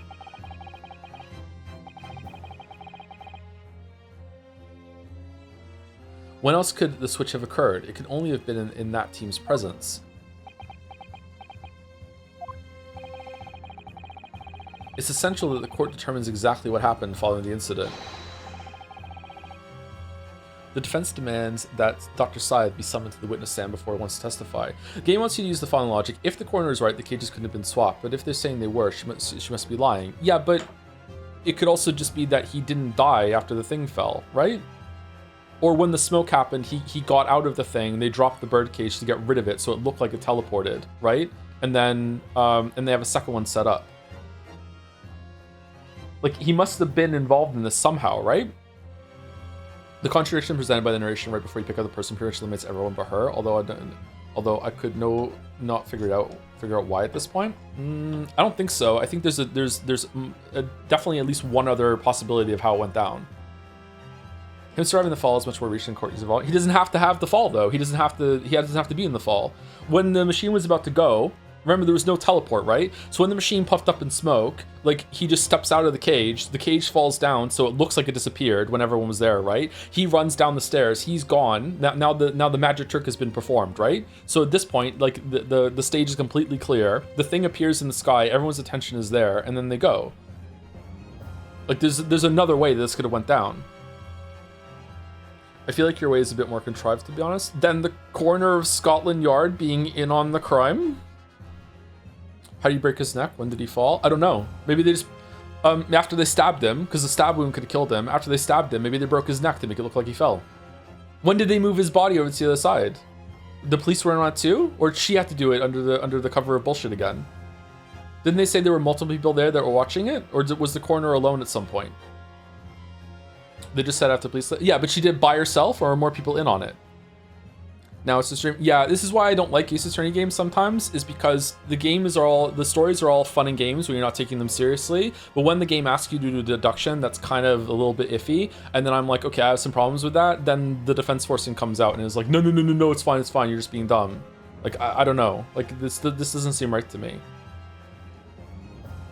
Do you have a problem with it because of reach or because of alternative explanations? I don't really have a big problem with it.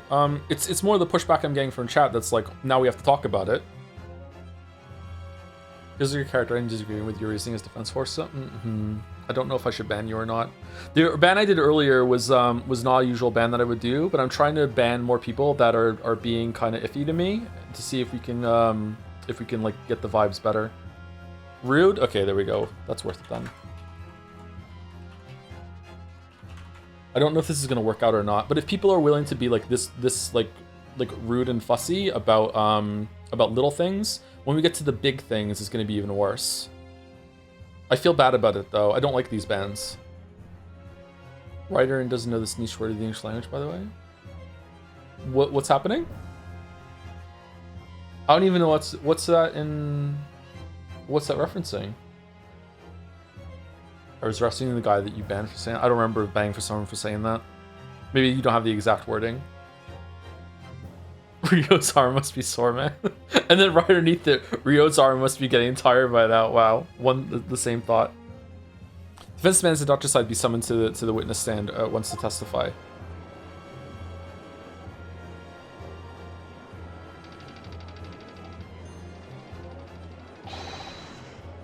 You've got a nerve, lad.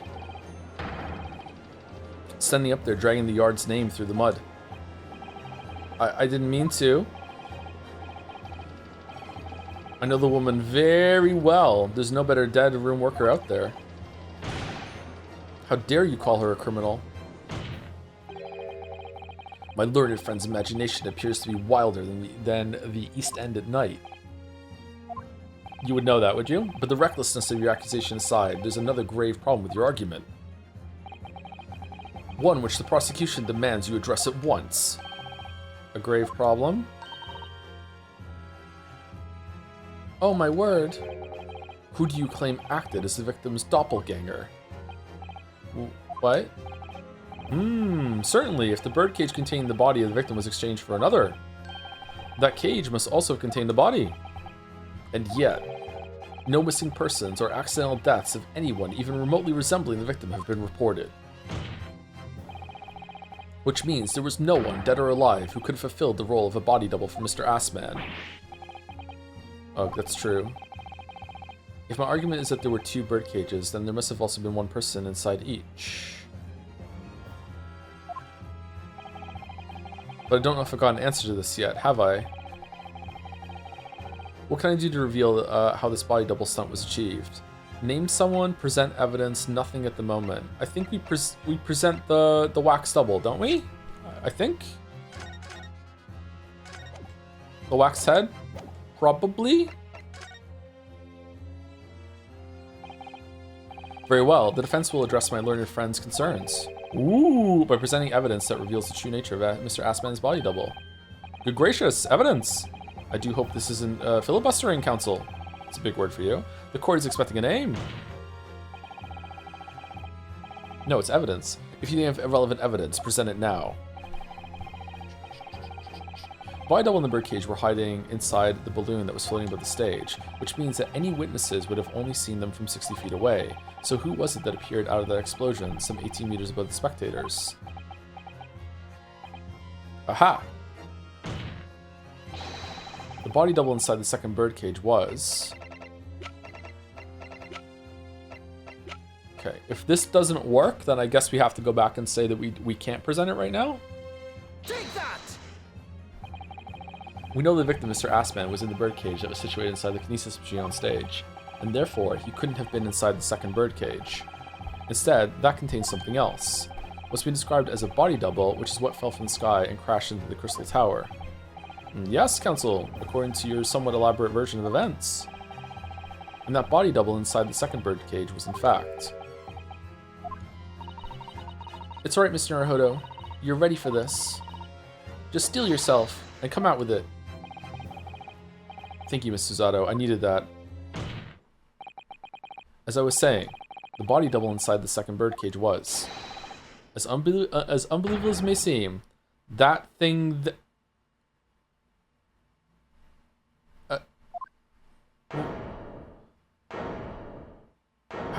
How long is it? Objection!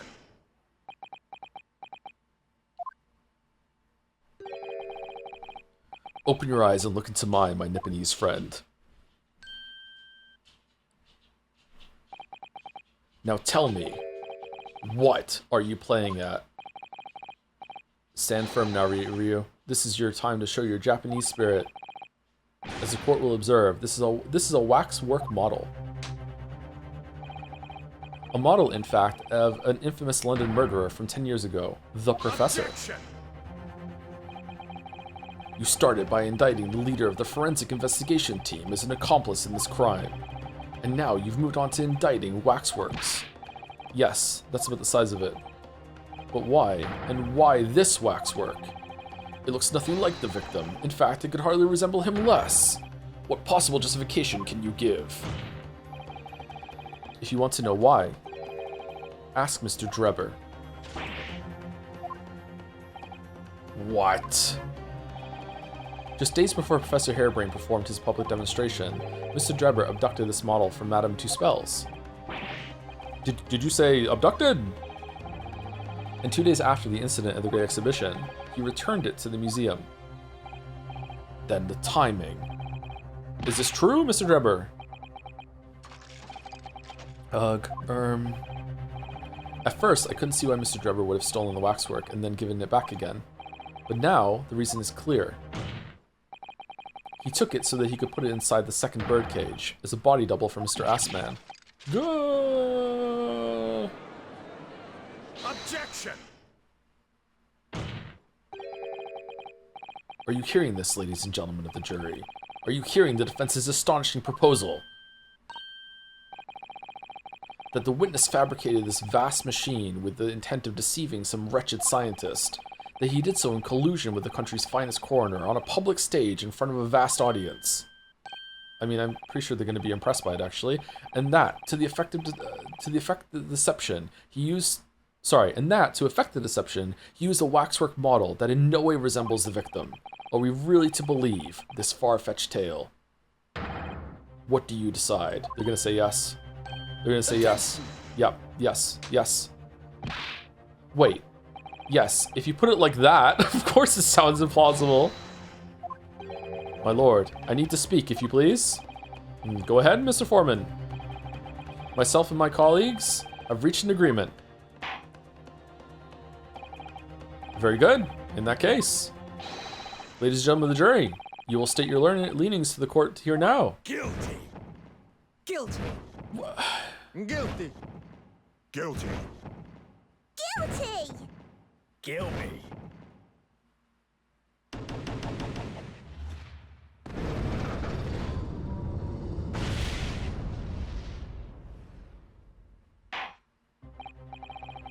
And so, as indicated by the foreman, the jury has reached a consensus. I knew that was going to happen. We shall get through this, Mr. Naruhodo, as we always do, and uncover some new truths along the way, I'm quite sure. Yes, I agree. I'm going to have to appeal to the jurors as usual, and see if I can persuade them to change their minds. The defense will now embark on a summation examination. Don't even fucking have to ask. Are you and your fellows ready to proceed, Mr. Foreman? We are, my lord. Very well. In that case, I ask you now to state clearly for all present to hear the grounds on which each of you has decided that the defendant is guilty of the crime of which he is charged.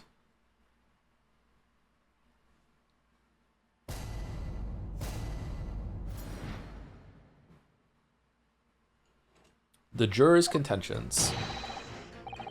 I've known that woman for years. She'd never been an accomplice to anything. Ooh, out of order. It's utter nonsense to think those two would ever be conniving with one another. Oh dear, this is most troubling. But surely the waxwork of the man stole has nothing to do with the coroner, is it? Oh, so we accept that he did steal it and had it for the period, and then after the thing happened, he gave it back. Okay, I have had my own problems with members of the police. I do not trust them much. I've seen no rigorous proof that this waxwork was ever inside the birdcage. It's conjecture. Accusing someone without right evidences? He's not a proper job, is he? I won't have it. Someone surprisingly. It seems the introduction of this waxwork model to the proceedings has polarized opinion. They're stuck on it being actual teleportation instead, given that its face is obscured and its build is in no way resembles that of the victim. Why don't we ask to get it opened then? I can only applaud my learned friend's temerity at suggesting it as Mr. Assman's body double. Yes, the applause is deafening, and yes, I know it seems extraordinary, but that's the point. That's why I have a strong feeling it's actually a greater clue than anyone yet realizes. What are you thinking, Mr. Naruhodo? I can't explain why at the moment, but I feel as though there's a specific reason why it was used, why it had to be this model. Really? A reason why nothing else would do, you mean? Yes, and I'm convinced it's something far more significant than whether or not the model looked like the victim. Huh. Well, if that's the case, it was prevent the trial from ending prematurely at all costs. Yes, agreed. I have to find a way out of this. If you're ready, counsel, you may proceed with the summation examination. Yes, my lord.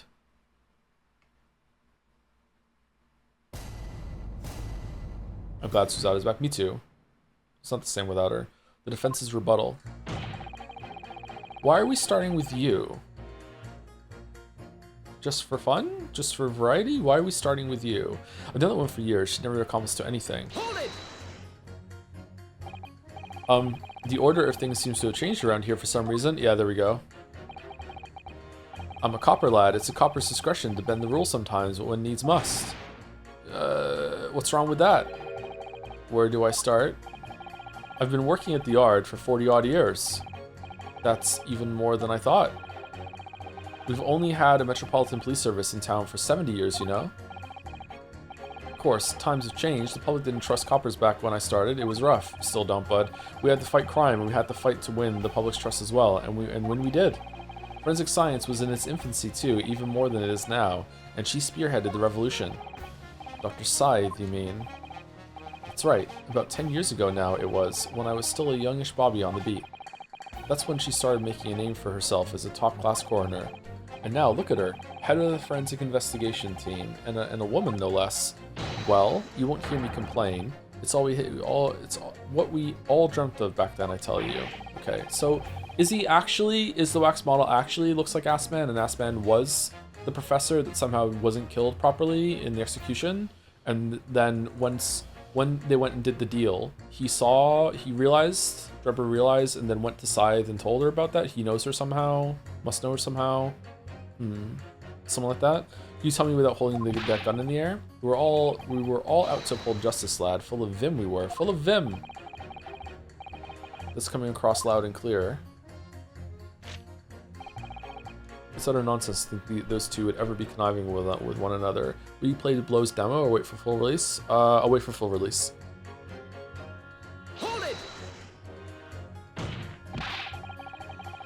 We're only just starting to understand this case.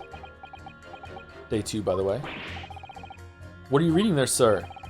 The man behind those murders on Solar Pond Street was caught in 2 days flat. That's real policing for you. That's really not relevant to this case, is it? You're wrong there. Because it was Dr. Scythe in charge of examining the bodies. And it was evidence arising from her work that led to the arrest of the scoundrel responsible. Oh.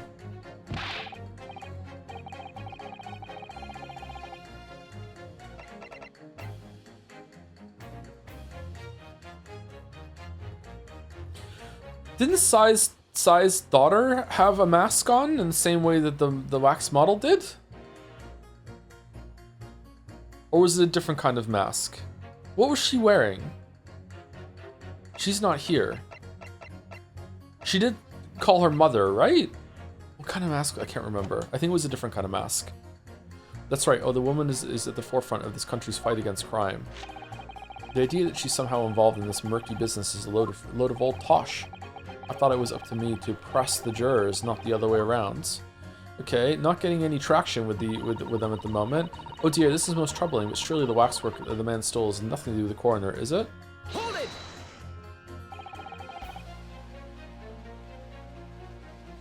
Why would you assume that? Well, quite simply because that unsettling swindler has no relationship with the woman, does he? True. As it stands, we don't know any connection. Why don't we ask him? Oh gosh, but it would be delightfully romantic if they were somehow to have a mutual interest in the waxwork. Romantic? A woman of society, such as myself, views everything in terms of relationships, you know? Well, you learn something new every day, even if you don't want to. One might wonder about a possible relationship between the defendant and this coroner woman. Or perhaps between the defendant and the handsome prosecutor just there. This woman may be more astute than I've been given her credit for. She's the target audience of the game. If that's the woman's stance, then perhaps demonstrating some connection between the waxwork and Dr. Scythe would be enough. Yes, I agree. As soon as we have even a whiff of a connection, she'll be the first to know. I've had my own problems with members of the police. I do not trust them much. And yet, what sort of problems? Let's just say we have run into each other on numerous occasions while I've been performing on the street. Right, I see. Obviously, artists such as myself cannot appear on stage as we work in close proximity to our audiences, so we perform our great magic in parks, on street corners, and the like. But the police use any excuse to make our lives difficult. Oh, okay. Sometimes they even cook up a story to extort monies from the poor. Well, that's definitely not right. Yes, and it is why I say that if you trust the police, you will have trouble. But here you are, claiming this waxwork model was stolen to star in an illusionary spectacular. The idea is so wild, I think I will take my chances and believe the authorities on this occasion, and think there was an actual teleportation device instead. This is how the public at large use Scotland Yard, is it? Our own police force in Tokyo is not even 20 years old yet, is it? Perhaps we should view what's happened here in London as a measure of what may happen at home. Yes, like a Scotland Yardstick. I wonder how a policeman would feel listening to the way this juror speaks out about the force. I'm sure you'd have a word or two to say in response. Bum, bum, bum, bum, bum. Maybe they're just gonna fight and then they'll annul themselves. I've seen no rigorous proof that this waxwork was ever inside the birdcage. It's conjecture. But you claim the whole instantaneous kinesis demonstration was a trick. That I did, but there's more than one way to pull a rabbit out of a hat, isn't there? Sorry? I grant you, given that this cage appeared from amidst an explosion, there'd have been no need to use a real person. But if a waxwork had been used, the culprit could at least have had the decency to make it look like the victim. I'm not sure exactly how much criminals are governed by decency. The point is, if you're going to make a claim about that waxwork being inside the birdcage, you need to give us some evidence. Without that, it's just not science. Why didn't we get it open? I don't understand. Why would you even put a mask on it? Was a mask the part of the bit? What does Two Spells think about this? This is weird. I suppose we should expect nothing less from a logical argument for a fellow Royal Society. I'm guessing they're trying to do this to have a big moment where they finally take the thing off and it's revealed that it's a face that we know, but as it being presented evidence here, we didn't do that before we came in, is very strange. But that perhaps means his mind could be changed if we manage to present suitable evidence. Evidence that the Professor Waxwork was inside that birdcage. Can I produce that or not? I do. Yeah, I can actually. Yeah. Actually, I have something I'd like you to see, sir. Oh? I must warn you that I firmly believe it's only wise to trust men in white coats. So given your jet black outfit, I don't mind admitting to a sense of trepidation here. So you don't trust yourself? Okay, that's based. So you don't trust anyone in black? Looking in the mirror must be very trying. I do have some evidence that proves the waxwork was inside that birdcage, namely... Take that! What's that? A piece of glass? Though it's unusually thick for glass. Yes, it's a piece of broken glass that we found inside the jacket on the waxwork. As you say, it's not ordinary glass though, it's very thick and clearly made for extra strength. Much like the special glass that was developed for the construction of the Crystal Tower. The Crystal Tower? Holy smoke! Kind of feel like maybe we should have led with that, you know, like before we did this part, but okay. Exactly the centerpiece of the Great Exhibition where the very incident we're talking about took place. On the day in question, the birdcage fell from above and smashed through a window of that special glass. From whence this small piece originated. Is that it? Precisely. So, what do you say? Now that clear evidence in support of this assertion has been placed before you. Well, as I said, I only trust men in white coats as a rule. However, when the reasoning is sound, it's fair to say, color shouldn't come into it. In light of what you've shown me here, yes, I feel obliged to change my position on the matter. In that case, juror number 4, you will amend your statement now, please. What do you mean? You're not going to knock you... The presence of the piece of glass leaves me in a little doubt that the waxwork was indeed inside the birdcage, okay? Hold it! Thank you for reconsidering your position, sir. Your words are misplaced, boy. My opinion is governed by logic and science and nothing else. Yes, science is where you should direct your words of gratitude.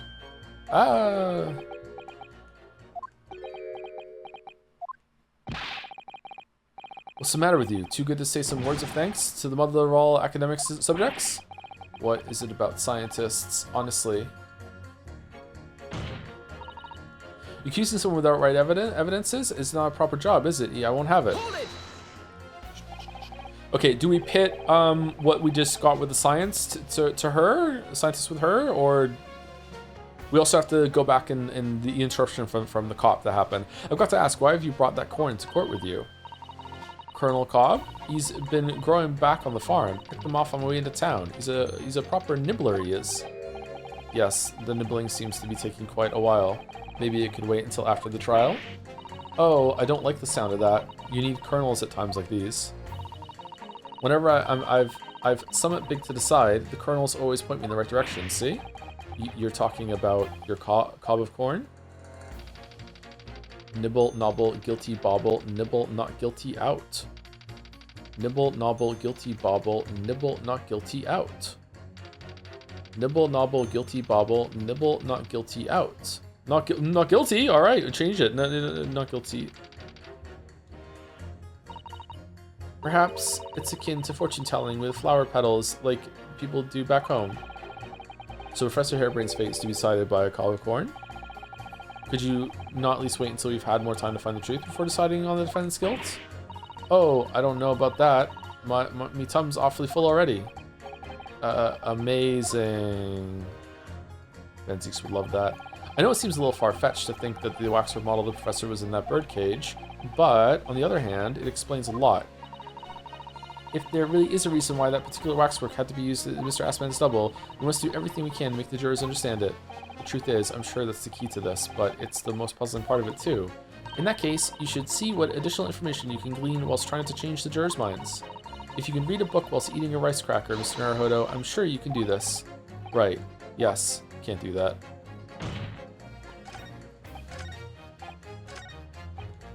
Hold it! Not in my day. Excuse me. Do you have something to say in response to that, Mr. Ottermole? Who are you calling a mass murderer? Ah, sorry, my mistake. I got confused because I heard you look like him. I don't look anything like the man. You want to be locked up, Sonny? Thanks, Mr. Sholmes. Perhaps we could move on. I was really wondering if you had something you wanted to add in response to what juror number 3 just said. Whoa! Is it loaded? And clearly you do. Back in my day, back in the good old days, it wasn't like this. What was it like, sir? We worked our fingers to the bone to earn the public's trust, we did. And by Jove, we earned it. People respected us back then. Respected you? Humph. No one would have called the coroner into question in them days. The coroner's report was the hallmark of an investigation done right, especially when Dr. Courtney Stevens put her name on it. That was the best of the best, and the apple of the forces... Hold on a minute. What are you talking about? Who's Courtney Stevens? Ah, sorry, got a bit carried away there. Stevens is Dr. Scythe's maiden name. Her maiden name? So that was before she was married. Of course, yes. Silly me. It's Scythe now, isn't it? Stevens. I'm sure I've seen that name somewhere recently. Anyway, the point is, those were the great days of policing, not like now. Sorry to interrupt, sir. But do you think you could change your statement to include that name? Well, yes. I don't see why not. She was Courtney Stevens back when I knew her. Of course, a legendary coroner, even then. You talked about her getting married earlier. Yeah, so it is her. It's the same person. But like, who is there? Someone with the last name Stevens that I didn't clock?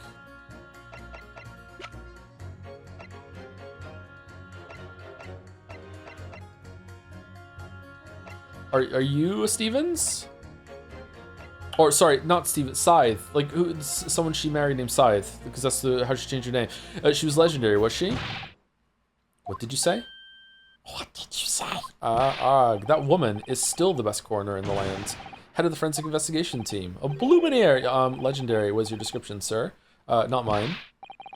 Rubbish. The word never passed my lips. I'd never describe anybody that way. Ever. Not if they were still in the game. I think the point you're trying to make is that Dr. Scythe is an extremely talented coroner. Would that be fair? I would. If it weren't for the fact that you're trying to drag that legendary woman's reputation through the mud. I'm going to pretend I didn't hear that legendary. Okay, so I have some connections I can make here, but they're kind of a stretch. They're like very spurious, but maybe they will. Maybe they'll count. I could say like no, she had something to do with this because it's a waxwork of someone that she did the autopsy report on, and I could also say to these two like without evidence, and then he's like you know there is evidence, right? I could put these two together. Let's put those two together and see. Let's see if that's it. I don't think this is gonna work actually, but let's find out. We can always just reload it. Objection. Those two statements clearly contradict each other. Oh, they don't contradict each other, do they? They match each other. Maybe it's somehow a contradiction. She's saying there's no evidence, and he's saying there is. Maybe. Good gracious! To whose statements do you refer, counsel? If you could put down your corn for a moment, juror number 5. Oh, you mean me? You've pointed out that it's wrong to make an accusation without evidence. But the accusation that the waxwork model was inside the second birdcage on the day in question is not without supporting evidence. Okay, maybe it is a connection then, as the defense demonstrated to the juror sitting beside you. Oh, is that right? Would it be fair to say you didn't follow the argument? I don't understand much besides Colonel Cobb, to be honest. Of course you don't. I don't like corn. If I could interject here. I like corn in something. I don't like corn by itself. Please do, sir. Now this assertion of yours is about the waxwork has been backed up by some solid evidence. It would be wrong of me as a man of science not to pursue the matter further. Oh, okay. That was easy.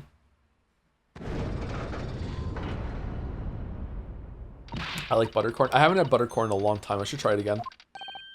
Me too. Sorry. If this brainy gentleman says he's right, then he must be. See? I wouldn't dream of going against Colonel Cobb or anyone who's got stuff in between their ears.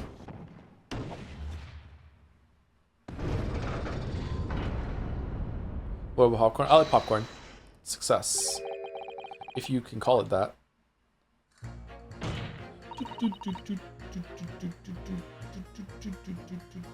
Well, of course you got some evidence. That's a whole other cob of corn in it. Okay, Gollum.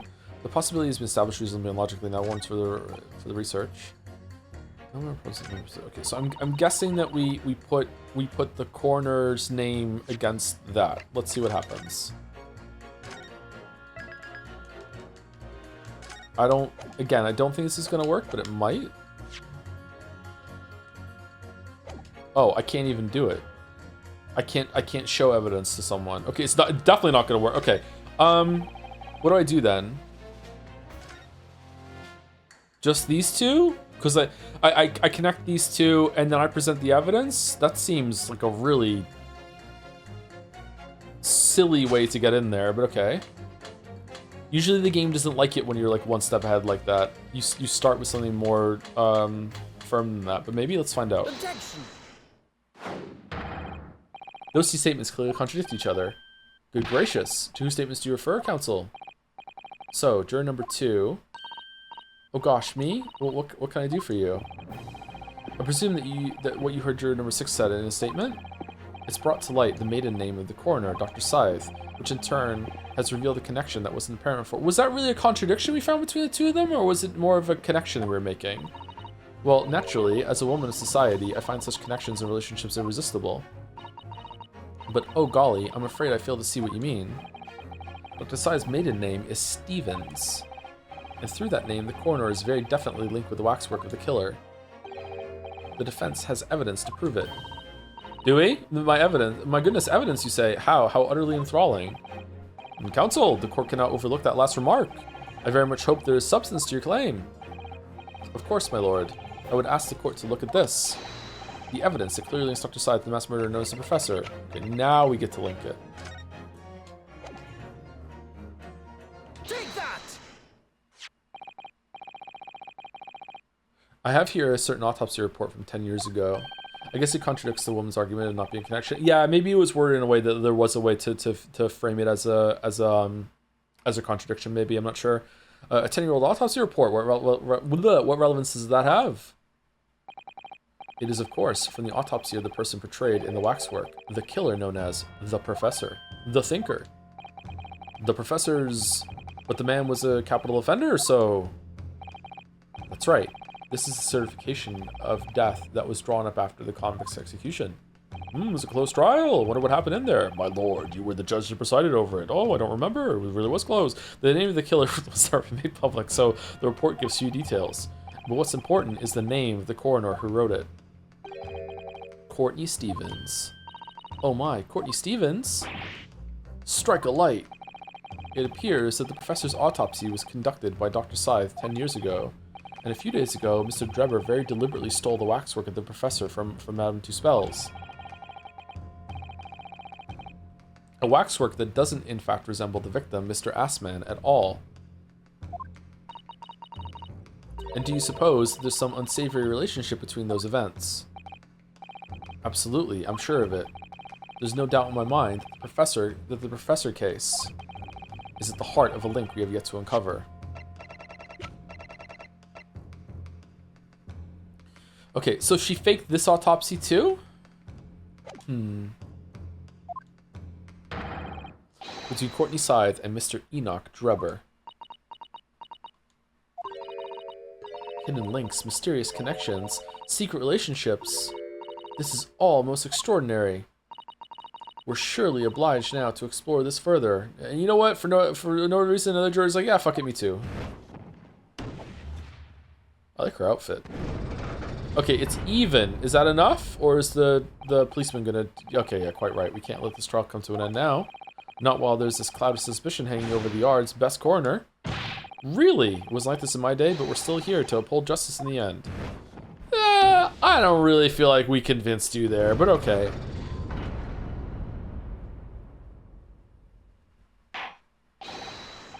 Thank you, counsel. That will do. As a result of the summation examination, the jury's overall leaning has changed. 2 jurors now called guilty against 4 who call not guilty. Accordingly, the court has failed to reach a consensus at this time. And the trial must continue. But will the stream? Because we're at 5 hours. Is there a good stopping point in the next hour? I'm willing to go an hour longer today. If it means that there's a good stopping point an hour from now. Or at some point in the next hour. But I don't think we have enough time to finish the trial today, right? Good one soon? Okay, cool. Alright, we did it. Oh, well done, Mr. Naruhodo. Another wonderful victory.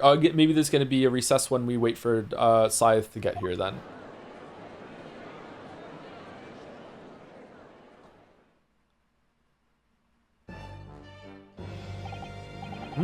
A waxwork of the despicable professor. Used as a body double for the victim in this quite extraordinary case. I must say, it's extremely hard to believe the assertion could possibly be true. However, it would appear that it does at least warrant further investigation. It's the waxwork of the professor that links Mr. Drebber and Dr. Scythe. And I'm convinced that there's a special significance to that link. I don't know what you're hoping to prove, lad. I really don't. The truth, sir, by using evidence and testimony. Humph. If the court is to delve deeper into the alleged involvement of the waxwork in this case, then the prosecution calls for the owner of the model to be summoned as a witness. Oh, the owner? Madame Tuspels. I really thought... Are we going to have Tuspels and Scythe on in the witness stand at the same time? Waifu off? That Lord Van Zeeks would object to this whole line of inquiry. Very well, I concur. Make arrangements for Madame Tuspels to appear as a witness with immediate effect. Listen carefully, my learned friend. Oh, yes? You should know that you're on the brink of opening Pandora's box. Huh. Yeah, this is, gonna get already gotten personal for you, huh? Yeah. You promise? The court should now adjourn for 45 minutes. A bit more than that, actually. During that time, the prosecution will summon the new witness and prepare her for taking the stand. Really? So it's not Scythe? Huh. Madame Tuspels, yes. I shall see to it at once, my lord.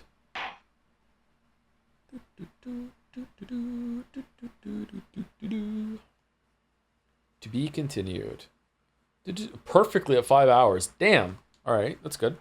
See, if we hadn't had the little, you know, miniature chat fight, we would have been we would be here early now, and it wouldn't have worked out so well. This really does feel like the first normal case of the series. It is more of the same structure as before, yeah. I don't feel good about those bans, by the way. Maybe I don't like this approach. I think it's worth it. Like, a lot of people have said I don't ban enough, and I let people just talk a little too rudely in chat a lot. I don't know if those two chatters were a case of that, actually, but, you know, I'm trying it out and seeing. Doesn't feel good right now. Oh, those permabans? Exactly, fuck them. Of course. Thank you, Fifi Defee Fessel, for the 34 months. Still not here. Still catching up on VODs. Wishing you well, Tom. I hope you can say some bullshit about me for me to get a chuckle out of it when I get back here in August. About your crimes? About creating the Bunny Chan? Maybe. White Rabbit Chan. Follow the White Rabbit. Permabans are a little extreme. Oh yeah? Do you think so? Do you really think so? I guess a timeout for a day, week, month might work out for some shadow too. I don't know. It depends. If you do more bans, you can hold the ban court for extra content. Yeah. Anyway, aim from the community live. Mouse is live. Mouse is live early. Mouse doesn't usually stream for an hour. Thank you for streaming. You're welcome. Spin the wheel to decide how long the unban should be. Honestly, it may seem weird, but if you're willing to go down the ship on something that really doesn't matter, and you're not willing to reach any common ground, then like when it's something more important, then that's going to be like that's a really bad sign. I don't know. I don't like this. Maybe I should just stop talking to chat. That seems to be the root of all the problems, right? If anyone cares, Mouse is in big Road 10 Pursue spoiler part. Okay, there you go. Just be aware of that. That did happen last time I played Ace Attorney. Yeah, it wasn't because of Ace Attorney though, but yeah, as is tradition with Ace Attorney. Anyway, raid's going through. I'll see you tomorrow for what day is it? Is it Wednesday or is it Thursday? Is it fan art tomorrow? No, it's just stream tomorrow. All right, continuing this tomorrow. Hopefully we finish the trial. See you later. It is Wednesday, my dudes. And see you later to anyone who's watching the VOD or just didn't go to the raid to avoid Road to Empress 2 spoilers.